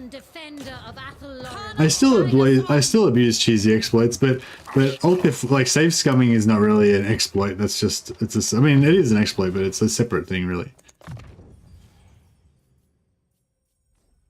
But yeah, but my attitude's pretty much always been the same. It's all based on hedonism for me. It's not really about honor. It's just about immersion in the game. Like, for me, like the main challenge I feel like with any game, but especially like with Total War, because that's what I mainly play. Like, the main challenge is making it matter to you, you know, because essentially it's not real, right? It's a fantasy, it's a game, you know. But you assign the game value by like caring about it, right? But it's kind of hard to care about it if it doesn't mean anything to you, you know. So that's why I'm so into like role-playing campaigns and kind of like themed campaigns and having like little storylines in my head, or, you know, basing it around a player fantasy about a particular type character or lord or whatever, you know. They're all kind of tricks to make the game matter to you more, and then the game like mattering more is the thing that makes it like more fun, kind of, if you know what I mean. Like, I don't know. So that basically, I don't know, that's, yeah. Anyway, so so save scumming kind of is anti-matter in this scenario that I'm trying to do, you know. So it's like, you know, although it gives you like an immediate benefit in the game, it damages your suspension of disbelief, or your like, I don't know, you know, assigning value thing. Yeah. So anyway, long story short, it's nothing to do with honor. It's to do with hedonism. It's to do with the seeking of gratification.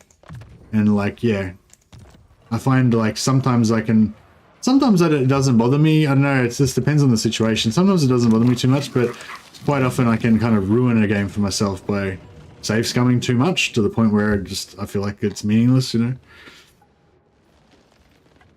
Sorry, for some reason I'm pretty sure like all of you guys completely already understand that concept that I just explained. But I don't know, for some reason I just get on these like condescension. Is condescending the right word? Or, what's the thing when you like explain shit to people that they don't need to be explained? I feel like I get into the habit of doing that a lot. All right, we're gonna fight this epic battle against these four half units, so that we can abuse the healing and get all of our health back on our single entities, because our single entities are basically like 3/4 of the strength of this army. MS the Mad. Do you think summer 2023 update will add new units to Kislev, Cathay, and Zeech? If it's the DLC, if it's the Kislev, Cathay, and Zeech DLC, then yes, I think it definitely will. The game developer says Monkey King will be a new legendary lord in the Cathay faction. Okay, cool. I hope that they base the Monkey King on the Monkey Magic series from the 80s. I really liked that when I was a kid. I don't know if the Monkey King actually is anything like that. I don't think. Yeah, I don't know. Is he? I think I read something about how like some people think of him as like it looks like a man. Other people think of him looking like a baboon kind of or something.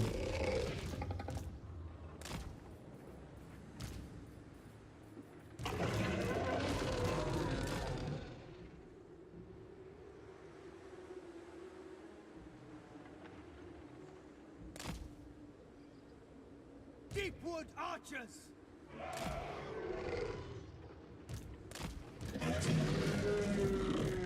The monkey book is similar. There's a monkey book. I thought there was like not really much, hardly much. There's no Cathay army book, is there? I don't think there's any Cathay army book. I think this stuff's all just made up from like just little hints and shit that are in other, you know, like the Ogre King, I think Cathay is mentioned in the Ogre Kingdom's army book, and probably other places, you know. But yeah, I don't think there's actually any official Cathay army book or anything.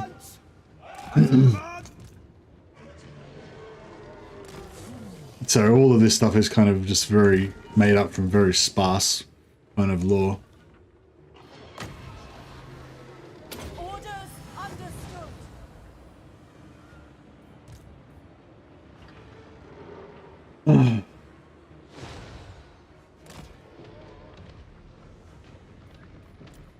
Is the Monkey Magic from the 80s? Is he based on Wukong?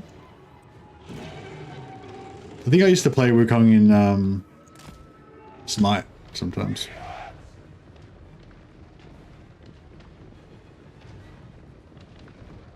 Yes, the monkey man who Buddhist war stick. Cool. Good stuff.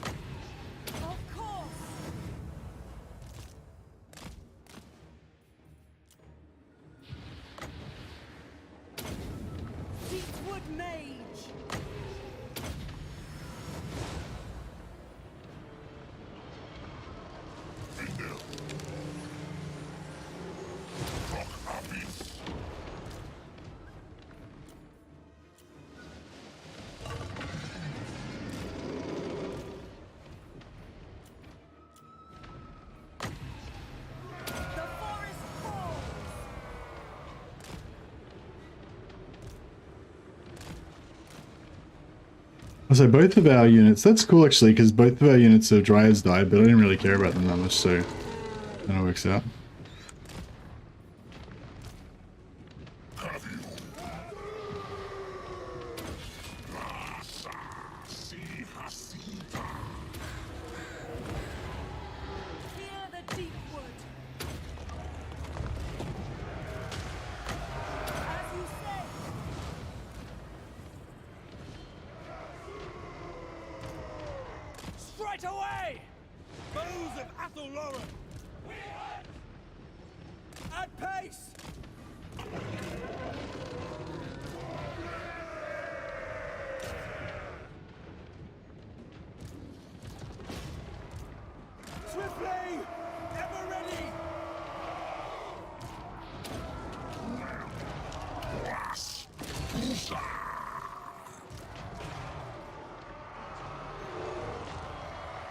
We'll flow down.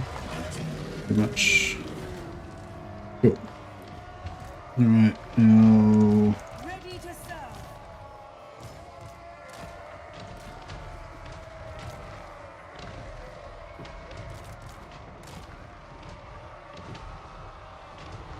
Oh. Where'd they come from?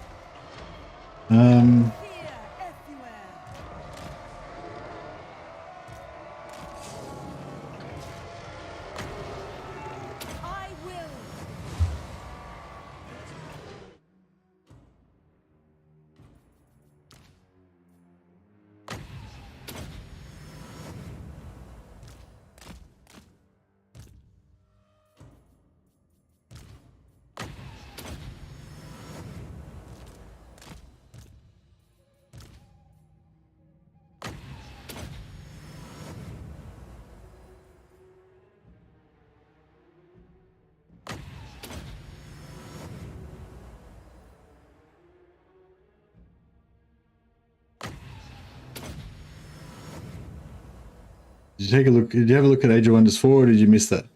No, I didn't miss it. I mean, no, I haven't looked at it. But I'm aware that it exists. I didn't fail to notice that it existed. But yeah. Just don't have time for a lot of games, Musa, and yeah, I think Age of Wonders, I mean, maybe I should have had a look at it and actually played it, but I suspect that it'll be like many other games like that, where I'll initially be really excited about it and think it's really cool, but then ultimately it just won't have the depth is not the right word, like unique, like what am I trying to say?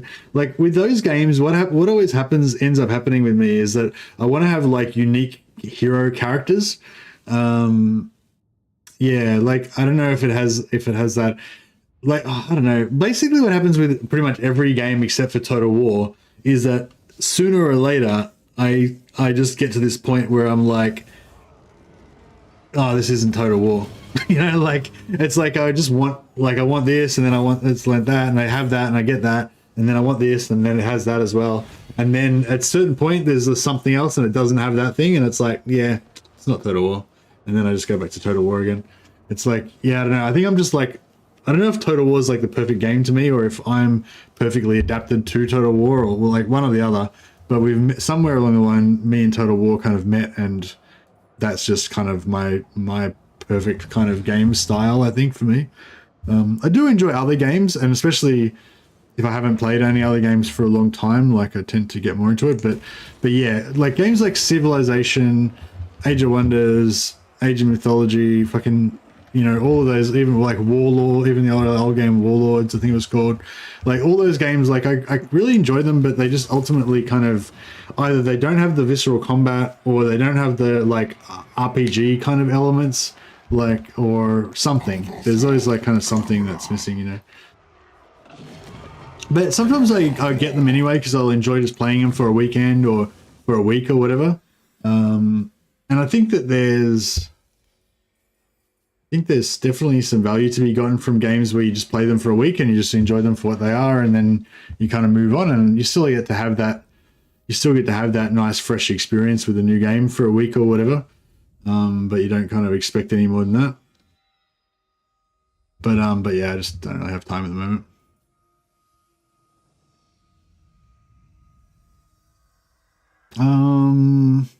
There's so many characters to level up. Like, what am I going to do with them all? Flesh to Sown is really cool, but I'm probably not going to actually use it. But the weapon that the Monkey King is armed with is called the Golden Cudgel. Golden Cudgel is a magical war stick, and it can change shape, form, and size. Very nice. Heroes have very custom, yeah, but they're not unique though, are they? Like, you can make one hero and customize it the way you want, and then you can make another hero and make it like exactly the same as the one that you just made previously, right? There's no like random, you know, like in XCOM, how there's like random traits that different characters get and stuff. I mean, yeah, I mean, maybe it does have that, I don't know. But yeah, when I was talking about that kind of RPG elements, that was kind of the thing I was talking about, like.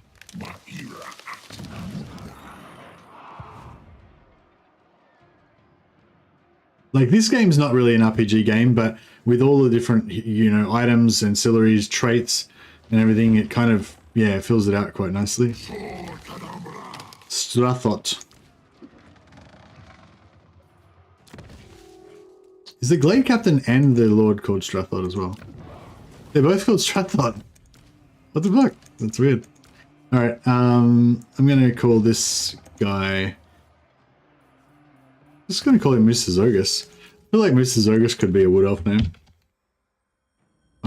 Granted, I have very limited knowledge of Wood Elf lore. Probably is not a very appropriate Wood Elf name at all, but, you know, whatever.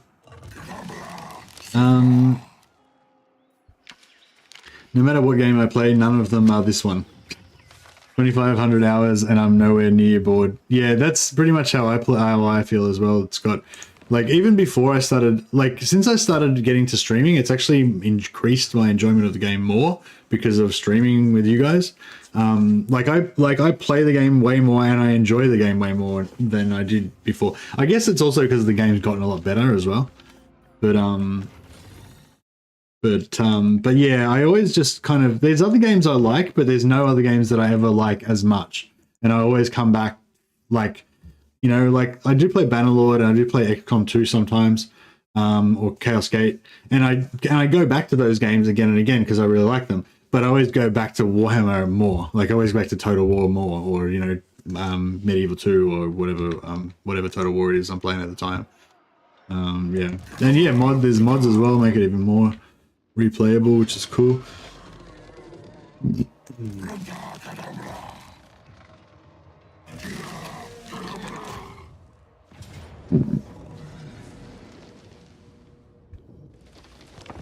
All right, yeah, I'm gonna have to fight a lot of manual battles here. I can see it now.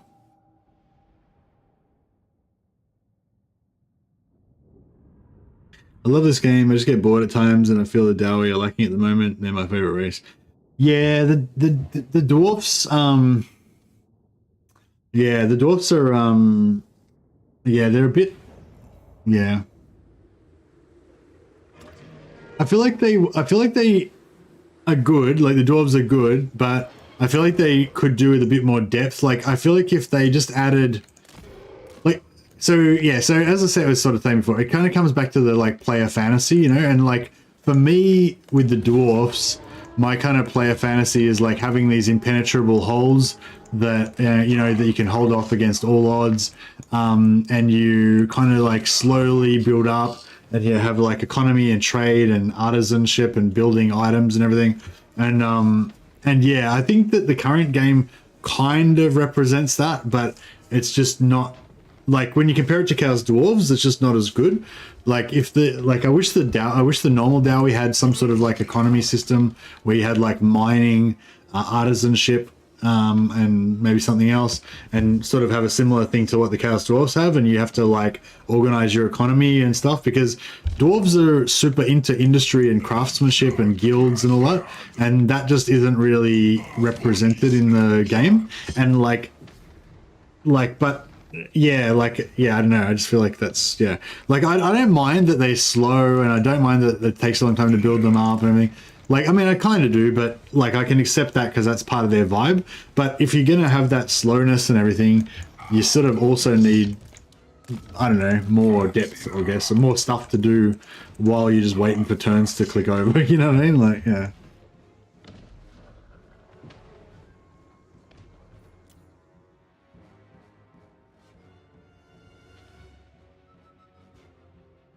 Makes no sense that there's no underway connection beneath the hull. Yeah, or even the underway, you could develop that more. You'd give the dwarves like a caravan system or something. You know, if you like, I don't think that would be necessarily the best representation, but you know, that could be a thing. I don't know. Yeah, there's lots of stuff you could do, but whatever. I don't know what it is that they should do, like necessarily, but just something. Just need more stuff basically. But I think that's like a lot of the older factions, like, yeah, compared to like, yeah, Chaos Dwarves, Slaanesh is another faction that's like got super, like heaps of, like Slaanesh has got heaps of crazy stuff that you can do with them. Yeah, there's a few of these sort of more modern factions that are just, I don't know, just better, much better, like, and more interesting mechanically than the older ones.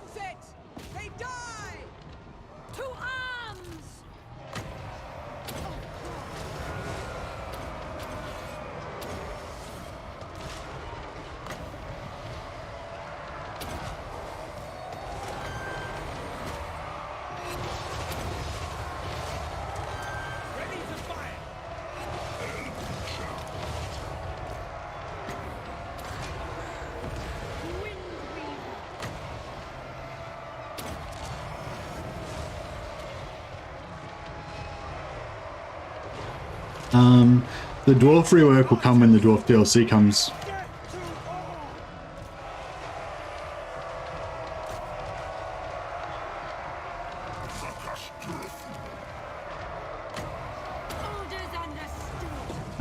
Yeah, I mean, the dwarves might get some minor updates before then, but like they're definitely going to get an update when the DLC happens. So I assume that they will not prioritize anything for dwarves until then. Yeah, I'm really excited for the Empire. I'm excited for both the Empire and the dwarves. Like at the moment, I like the Empire more than the dwarves, and I play the Empire more than the dwarves. But like, I mean, you know, Creative Assembly do some pretty good work, you know, and it's definitely conceivable that they could rework the dwarves and then the dwarves could instantly become my favorite faction, you know, like you don't know what they're going to do. Oh, actually no, I don't know. I mean, they could become a better faction than the Empire, but I suppose I would still like the Empire more just because I like the Empire more. Yeah, so you're a dwarf player, Musa. Do you play Thorgrim? We were having a big chat on the Discord about Thorgrim the other day because I want to play some dwarves very soon, and I want to play Thorgrim. Maybe other people in the chat might be able to help me. Yeah, I don't normally play Thorgrim because he's kind of vanilla and he's kind of like boring compared to like, you know, I basically only ever play Belegar, Thorek, or Grombrindal, or mainly I just play Belegar and Grombrindal, I guess. Yeah, I did play Ungrim recently, but Ungrim just kind of sucks, I reckon. I don't know, I don't really like Ungrim much. Yeah,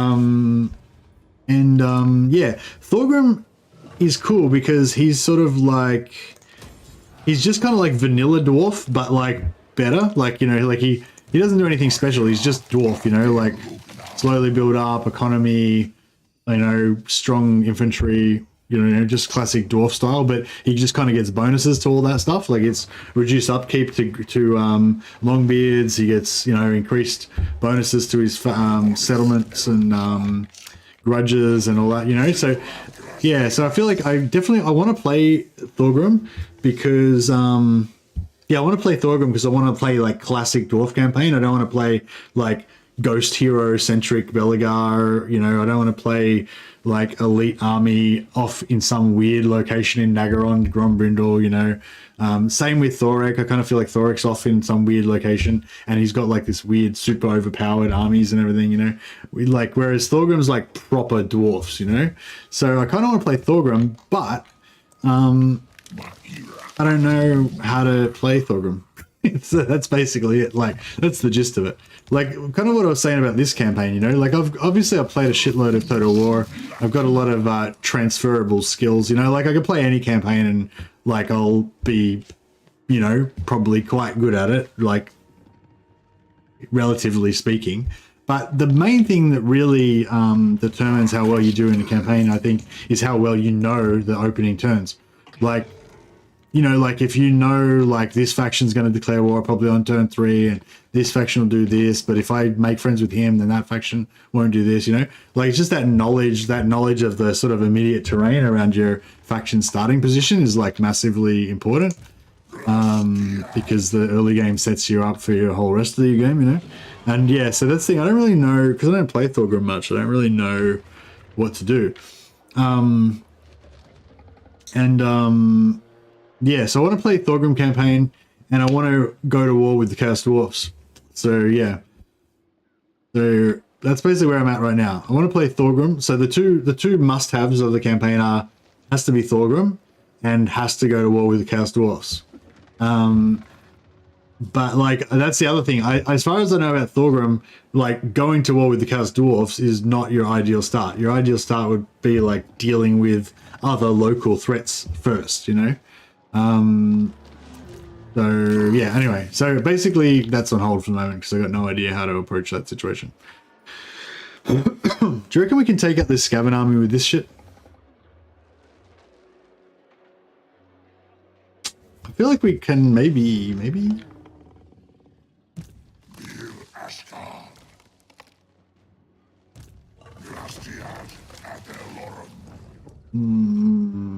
What have we got any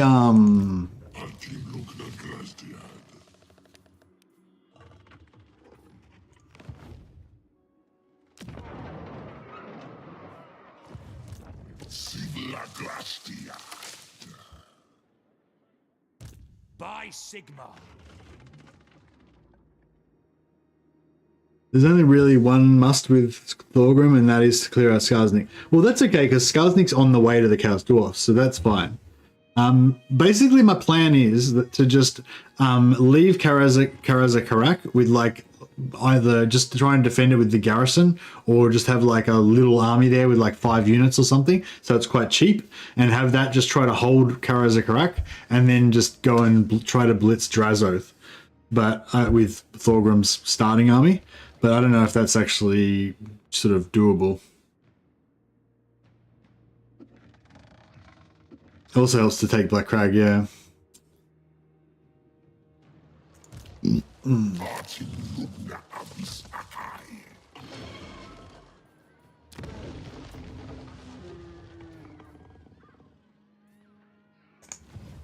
Where's Wolf? Where's Wolf's Paul? He's disbanded at the moment, isn't he?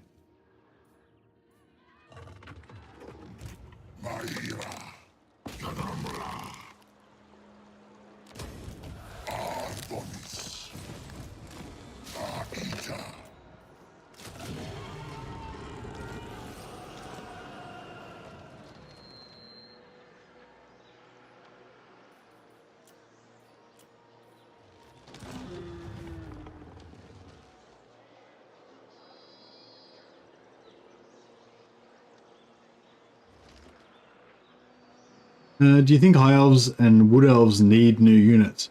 I don't think that High Elves need new units, no.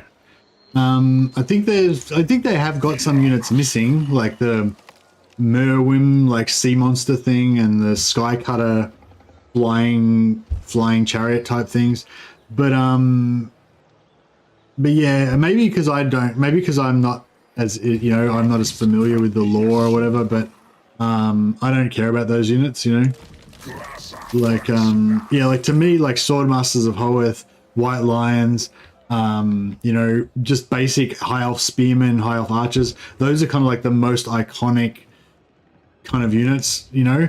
And like Merwims and Skycutters are basically non-entities for me as far as like the lore, like, you know what I mean? Like, I just don't care about those units, you know. But I think people are excited about them for the gameplay possibilities of those units. But yeah, I don't know. Like if they never got added, I wouldn't care. You know, I wouldn't be bothered.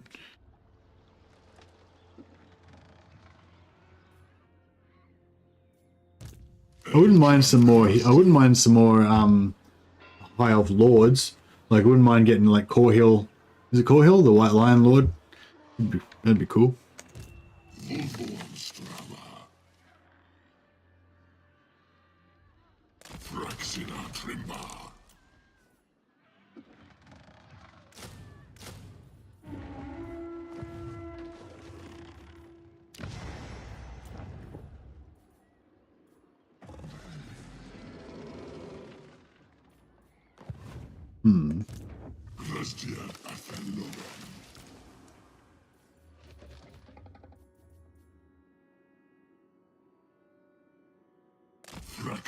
Ultra.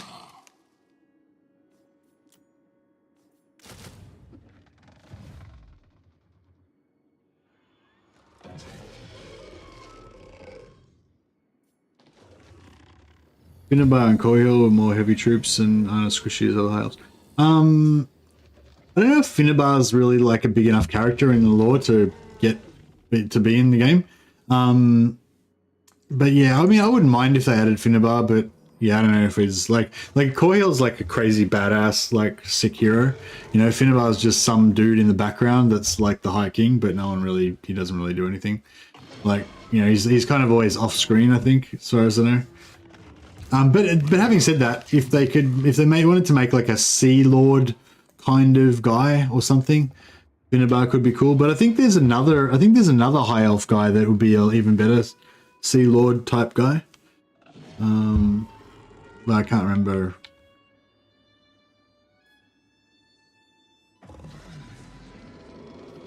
Anyways. But yeah, no, I don't really care about any other High Elf units, but having said that, I don't know what they would, you know, what they might add. What was the other question? Good question, by the way. Good thought-provoking questions. High elf and wood elf units. Wood elf units. Like, I don't really know the rosters that well, so it's not really, I'm not really well placed to answer these questions. But, wood elf units. Wood elf units. Maybe we wouldn't mind another wood elf hero. I feel like every faction should have 4 heroes. I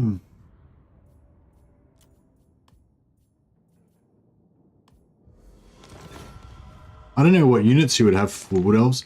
Maybe should wood elves have like bears and stuff? I feel like it's weird that only Dryker gets bears and stuff. Like I'm pretty sure that wood elves have bears and shit in their army list normally, don't they?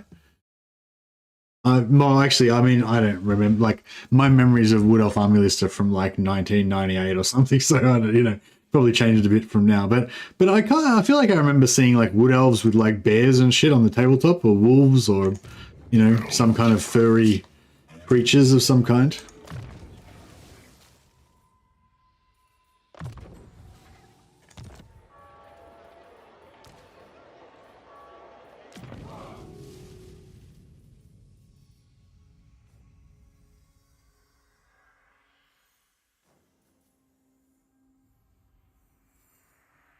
All right.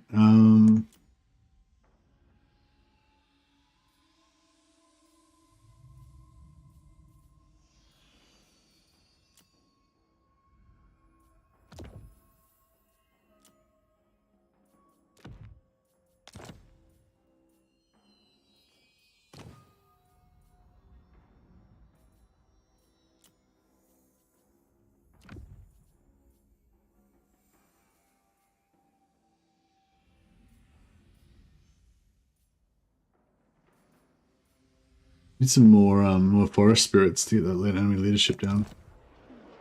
Iceland needs some unique sea stands, like Alitana gets one from Skaven. Oh yeah, that'd be cool actually if you had a sea lord that had like water ambush attack or something like that, so that they could take out like, yeah, that'd be cool. Like, or yeah, like no, you could just use white lightning strike though, so you don't really need it. Yeah, but I suppose like maybe you could hide in storms or something. I don't know. But yeah, I think that's actually a really cool idea. I don't think I've actually heard anyone else suggest that before, Lawmaster, but yeah, I feel like, yeah, that's a cool idea, having like a Sea Lord, because obviously they're not going to bring in sea battles, but that doesn't mean you can't have mechanics that kind of, you know, work in the sea or whatever. Can we... Do you reckon we can beat this battle with this army? I don't even know if we can. Maybe. We can give it a red hot shot.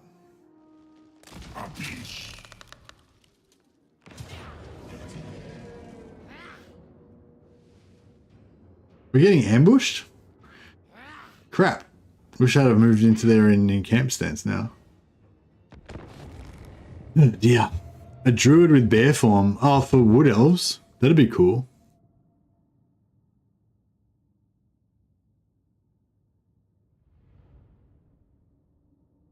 Actually, yeah, that'd be cool. Like, yeah, like wood elf. Yeah, actually, I think I remember a wood elf model that was like that. It had like a bear head on and had like bear claws on their arms, and it was like a war dancer sort of character.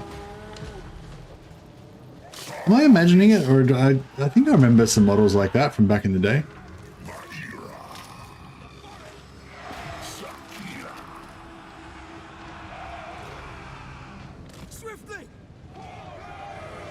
Oh shit.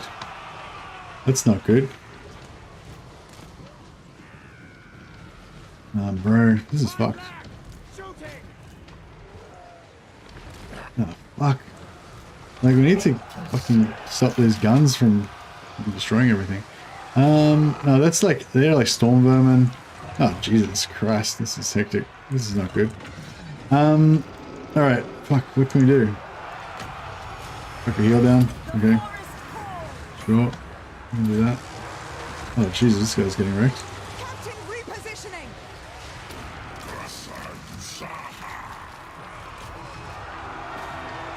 Alright, I think we just need to form a blob. ASAP. This guy's getting it. Deepwood Mage. An attack you!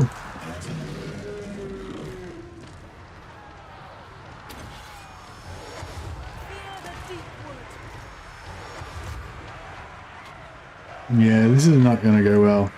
The guns are gonna destroy us. As you say. Yeah, we don't have enough wins. Run to trees with units and leave the archers.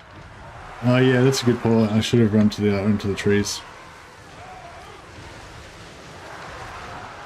I don't think we're gonna make it out of this one alive. I think everyone's gonna die. DURTHU's dead. Yeah, we're fucked. Yeah, I played that really badly. Does this quest disappear after you fuck it up like that? Or does it just stay there and be ready for me to take it on again another time?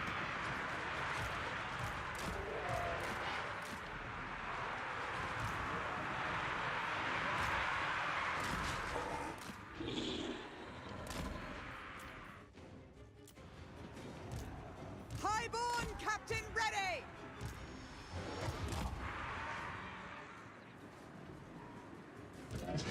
Yeah, we should have sacrificed the infantry and just pulled all the heroes out straight away.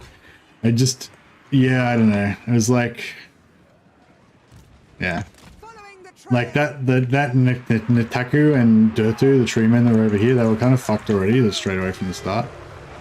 There's Nitaku's dead now. Nitaku the mighty. And try and block these guys. Oh no, he's shattered now. Cool. Hopefully they'll let him go. Not shoot him.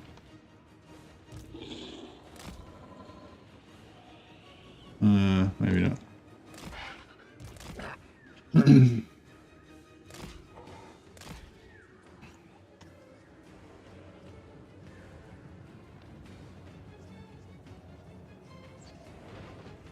Oh, that's cool. The captain's like still shooting these rat ogres. Hunting! So I hunt! Target acquired! What was I saying? Yeah, like, I don't know, like they, because like I kind of, yeah, because they're like they were in different areas anyway, so, and there was like halberds and stuff there already as well, plus they were getting shot by multiple weapons teams are all in different directions, so it was sort of like, yeah, the right answer was what Mr. said, run to the trees and leave the archers, but it was like, yeah, too late by the time I realized that was the good thing to do.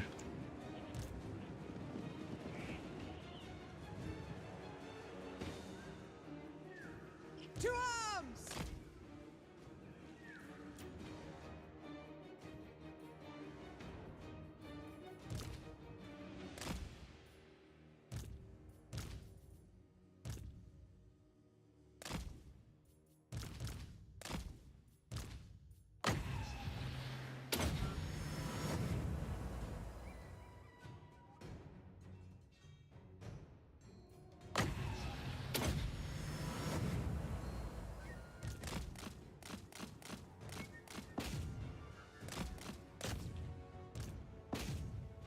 Oh, these guys are on horseback as well. That sucks.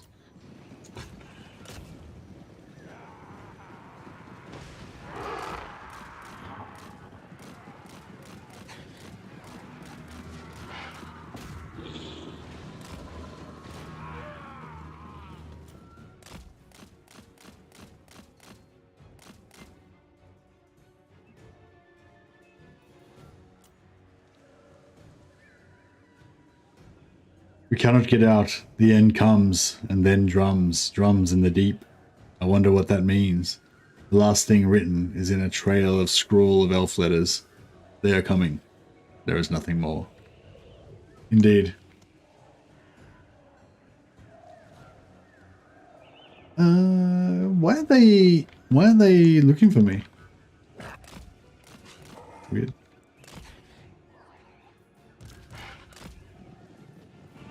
Yours to command.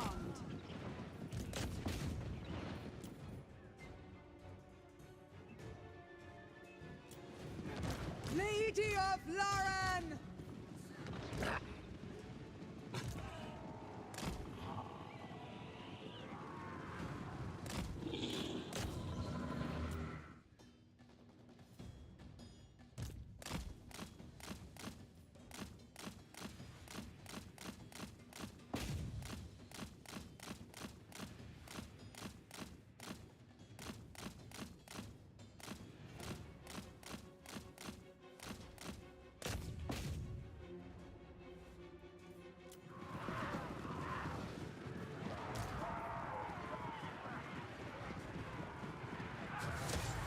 Battle ready.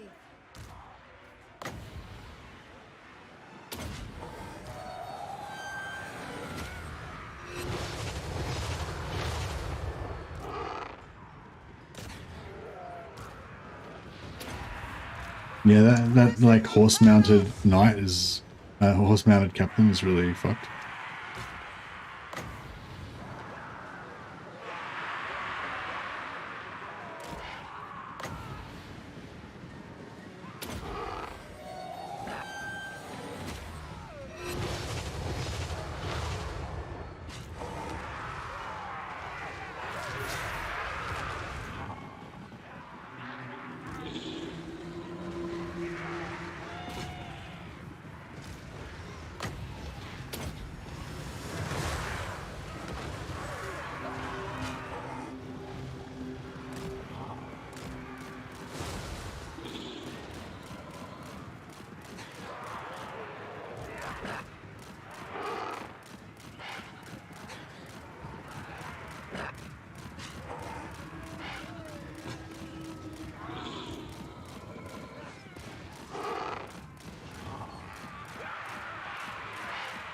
Fuck. Orders understood.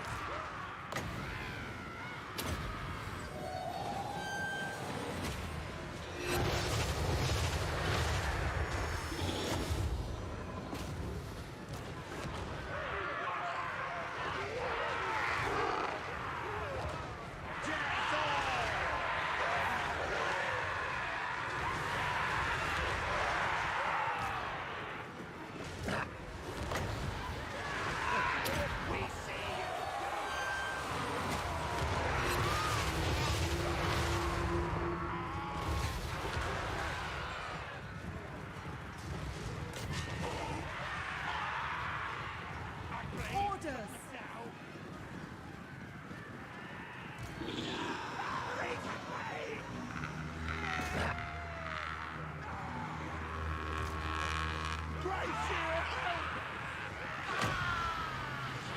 For Hecate!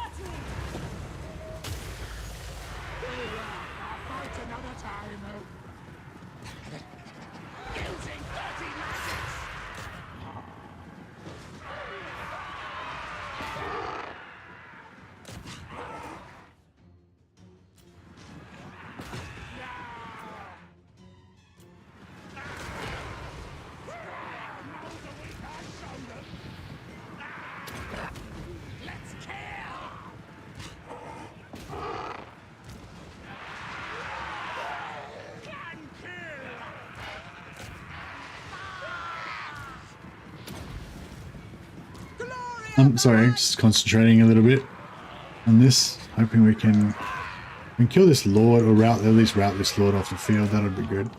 Yeah, good. Too bad DURTHU died. Yeah, would have been nice to get the XP on him as well. Now I'm gonna have to pay for it. Well, if we win, like I'm not sure if we can actually win this or not. I don't know how much more crap we've got to fight our way through. I think we might be nearly halfway there though, so hopefully we're doing all right.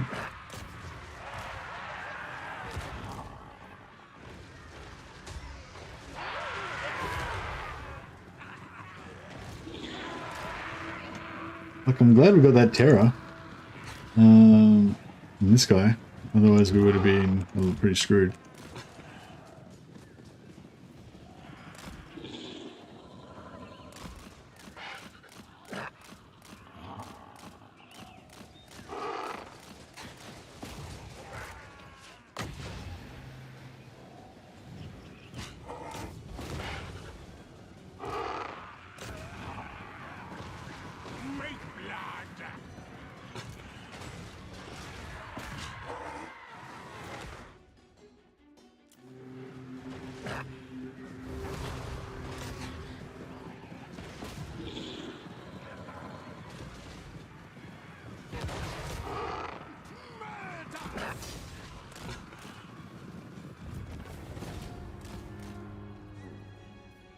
Ooh. It's fine. Terra is so good in early game. Yeah, for Terra for sure. Terra is super good. Yeah, the Terra won that for us for sure. Also, yeah, just the fact that they were like low leadership, you know, that was Skaven. So yeah, I mean, that was totally fine. No problem there. That was just an average. Just wanted to write about Mercy being afraid to go into melee versus rattling guns.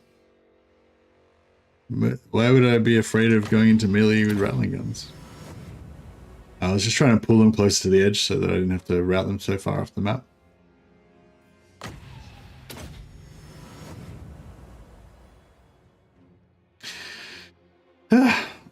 Just as planned.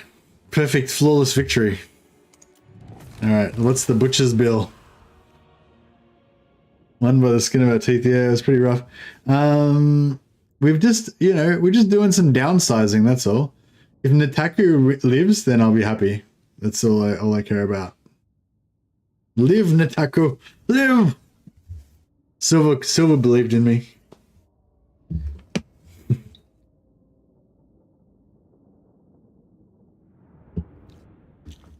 That actually kind of works out well. Well, not well, but, you know, if Nataku lives, then I'll be happy, basically. It's a short version. Nataku! Nataku lives! Yes! Sorry. Got excited. Oh, wow, Treekin lived as well. Yeah, actually, that's fine. I'm totally happy with that. I don't care about a couple of Glade Guard. DURTHU will be back in a few turns. That's fine. Yeah, that was sweet. Beautiful.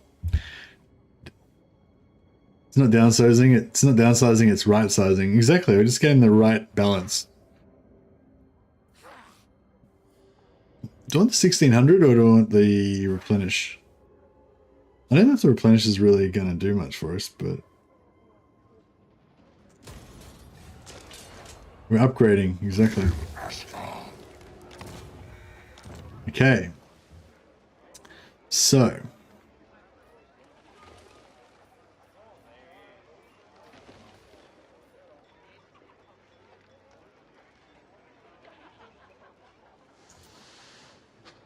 Gonna spend another 1800 gold. Just get a general. An elite army containing a mix of Empire, Dwarf, Wood Elf heroes will join you. Woohoo! So yeah, so now we've got this army. Pretty cool. What's the general of that army got? He's got Master of Malevolence.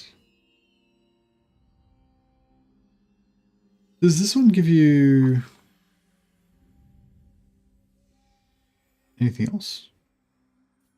Master of Malevolence. What's this one? Which one do we like the best? Oh, this one didn't come with... Oh, they're both level 1. So we're going to replace both of them anyway, so it doesn't really matter which one we go with.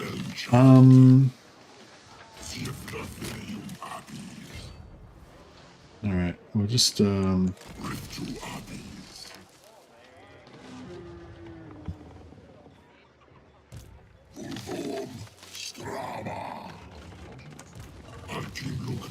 4.5k. Alright, so we don't want hammerers, we don't want wildwood rangers, we get rid of them straight away. The outriders are pretty cool actually. Hey Captain Chunks, yeah, they did this ages ago. So yeah, so basically what you want to do is just do the Skaven endgame scenario. Just do a Skaven endgame scenario, put it on the weakest, you can just, it doesn't matter what level you put it on, so you can just put it on 25%, the weakest version of it. And then, yeah, just put it on like turn 10. And then, yeah, if you're playing as Empire, Dwarfs, or Wood Elves, you get this sick army that you can add to your early game. These guys pop out at level 25 as well, these heroes, so they're all quite powerful, including a Fire Wizard in Wood Elf army. It's pretty cool. So, yeah, it's pretty sweet. Yeah, we got flamethrowers, we've got grenade launchers, and we've got a tank. We can not afford to run this army, but it's kind of cool.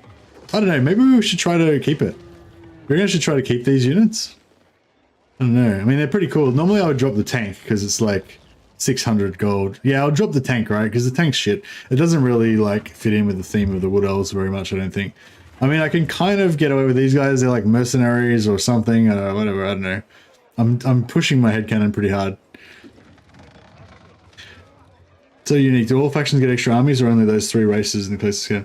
Yeah, it's only the Skaven endgame and it's only Wood Elves, Empire, and Dwarfs that get this quest.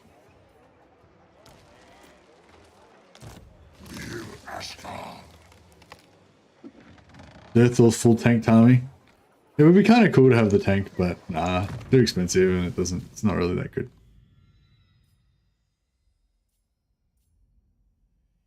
Yeah, so we've got an Empire Captain, which I guess will be a Pegasus guy that will hang out with our Glade Captains, maybe. He can have Hold the Line. Actually, I don't think we get Hold the Line, so he could be good to be a foot hero actually and just like kind of tank, help tank.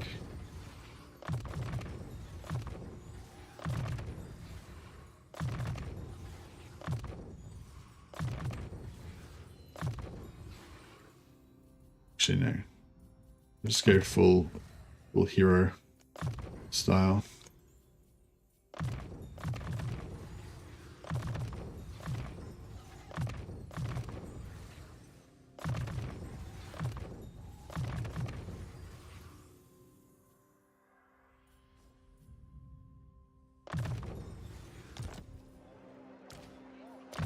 Oh yeah, well if we're gonna get a crash from while we're doing our skills, then this will be it.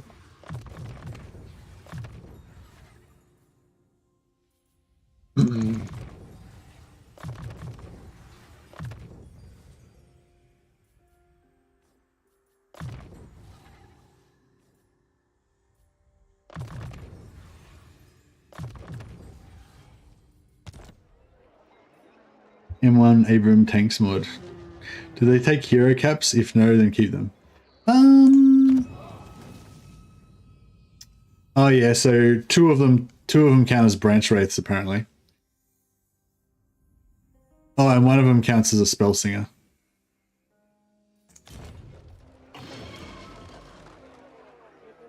Oh, and this one counts as a Waystalker, obviously. Oh, well, 2 of them count as Waystalkers. So, yeah, whatever. I'm going to keep them all because they're cool. They're cool. How cool are they? Like, why would you not keep them all? Oh, actually, yeah, cool. We can give this guy Keeper of the Gate. He's got Guardian, so it gives us physical resistance on all of our, like, dudes. Or we could go this one, gives you Iron Drake ammunition, but I don't think we really need the Iron Drake ammunition.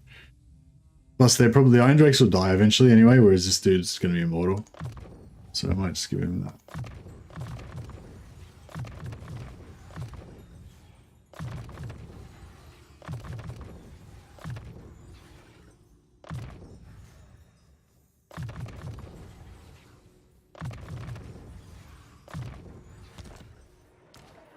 Witch Hunter we can use for what do you call it, block army, which is pretty cool.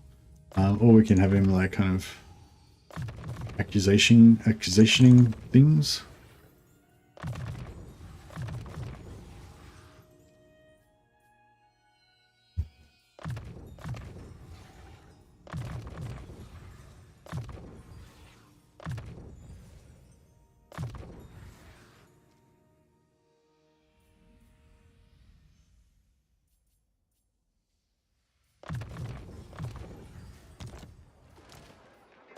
And yeah, the Fire Wizard is definitely very cool.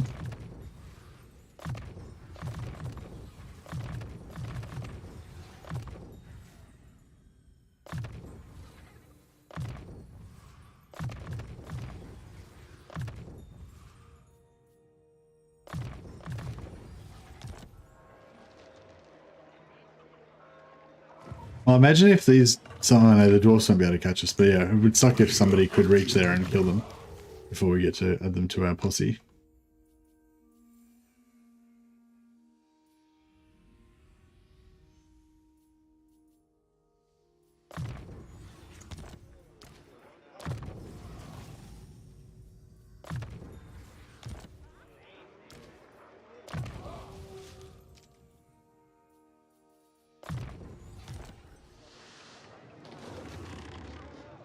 So what do we got here? We got 10 units, so 9 we're going to add to that, so we'll get rid of that.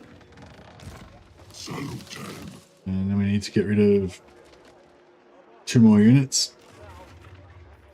I guess we'll...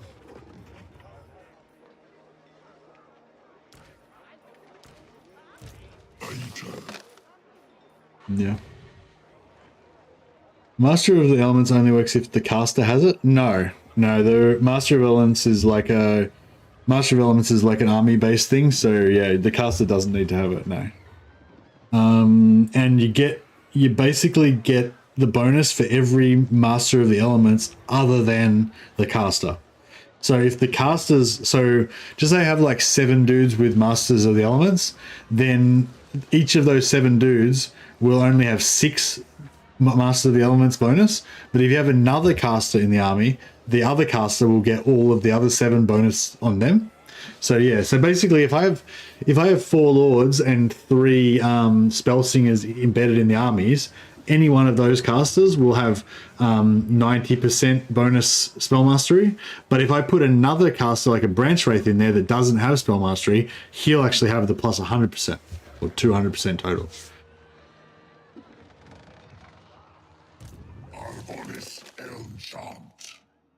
Going for 200% of intensity on the fire mage? Yeah, that's it. So if we have the fire mage, we only need 7 other guys with spell intensity to boost the fire mage.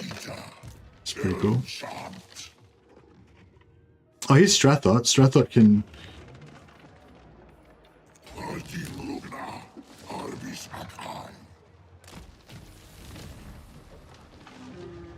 Should I get this one or that one?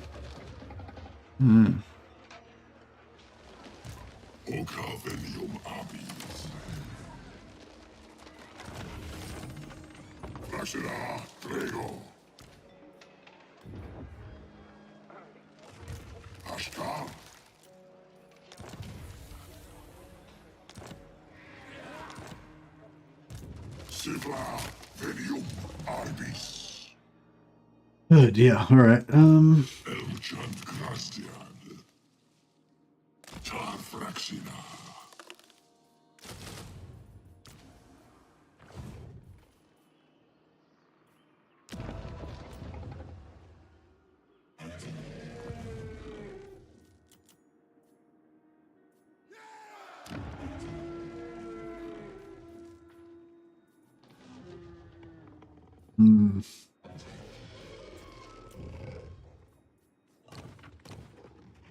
Yeah, so that's kind of cool that I used up, like, yeah, that used up capacity for my Waste Stalkers. But, I mean, I don't know, it's not that cool, but... Alrighty then, hopefully we can consolidate those guys. And then, I guess we should take out, wipe out Carrie Ziflin, I guess. See you later, Musa. Thanks for thanks for being a member for all this time, and thanks for your support. Much appreciated. And thanks for your fun contributions to the stream as well. All right. Okay, so objective number 1, we got our heroes. So good. Now, next objective is we need to migrate over to the Haunted Forest and go to town on these Chaos Dwarves to avenge upon them. Current race. What? Win 3? Oh, greenskins, right, yep. And do we get 2 of them? Or was it only 1?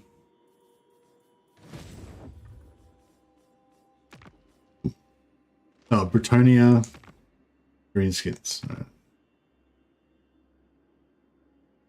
Oh, wood elves. Win 5 battles against wood elves. Oh, so I could go and attack. I could go and attack Dryka and win 5 battles against Dryka, and then that would give me confederation with Dryka. It's kind of cool.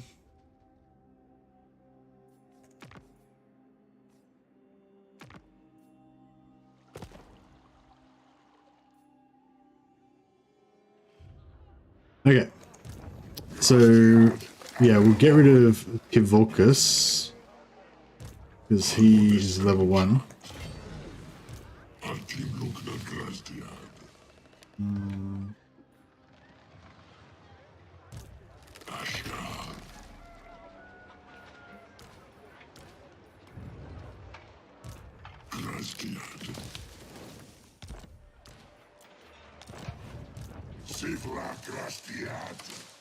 Yeah, this guy can make it to here. gives us replenish. Where'd their army go?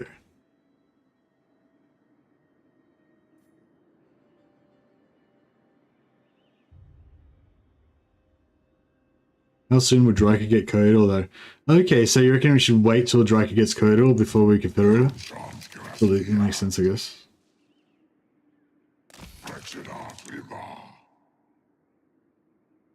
Do you reckon if I go inside this settlement, there's any chance that we're going to get wrecked by someone?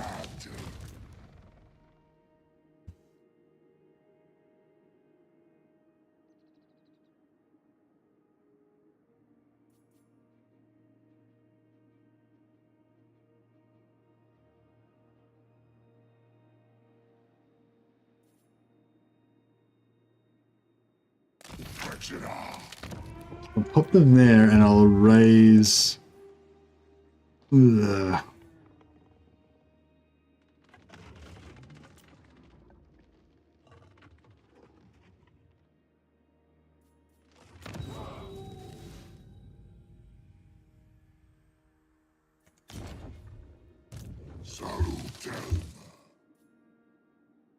So yeah, now I'll just bring this guy over.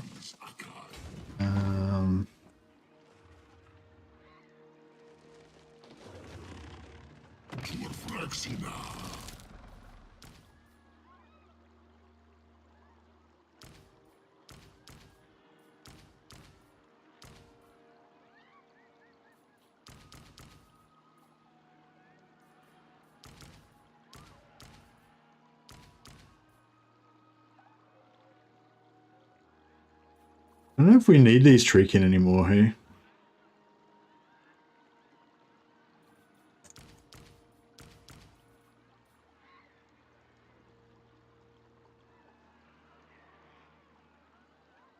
That looks like a pretty good army.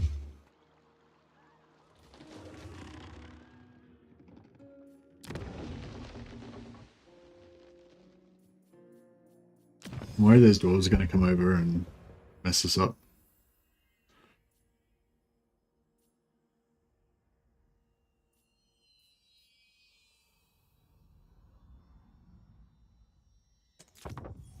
Okay, I'll take that and then I might come back over and try and get ambush after that. Yeah, I don't know, Cap and Chunks. Do you have any idea like what turn she normally gets Coetal? It'd be good to wait till after she gets it.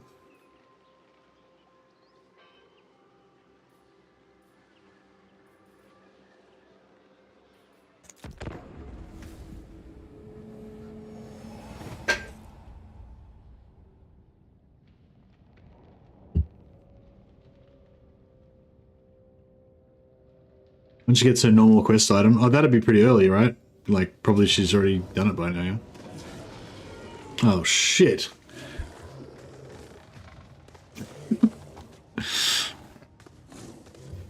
Alright, well, I guess the new army is going to get a workout sooner than expected.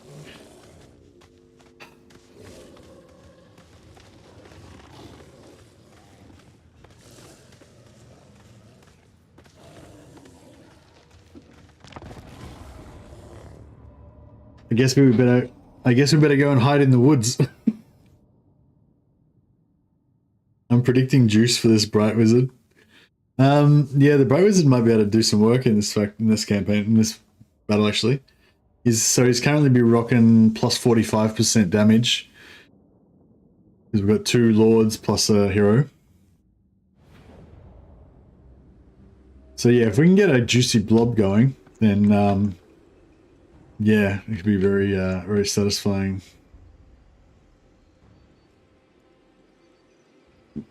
Excuse me. Let's just move him down here.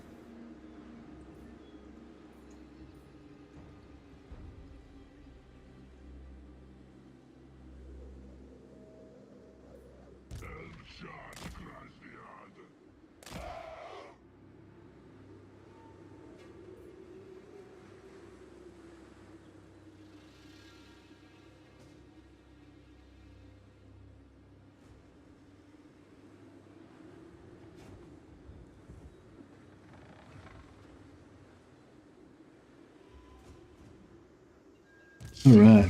I don't know if we should. I don't know if we should like just maybe send the trick in just straight off the map. There's only 2 of them, so they could easily die.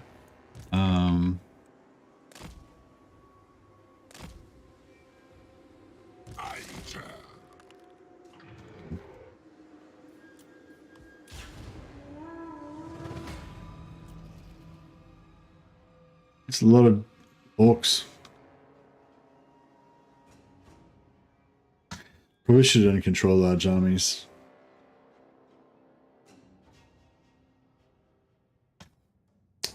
Yeah, I need some kind of like missile resistance shield that I can put down over my treemen. I think the treemen themselves can get really high missile resistance later on, but I'm not sure if DURTHU can. I mean, obviously you can, but I just need to get the right items and stuff, I guess. Yeah, DURTHU got a shit shot out of him in that last battle. We need to get like 90% missile resistance on him. We want to be tanking stuff. All right. Send this out. Taking position. Archers ready. For the eternal realms. I don't know where the best place to hold up is really. I guess this is fine. With haste. Whatever. It will be done. Swiftly now. Strike out! Iron drakes! Hook those dwarven legs! Ready for war.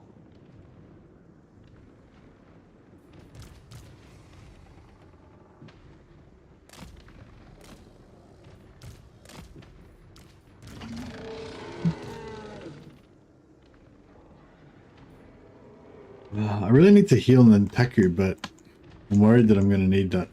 I'm worried I'm going to need that Seeking quarry. wins. Captain repositioning. Glade captain.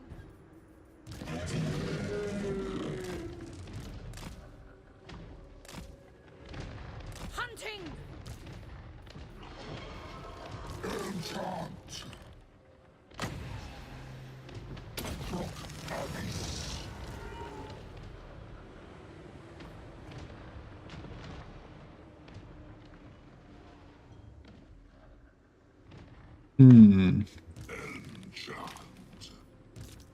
Glade guard commander.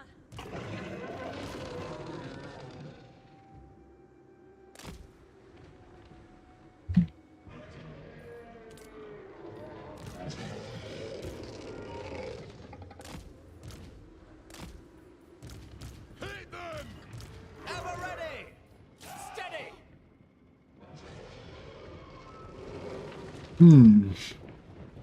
No lingering! Yes.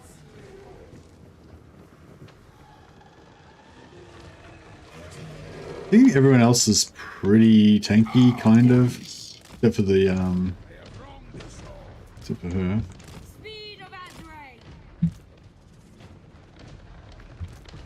I mean, they're not that tanky, but they're tanky enough to be in the blob. I think those guys are making the move. Detachments move. Formation march. Oh, they got artillery. Crap. Sucks.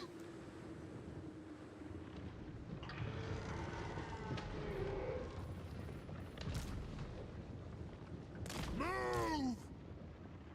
Move now! Move up! Ever ready. Yes, quickly! Formation march. Fraxina!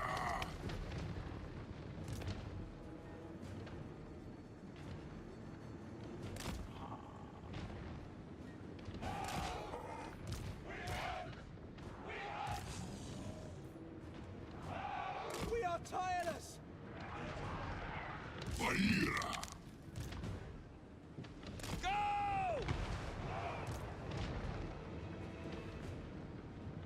At speed. Abonis enchant!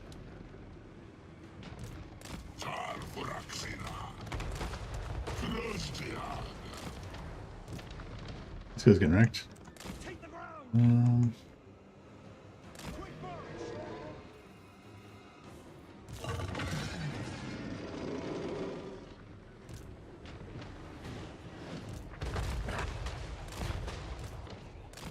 Well, the more that they're shooting at those guys, the better, kind of.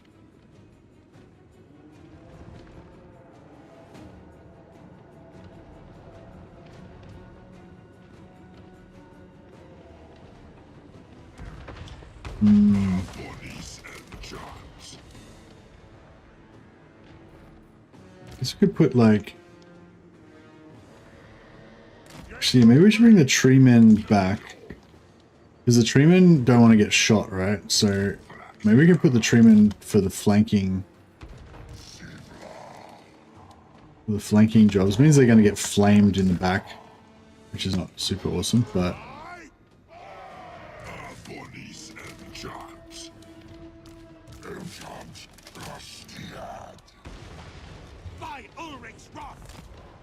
This little blob can be the main tank. Yeah, sort of. I feel like it's sort of happening. Ever ready. And it wins us.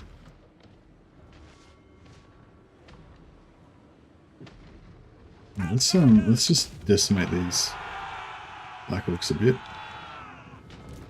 Taking position. Grenadiers do AP, don't they? Oh, a little bit. Yes, General. Sir. At speed. Fire. Sigmar holds. At speed.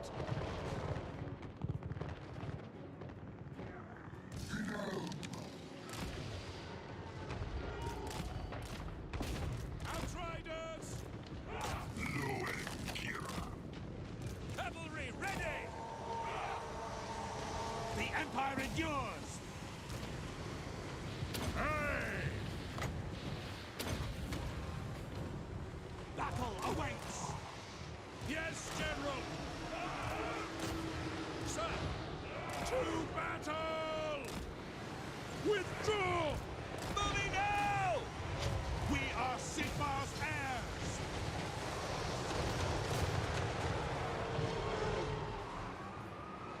Goes it down.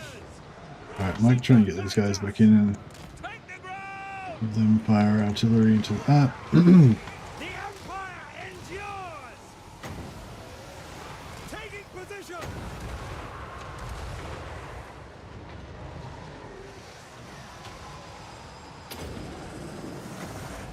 The winds glow hot. Seething fire. Bring them down! For the ancestors! Oh, we lost somebody in here. Oh, the captain went down already. I will! As you say! For the Empire. Oh, fuck. Oh, this prick. Oh, man. Shoot! Battle awaits.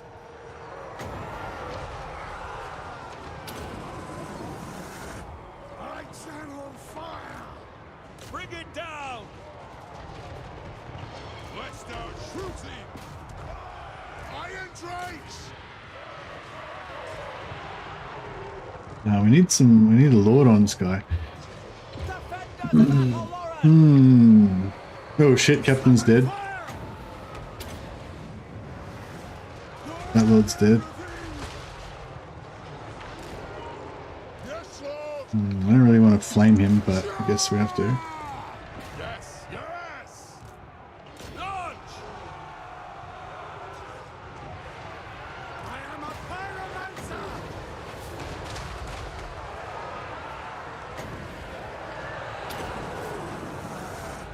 The winds glow hot.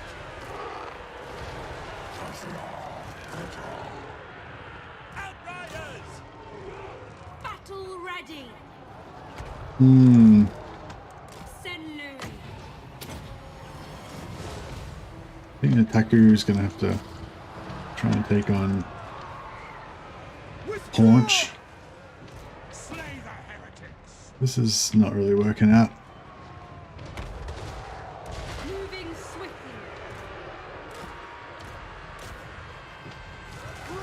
Yeah, we didn't, we had too much, not enough tanking. Oh, jeez, we're in trouble. I was hoping they were going to rout, but it doesn't look like it's going to happen.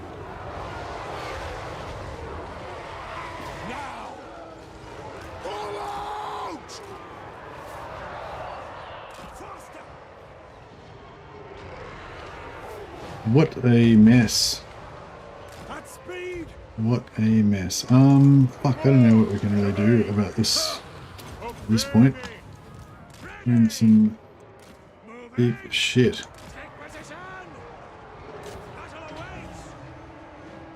Did Nataku die? Nataku's the mighty is still going strong. We can't kill Gron the Paunch though, so that's fucked. Maybe we should just run away from him.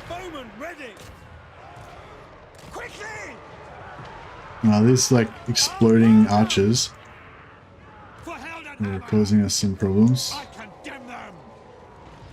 Shit, it's all going down. It's all going down. We're going to lose all of our unique heroes and special things. Well, actually, no, the heroes are all immortal, so that's fine. But we're going to lose all of our special units. And Taku the Mighty is going to die. Man, I miscalculated. I didn't think that he would be in range to be able to attack me like that. But, yeah, he definitely was. Oosh! Oh, man, I don't know. Was that winnable? I mean, I'm sure it was winnable. Like, if you played it over and over again, you probably could figure it out. But, yeah. I don't know what I'm not really sure what I should have done there.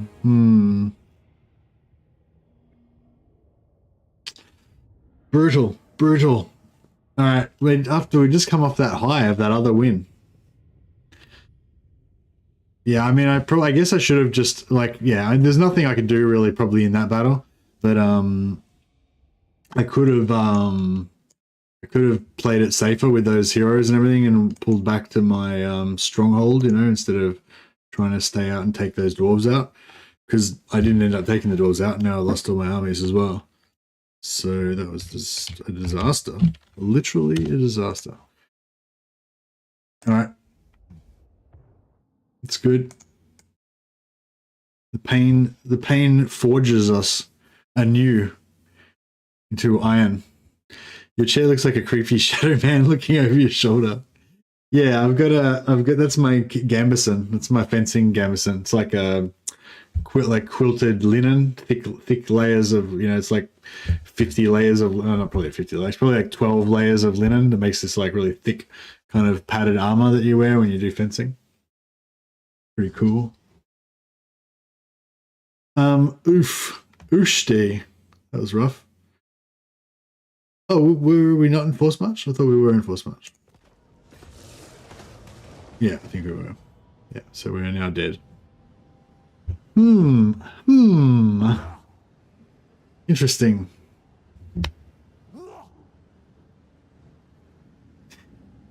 That's okay. It's still fine. He's dead. It's true. Oh, well. Alas. Everything is still fine. It's just that we've lost all of our armies. But look at our income. 3,000 per turn. That's amazing. We're doing really well on income. So that's good. And Slurf's back to lead our mighty armies again. And Wolf with the tree patron. Oh, I've got everybody back. Look at this. It's fantastic. Alright. Let's get Wolfwood back up here. And here we'll get Slurf. Slurf out this direction so he can retreat away. We'll get Strong. Blade captain reporting.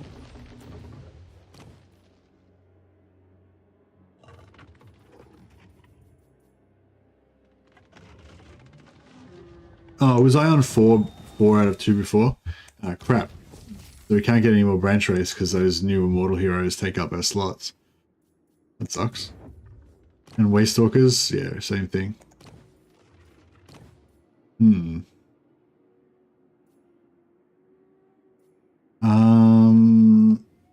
That's right, I might just take whatever we can get.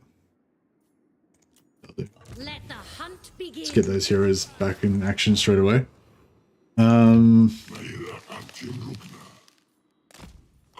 It's you know, it's fine. Now we can like build up again. You have the excitement of building up from nothing and hopefully not dying. I think that we're gonna have some underway armies like the very next turn we're gonna have some underway armies popping out again. So yeah. Shit, we could lose the campaign here. We could lose the campaign here. I don't know if these underway armies come over this turn, which I'm pretty sure they're going to. This guy's going to attack this, and he can escape, so that's okay. Next turn we can recruit another lord if we survive that long.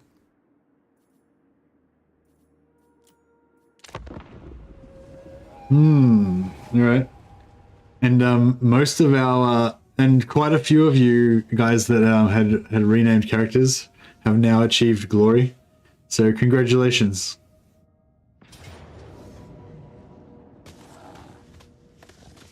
Settlement garrison.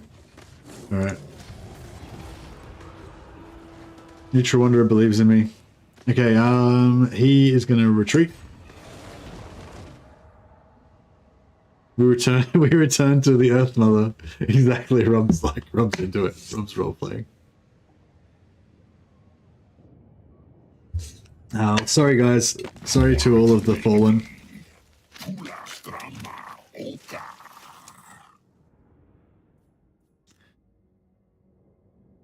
Sure. I feel like this guy's not really reading the room. It's like, he's like, oh, hello, I just wanted to enter into some diplomatic relations with you. And it's like, bro, our civilization is on the edge of ruin. We literally don't give a shit about you or your non-aggression pact. But sure, 300 gold's always welcome. Angry gods. Yeah, sure, why not?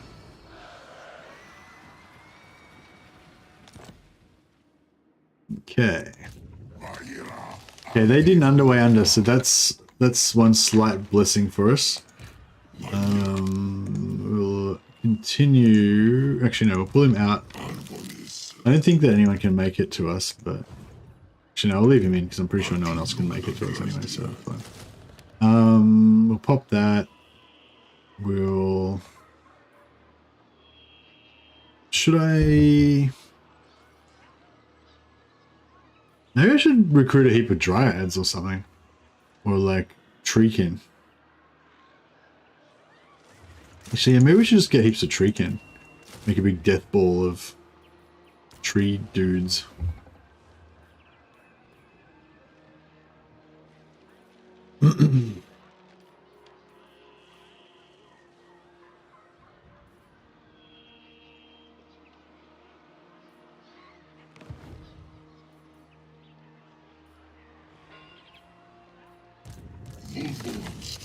No rest, no surrender. Kronos, guide us on.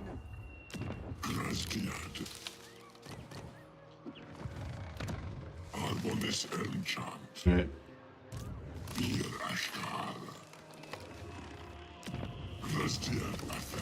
How many turns? 2 turns. Alright, that's not too far away.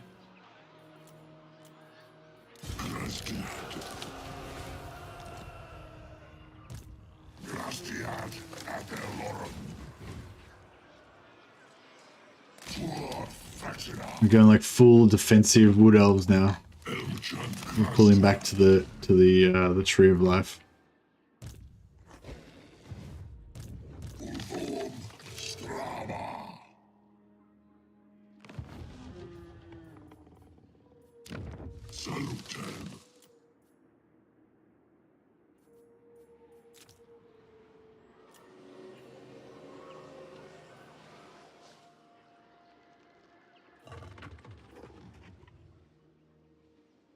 No.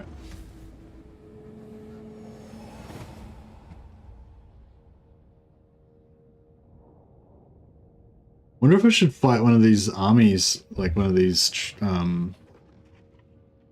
like tree health armies. Try and just level up a bit.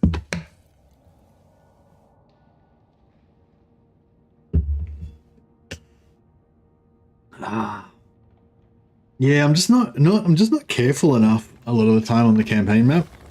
Let those let those things happen. The thought did cross my mind that maybe there'd be something in range, but I was like, oh no, I can see, this far away and I can't see anything, so I'm fine, And I was like, yeah. Your lords can support on the tree health battles. Oh, nice. Thanks for confirming that, Robus. That's good to know. He's back in 1 turn, so maybe we'll just. Oh no, I don't really want to spend the money. Yeah, we'll just sit there and recruit for another turn.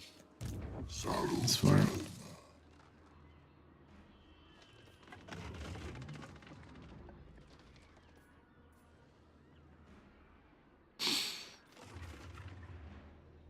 Yeah, so we can't get.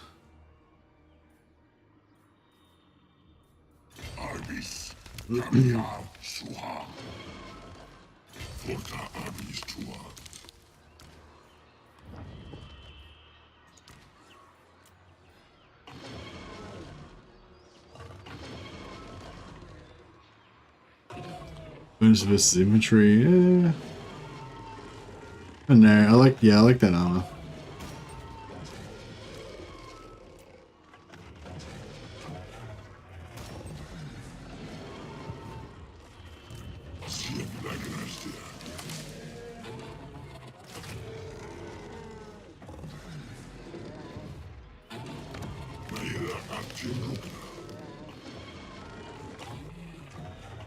So we got 1, 2, 3, 4, 5.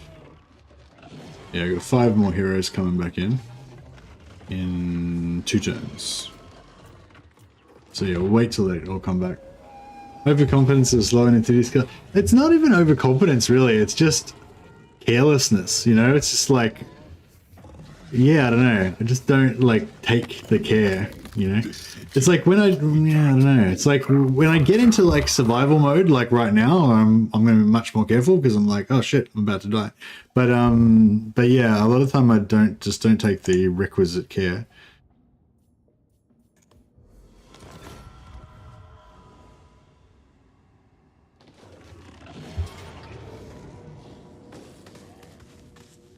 It's like, I don't know, it's a form of kind of lying to yourself. It's like, yeah, it's like I'm greedy. It's a kind of greed, sort of so I could wait, but I want it now, right? So there's this kind of greediness factor. But then as well as that, there's this sort of self-delusion thing as well, where it's like, I know that there's a danger, but I just allow myself to tell myself that it's fine. But there's no basis for that. It's just a way of deluding yourself because you just want that to be true. Yeah, it's an insidious thing. You gotta watch that. Wouldn't mind getting that extra gold in public order. What's this do? Construction recruitment cost. Nah, it's not great.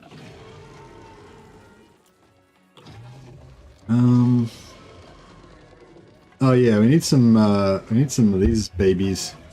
Spell singers. What's our capacity like? Spell singer 1-1. Yeah, we'll try and get another spell singer because that gives us more magic intensity, and that's what we want. This is fine, yeah, with all the fire. This is fine.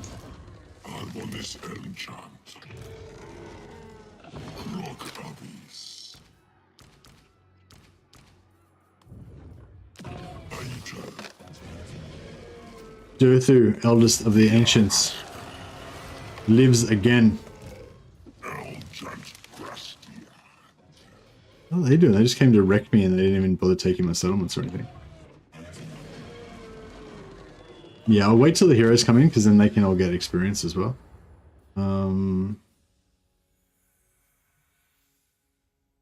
Yeah. So that 23 turns, yeah, or we could go for ambush chance. Wouldn't mind getting that fairly quickly. Kind of like the magic item drop chance as well. Cheerful optimism? Yeah, it is, sort of, but yeah. It's sort of like, I think there's also it's partially that self-delusion thing, but it's also, I think also part of it is like that gambling thing of like kind of enjoying the sense of like risking stuff, like, and being kind of like, and being sort of blasé about it, you know? Of course, it doesn't feel as good when the gamble doesn't pay off. In 52 BCE, Vercingetorix was overconfident and got pinned in his own fortress by Caesar. Indeed. There's many parallels between me and Vercingetorix. That's the only one I can think of right now, though. To be fair, a game would be boring if plans always went smooth. Yeah, that's true. And that's another separate thing that I do as well, which I sometimes do, I intentionally do kind of fairly risky stuff just because I think it'll be more fun. But yeah, no, that was just, yeah, it was just that kind of just allowing myself to believe that it was safe or that it was fine when I didn't actually have any reason to think that. I think my heroes are going to pop out in Montfort. I'm not sure if it's... Be at peace, for that is all I ever want. On it! Friends of the Empire, come.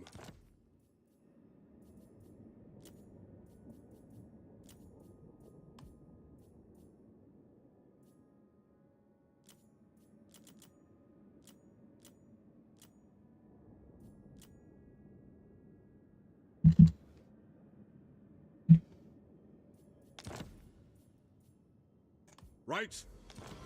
Alright, cool. So I basically just...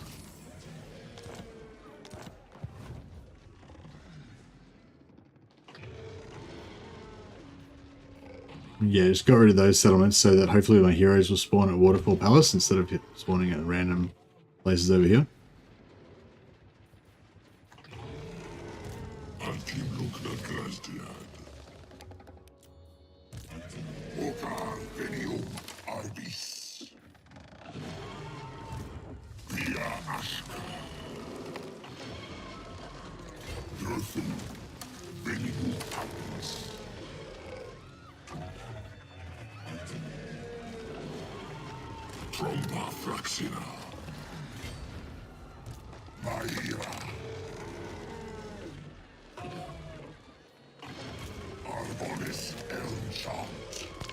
Alright.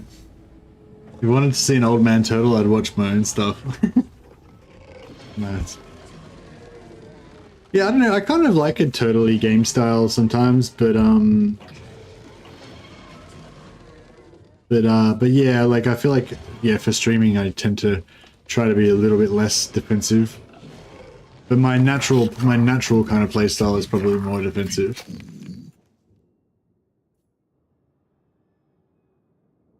Military access, yes. Yes, please.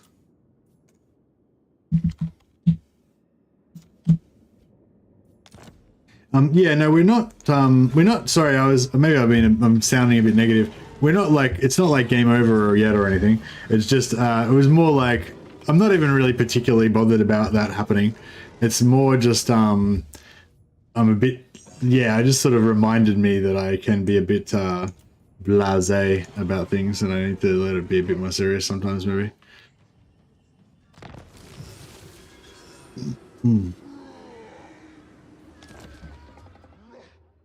Check out how many armies there are in there. The AI is getting really into recruiting heaps of lords. Alright, all of our heroes are back. Oh, check out this Empire Captain with the fluorescent green sash. That looks fucking disgusting. I wonder if there's, oh, and the dwarf as well, that looks terrible too.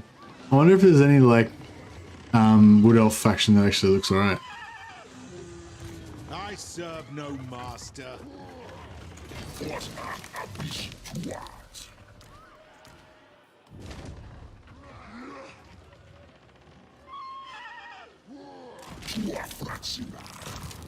Alright, Speed. you're up. Get training. Most of our better items were on DURTHU, so that's good. I think we did lose a couple of things though. They will not succeed. Alright, so you reckon if we kind of place these guys strategically around this, can we get another one in here? Maybe if we put this guy.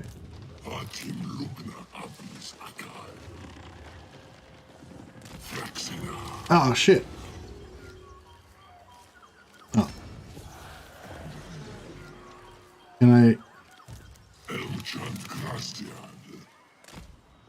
Yeah, oops. Just had a little heart attack then. So,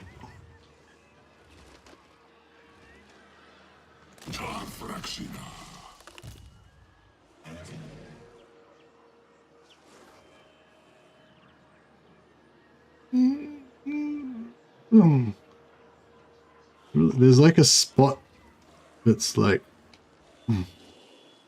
fuck. It was like, yeah, it's like kind of. See how it goes.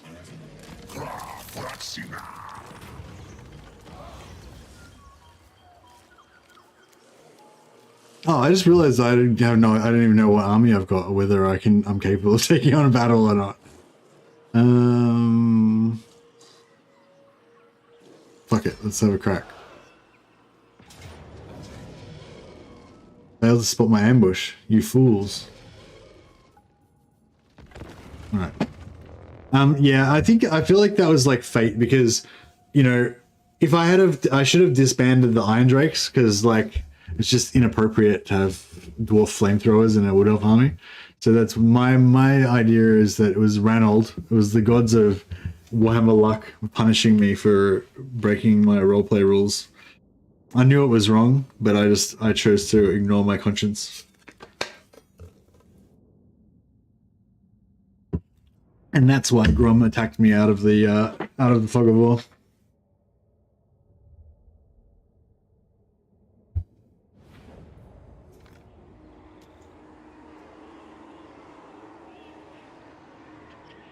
It's like you should always ignore all likely scientific explanations and make up a totally mythological one.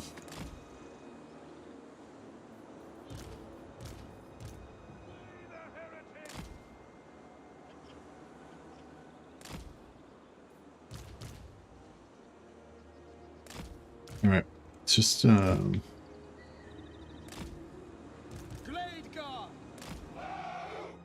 yeah, basically that.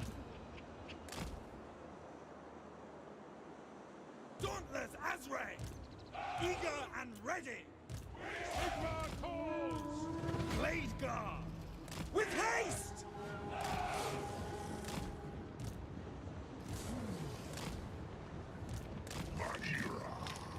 All I want to know is, why can't anyone ally recruit magma cannons? Oh, why can't you? I don't know. Yeah, I didn't even know that that was a thing.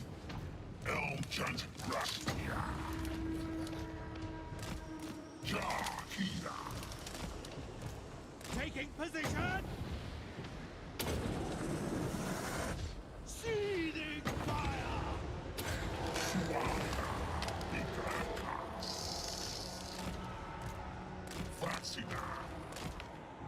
Setting off!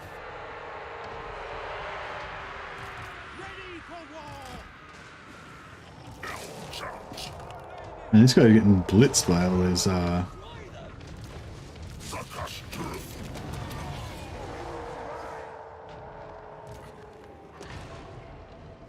Bright Wizard.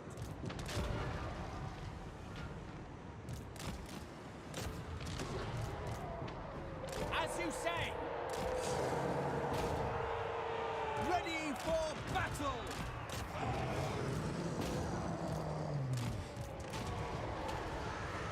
Kindle flame. We are Sigmar's heirs! Charge! War! Swiftly! Defenders of Athelloren! This is a fun little battle.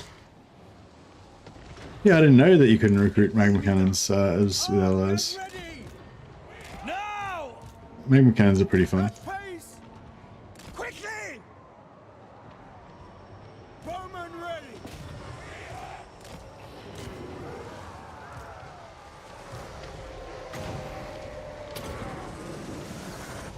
The winds blow hot!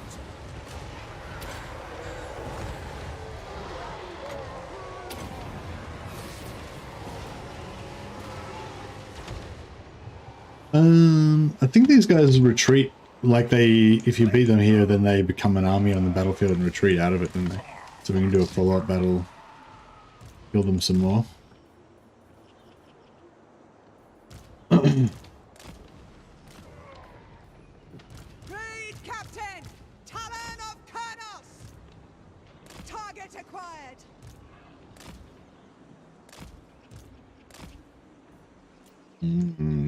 Don't know if we'll be able to get these heals in, but we can try.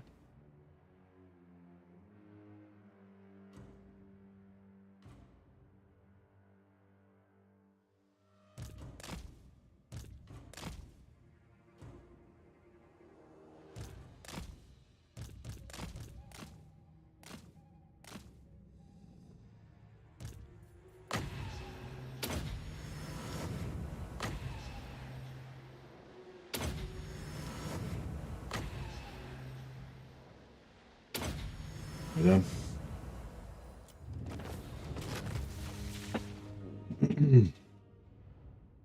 I suppose if you want to go defensive, if you want to go for a defensive totally campaign, then the Wood Elves are probably the best one for it, because you get these little like forest missions all the time. Do you keep getting forest missions after the health of that area is like maxed out? Or do they just stop?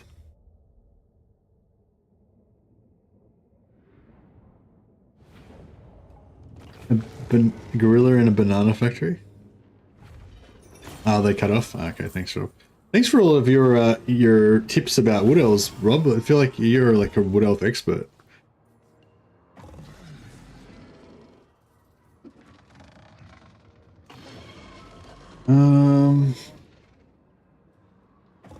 Yeah, a bit of extra magic reserve would be nice, I guess. Wood Elf's my second favorite behind VC.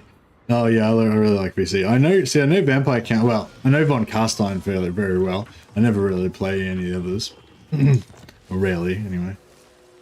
Oh man, these guys retreated really far away. That sucks. Can't even walk that far. What could you possibly want?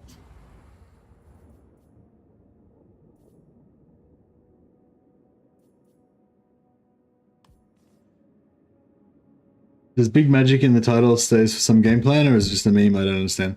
Oh, hey, no, it's just sort of focusing on. So yeah, so DURTHU gets what do you call it? Gets a lot of what do you call it? Spell mastery, and yeah, that makes your magic do like double damage. You up to double damage. I think I had a video that was sort of explained it. Which one was it? I was going to link this video, but I forgot.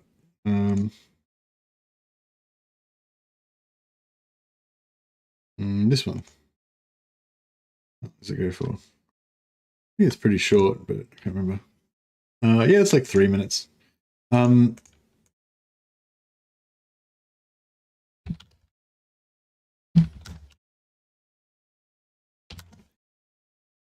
Actually, I'm not sure if that does explain it properly. Mercy the Mad here, and today... Oh, there I am. Yeah, so, but yeah, basically each one of the characters that has spell mastery gives you, I think, plus 15% to anyone casting a spell. Anyone else casting a spell, not to themselves. So yeah, it's this one, spell mastery. So basically, you have like if you have like 7 dudes with spell mastery plus another dude that doesn't have spell mastery, or you have 8 dudes with spell mastery or whatever, then everyone gets 200% magic damage. And it also increases buffs and stuff like that as well, I think. Healing, all that good stuff. So yeah, that's what it's all about, getting the big magic.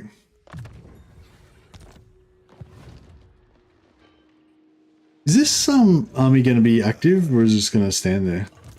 Glade Lord, at your service.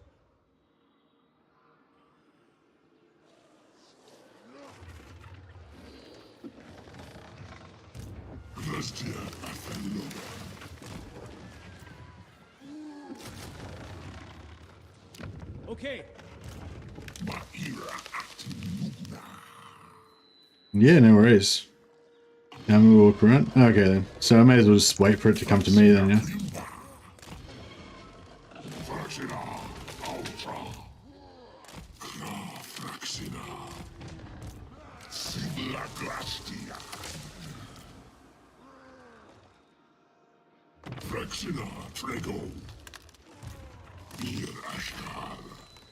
Cool, I think we're all in a good blob.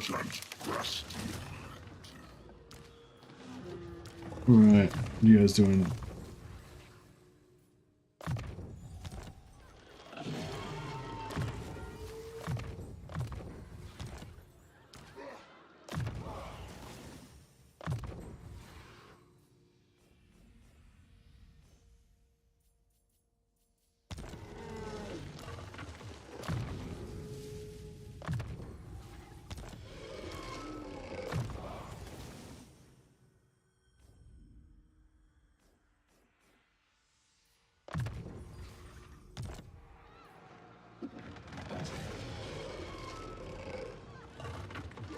Yeah, DURTHU doesn't need... DURTHU's got minions to do that shit for him.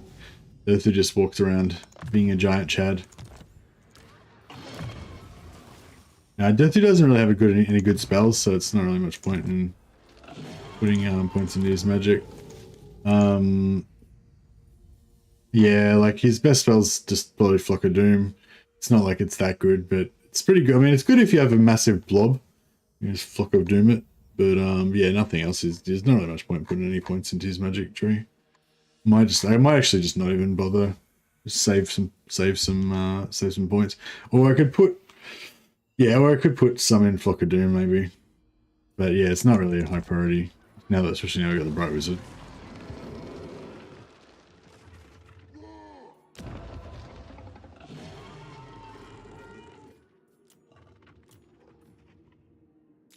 All right.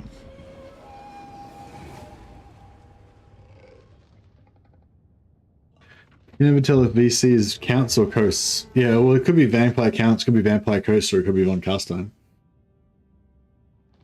So yeah, it's a bit non-specific.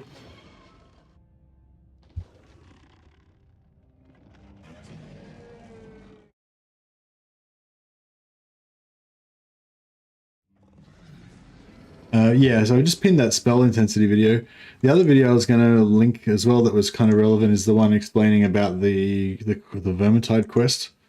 But yeah, it's pretty simple. It's basically just put the Vermintide on, put it as early as possible, just put it on the weakest 25% strength. That's all you need. Just need to get the Vermintide endgame to spawn. Doesn't have to be any particular strength. And then you get that quest to get all of the unique heroes and units, which I immediately suicided. But luckily all of the heroes are immortal, so we're still good.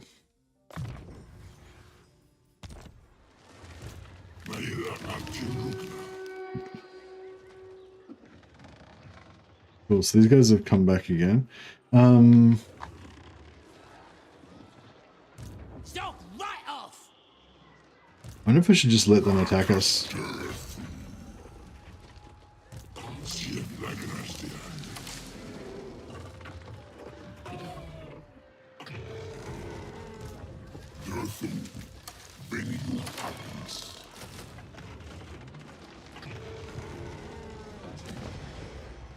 Alright. I think we're feeling pretty strong now.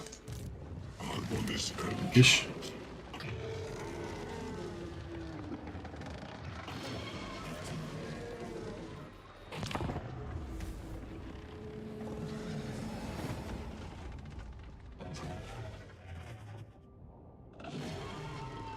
Maybe some more. We got some more of those dwarves to jump over as well, because they've got DURTHU and ambush, so they should think that we're weak.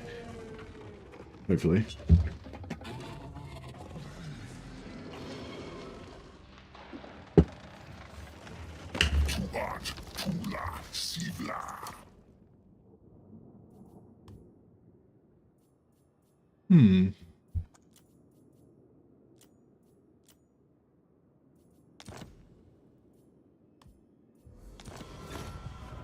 Right, we're following some alliances.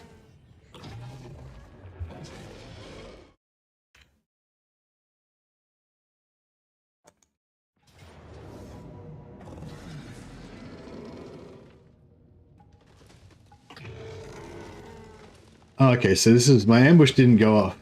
He just attacked me. Cool. I always thought Glade Guard are kind of crappy for Wood Elves. They're very good cheap archers, but Treekin are just too good. Yeah. What do you think about the best way to use Treekin? Do you think just like use them as kind of infantry in a wide line, use them as just a big blob? Yeah, how do you usually use them?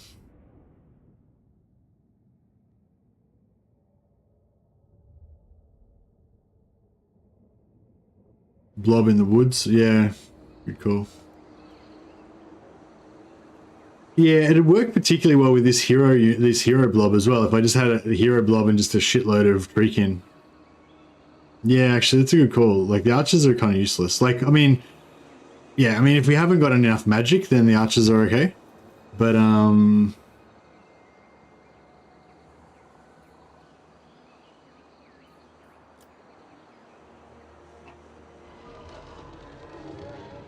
what war banner, faction banner do you remember most from the Warhammer universe?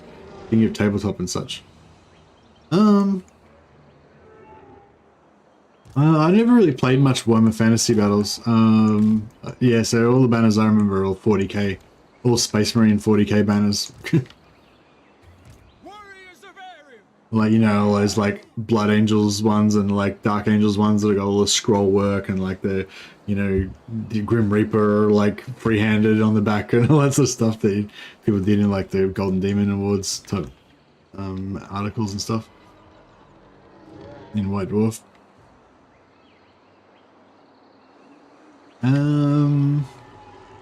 Yeah, I don't think we need to overthink this one, so I'm just getting a bit tired on it. I yeah, I had to go into an office today and do work. And yeah, so whenever I have to go in the office I have to get up early, and it's just like a totally different, like, yeah, basically just a totally different sleep schedule to my normal day.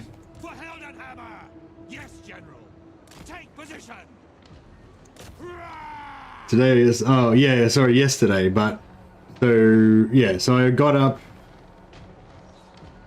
22 hours ago, yeah.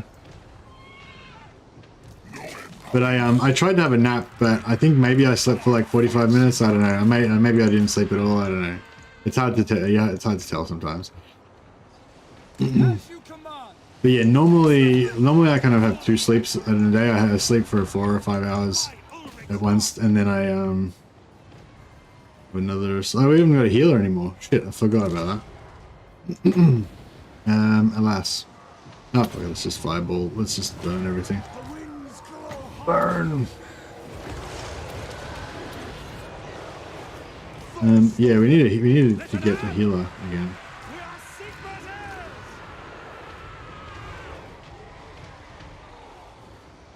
So once these guys come on, they can heal us. Just need to. Weapons loose!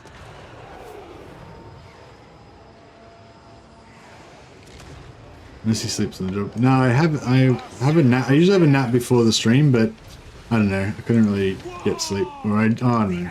I guess I was undisciplined. I should have gotten to sleep like an hour earlier, but I didn't. And then I only had like an hour and a half to sleep, and I couldn't really sleep, so I was like there.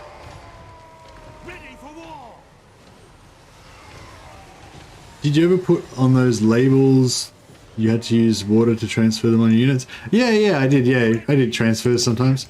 Although a lot of times I felt like the transfers didn't like the edge Like the edge wasn't, you know, like, I don't know.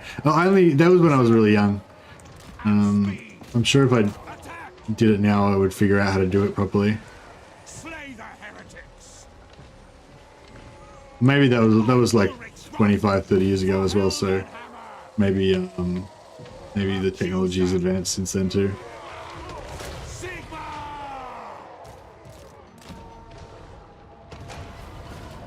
Beautiful. Alright. We can actually get 2 battles out of this, can't we? We can follow up and attack them again. That'll actually complete the quest to confederate. We drew out one of them.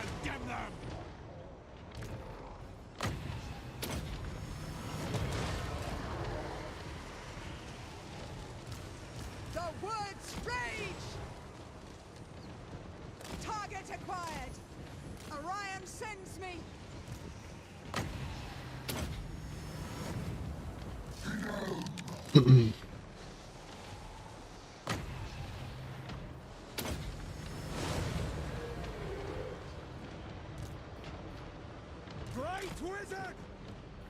We're nearly there. I use a bit of paint on the edge of the water transfers to smooth and blend it, though I don't really use them anymore. Oh yeah, is that because you're freehand or you just don't do it anymore? Or hey Total Hamster, how you going, buddy? The only real weakness of Freakin is cost and archers. They're cheap for DURTHU since you have so much wooden maps thrown in start position, they're not even vulnerable to different missiles, yeah. Yeah. And I can give them extra physical resistance, I think, as well in the skill tree. Which is cool.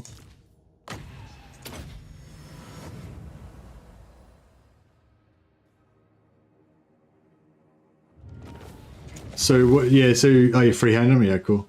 Yeah, I did a little bit of nothing too fine detail, but I just did some freehand of some like Iron Warriors hazard stripes, like the black and yellow hazard stripes, and like yeah, I wouldn't really do. I never used to try to attempt that sort of stuff really when I was younger, like when I used to paint back when I was like 15, 17 or whatever. But yeah, I found it was actually like, I don't know, like if you just be super careful and just try really hard, then you can do it. You know, it wasn't like that great, but it was okay.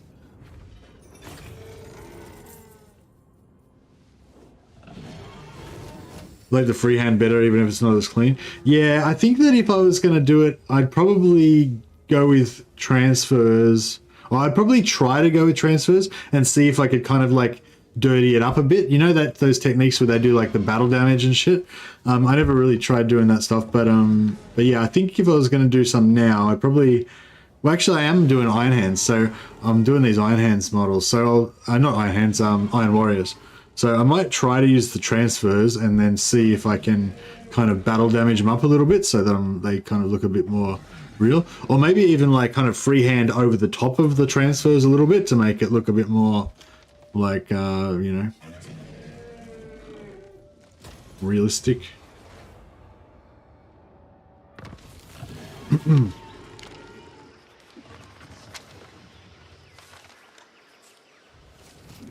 Oh yeah, you found some new ogre strats. That's good stuff. 15mm hoplite shields was a struggle. Some people like show hoplite shields being really quite, yeah, like having like pictures of snakes drawn on them and little triangles around the edges and stuff. You could definitely go pretty, pretty detailed on them.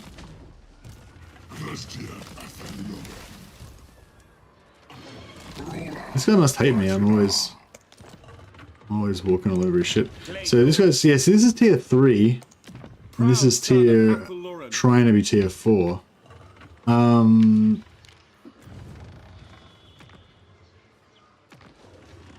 So greenskins, Widgeroth. That's these guys. So these guys are only tier 3, like, you know what I mean? I kind of feel like I shouldn't confederate them. Not yet.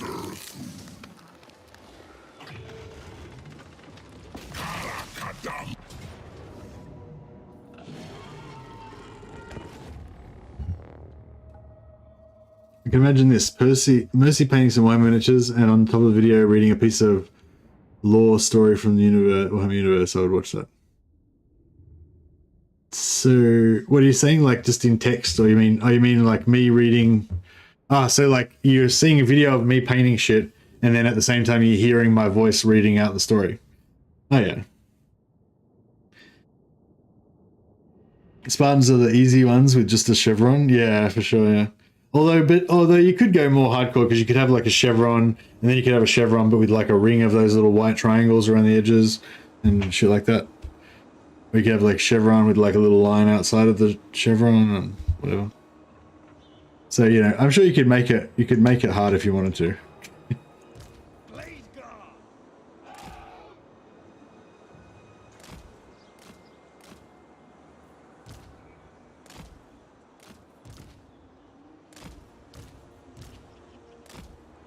Yeah, I don't know. With like Space Marines and stuff like that, I kind of like part of me, I don't know. Like I kind of really like the kind of homebrew aspect of it, and like making your own homebrew chapters and everything like that. But then at the same time, there's something really reassuring for me to like use like the codex chapters, and like just because then it's sort of more like real. It kind of is more grounded in the world and stuff.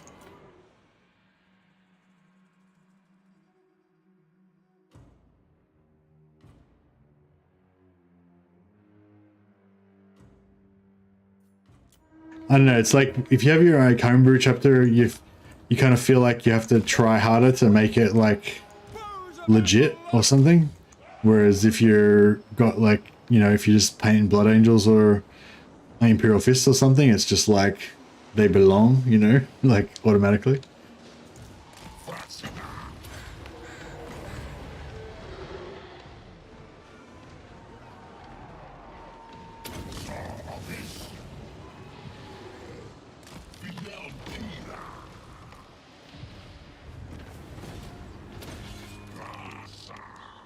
Alright, everyone stop shooting. We need to... Actually, we don't really need to heal. We can just end it there. That's fine.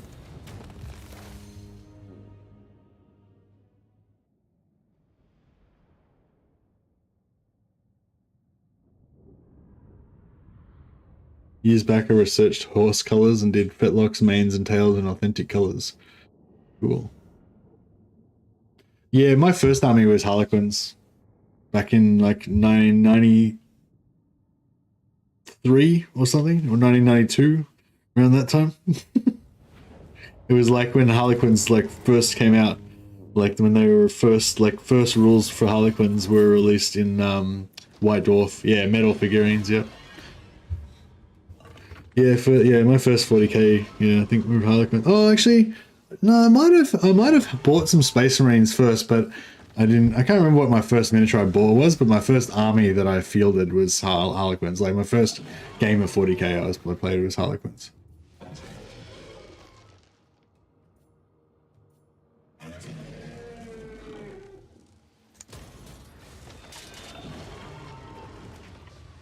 That was when you first started playing as well? Oh, that's awesome. Yeah, I didn't stick with it, unfortunately. I was always into... What? I thought I only had 2 battles. I must be tired. I thought I'd just done 2 battles and then this was going to be my 3rd. And then I thought this was going to be my... I don't know what I thought. Anyway,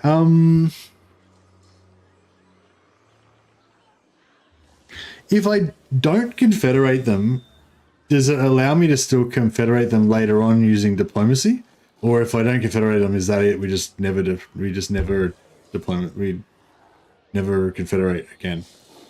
Rob S, my wood elf expert. I need to phone a friend. You can later. Okay, cool. Well, what do you think, guys? Should I just say no now, and then just like let them build up the tier 5, and then because also if I want to go adventuring, I think like it'd be kind of cool to just leave them here so they can be my allies and just defend my homeland for me. Hopefully. My cat is destroying some shit. All right, let's just let them stay there. Yeah, it's just coming up to 6 hours now, guys. So yeah, I might start wrapping it up. So yeah, I feel like I'm pretty happy with our progress.